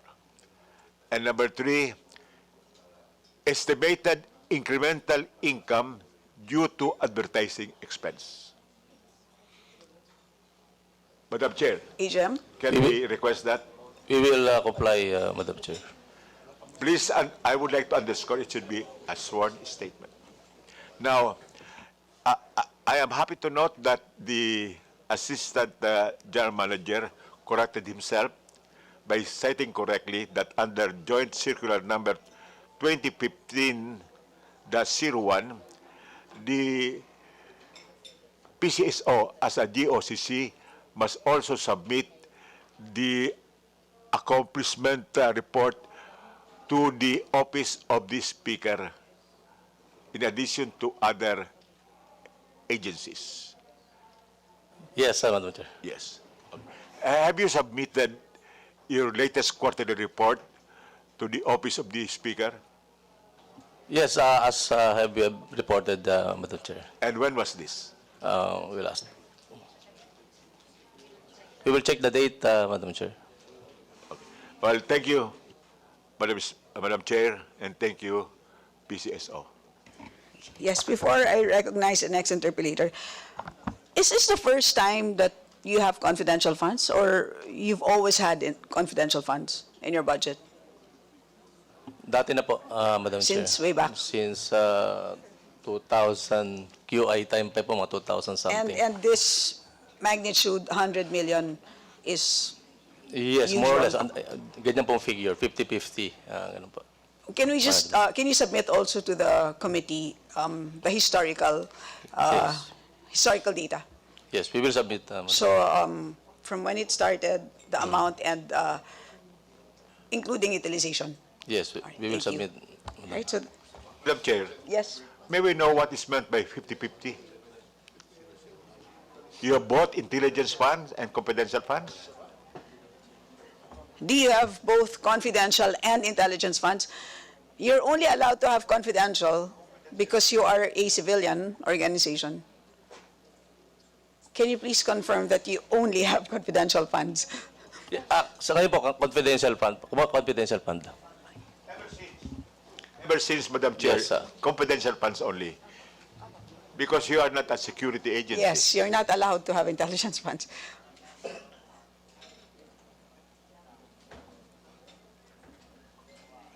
Can you confirm that?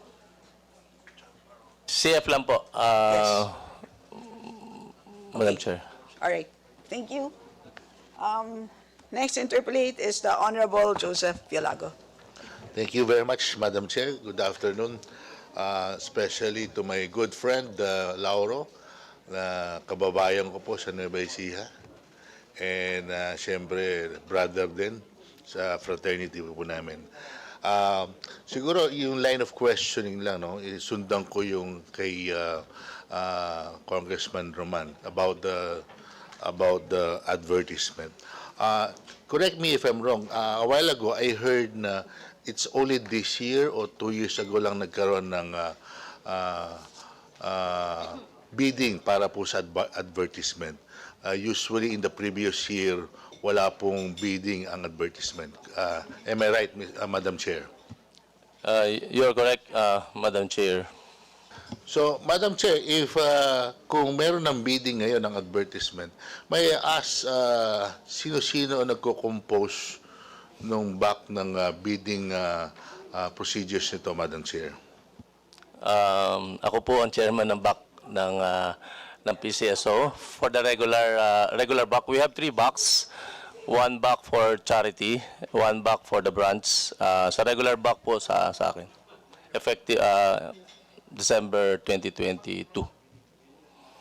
So, how many members, Madam Chair? We have 5 regular members in accordance with the procurement law, and we have 1 expert member and 1 end user member. Okay, thank you very much, Madam Chair. No? Actually, I just want to manifest, no, yung aking friend nung panahon na hindi pa nagkakaproblema ang PCSO, malaki po na itulong ng PCSO lalo na sa mga kababayan ko na Nueva Ecija, no? Though in the previous years, because of the new train law na bago yung sistema, I just hope, Madam Chair, na we can get back yung kung ano yung nire-request nila by law para marami pa rin silang matulungan. Dahil, if I'm not mistaken, last year, nag-manifest ang PCSO na maximum lang ata na mabibigay nila is 50,000, right? Unlike before, they can really give a lot to our less fortunate na mga kababayan. So, Madam Chair, I support na sana may balik po natin yung programang yun so that we can support the budget of PCSO and make their performance better rather than dun sa nangyayari po ngayon. That's all, Madam Chair. Right, salamat, the Honorable Pialago. AGM Lauro, gaano katagal na po kayong member ng BAC ng PCSO? Since 2003 po, up to 2010. Okay, quick question. Sabi nyo, this is the first time that you subjected advertising expenses to bidding. Previously, gumastos kayo ng 19 million para sa advertising. So, hindi nyo po sinubject to bidding itong 19 million?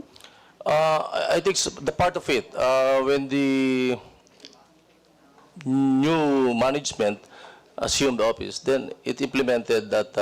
Oo nga, pero actually, ma'am, so itong 127 is now subject to bidding. So Yes. congratulations.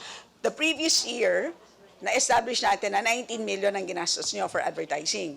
So, ibig sabihin nun, hindi yon subjected to bidding. Paano po kayo nakalusot sa 9184?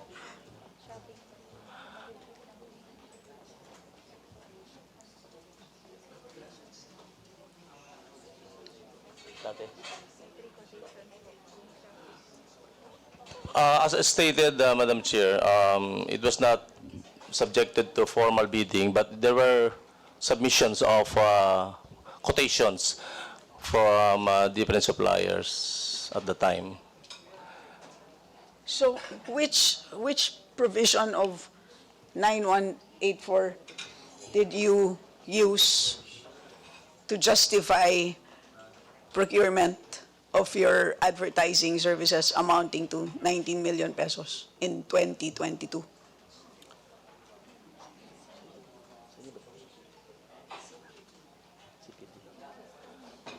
I could not, with your indulgence, Madam Chair. So I do absent not po have kayo, absent po kayo ng Hindi, back.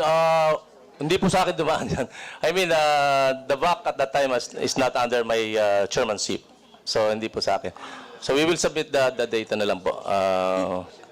Okay, yes, we are very curious. Please submit a report on your procurement of advertising services prior to 2023. We will submit. Right. Thank you. Yes, the Honorable Lagman. Madam Chair, the general rule under our procurement law is there should be an open public bidding for the procurement of goods and services by government agencies. Is that correct? That's correct, Madam Chair. And one of the exceptions to public bidding is the submission of quotations from interested parties. Is that correct? Yes, that's correct, Madam Chair. And under the law, the submission of quotations from interested parties as an exception should have justification as provided by the law. Is that correct? Yes, Madam Chair. In your submission, kindly include your why it was only submitted while your procurement of advertising services was made only through submission of quotations and its justification under the law. We will submit And that should be included in your sworn statement. the sworn statement of the concerned officials, Thank Madam you. Chair. Thank you. So ordered. Next to interpolate is the Honorable Jill Bongalon. Thank you, Madam Chair. Good afternoon to everyone. First question, Madam Chair. How much is your budget for your personal services or the PS? For the 2023, 1.9 billion, Madam Chair. 1.9 billion. Yes, Madam Chair. Okay. So how many plantilla positions are filled up? And also against the total number of the positions? Maybe ask our AGM for admin to respond to that, Madam Chair. AGM Aseo. Yes, good afternoon. As of August 2023,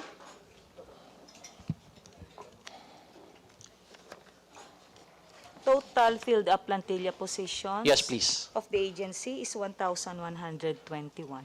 Ilan naman po yung unfilled positions? 606. 606. And that is as of August of 2023, is that correct? Yes. Now, how come you still have not filled up these vacant positions?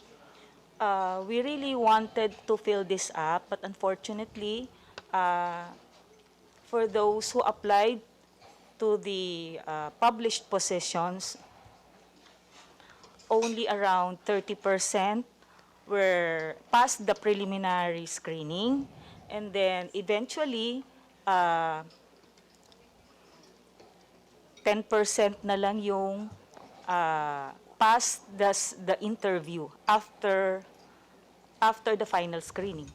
So, with that number of unfilled positions, how do you cope up with the workload given the mandate of your office?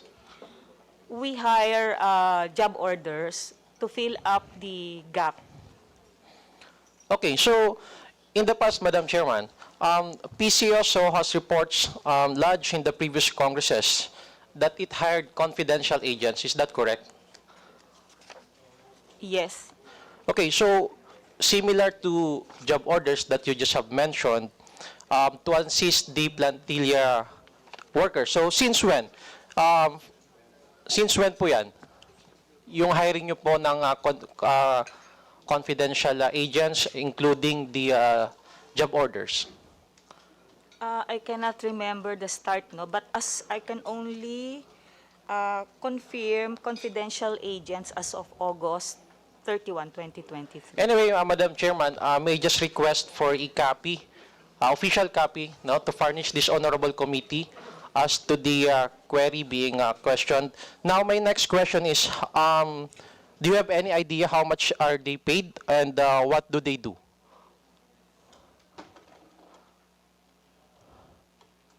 Just give us the general background of their nature of their work. We will submit that together with the information being requested for submission, Your Honor. But for the year 2023, do you still hire confidential agents? We still have per our records. Do you have any idea as to how many confidential agents hired for 2023? 212. 212, and that is as of today. Yes. So, question, is this charge against the personal services of PCSO? Saan nyo po charge yun? Yung salary po for the confidential agents? I think it's charged against the MOOE. MOE. Okay. Anyway, may I just remind Madam Chairman of the requested data to furnish this honorable committee. That would be all, Madam Chairman. Thank you. Hindi naman confidential funds ang ginagamit to pay for the confidential agents. All right, bawal kasi. All right, thank you. All right. I just have one last question. This is about your online betting platform. I suppose that tama ba that you have a service provider for that? Hindi pa naman nalo-launch. Tama ba? Hindi pa po na-launch. Okay, but it is in the pipeline. Is that correct? Yes, it's in the pipeline. And when is the target date for the launch? Actually, this week was started the training of all personnel concerned, and we will roll this out nationwide to PCSO branches. And by September 18 to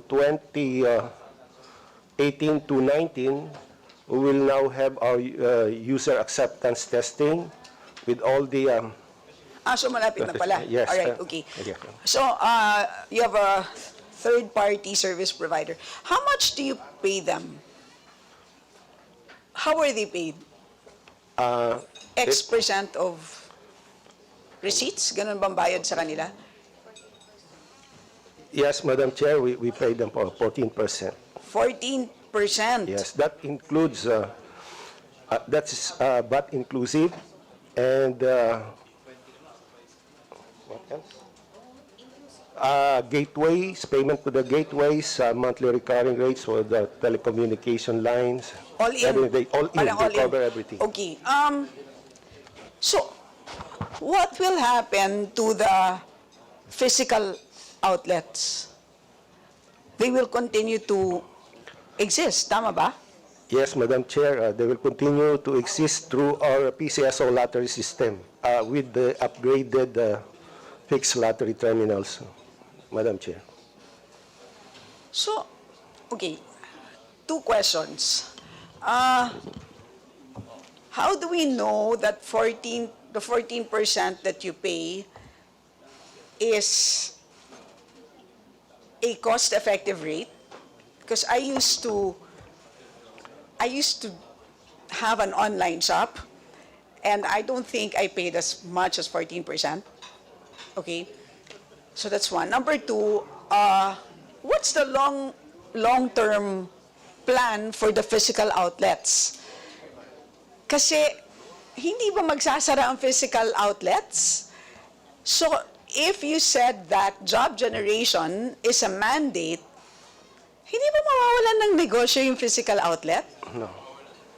And number two, in relation to that, how are we assured, if this is a concern to you, that minors are not going to bet, to participate in online gambling? So is there like a middle ground somewhere? Like maybe you allow online but you physically enroll in an outlet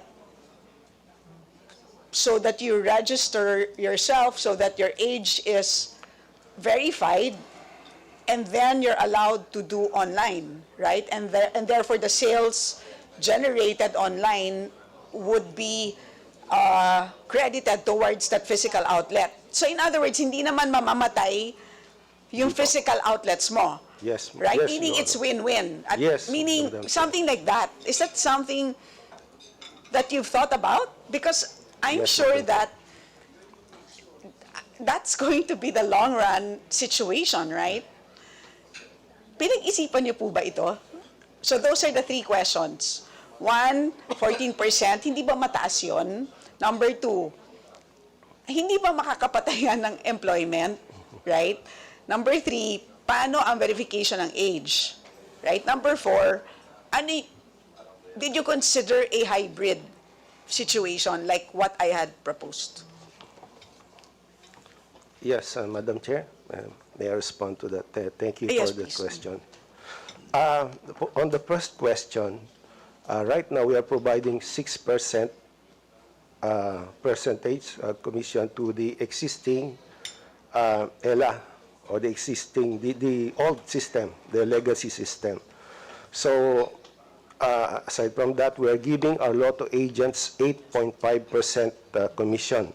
So we just totaled that one, which redounds to 14%. So currently, yan na ang gastos nyo. Yes, Madam Chair.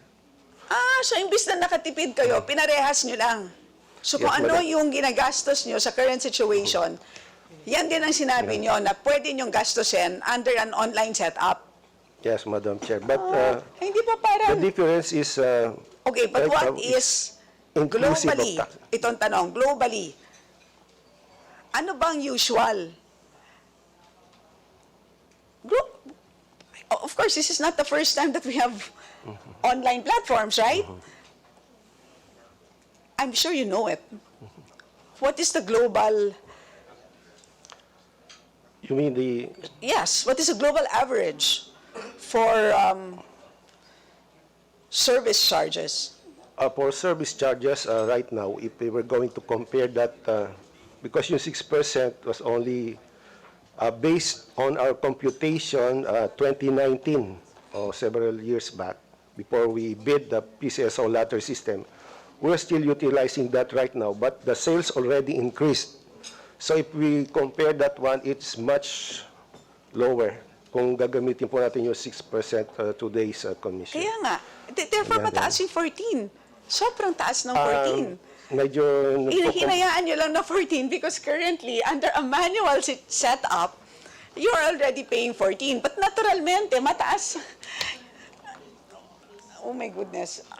But can you just... Anyway, paki-ano na lang po, paki-submit po Yes, sa ma'am. amin Okay.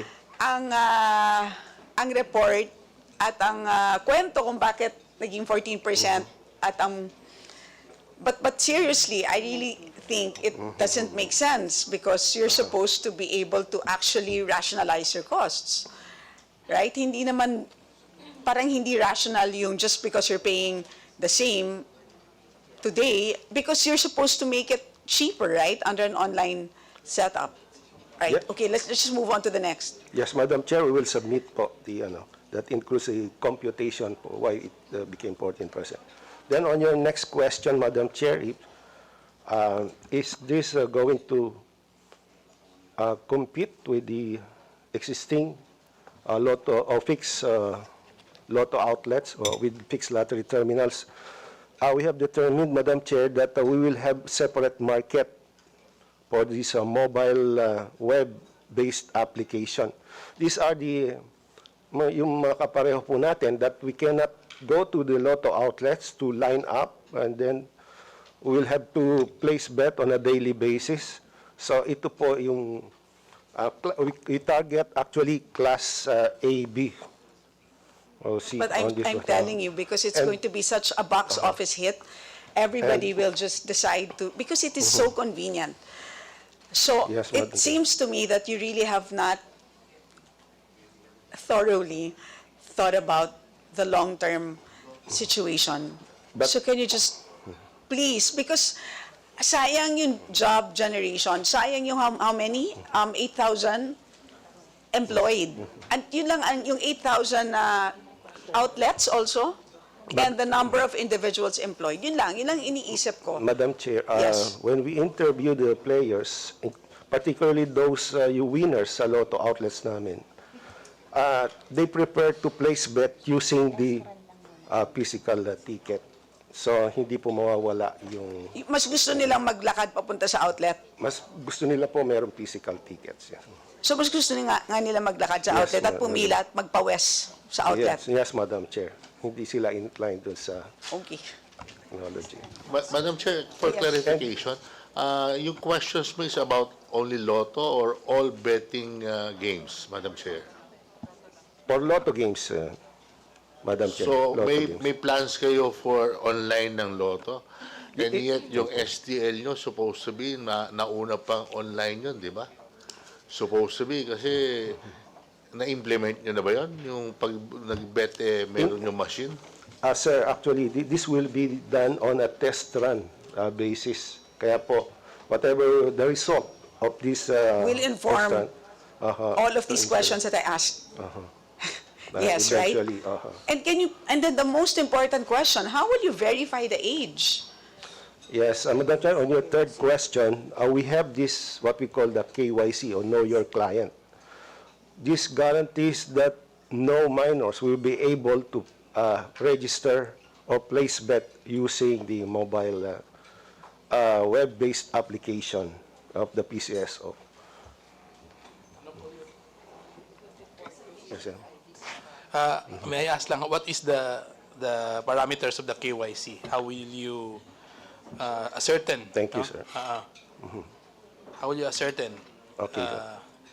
Like for example, there was a Senate hearing just recently, regarding on the registration of SIM cards. From the output of the hearings, I don't know if you have seen in the TV, nakita nyo yung mga ID na upload, mga mukha ng unggoy. So how do you, sa ano yun na sa SIM card registration, and I think this will be the same.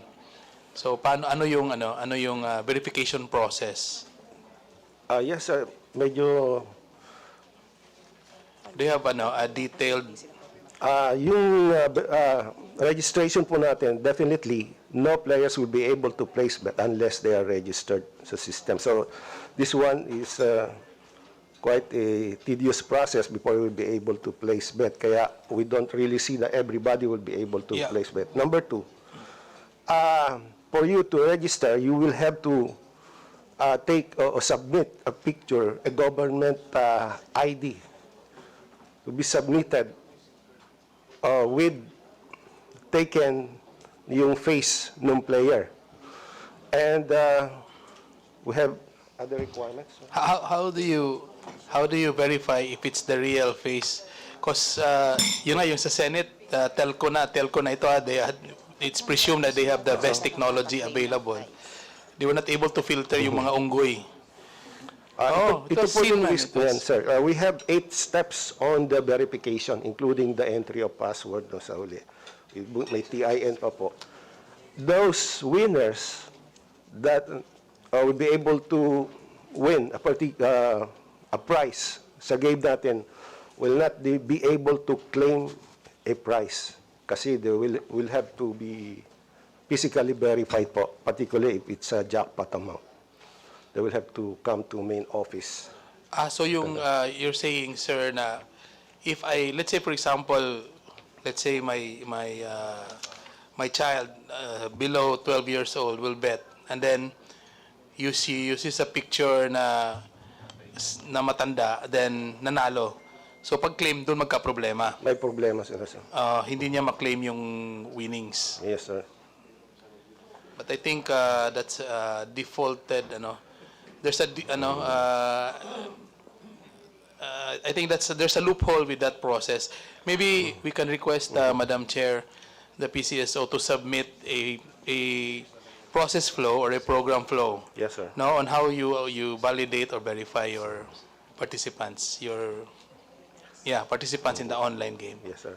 And Thank you, Madam to Chair. add to that, Madam Chair, we are also utilizing the advancement in technology, particularly the biometrics and face recognition, particularly to be able to verify if the players are really minor or not. Yes, mukhang marami pang katanungan pero thankfully meron naman tayong committee on games na sana pwede pang lalo pang tignan ng mga issues na to. And please submit to the committee a report on the results of your test run, which will happen soon.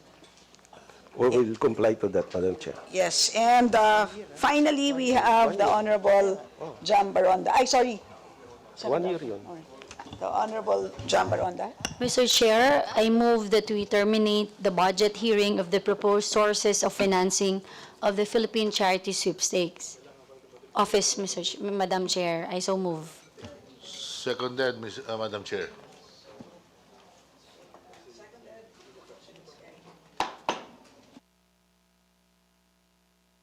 Hearing is suspended until 2:30.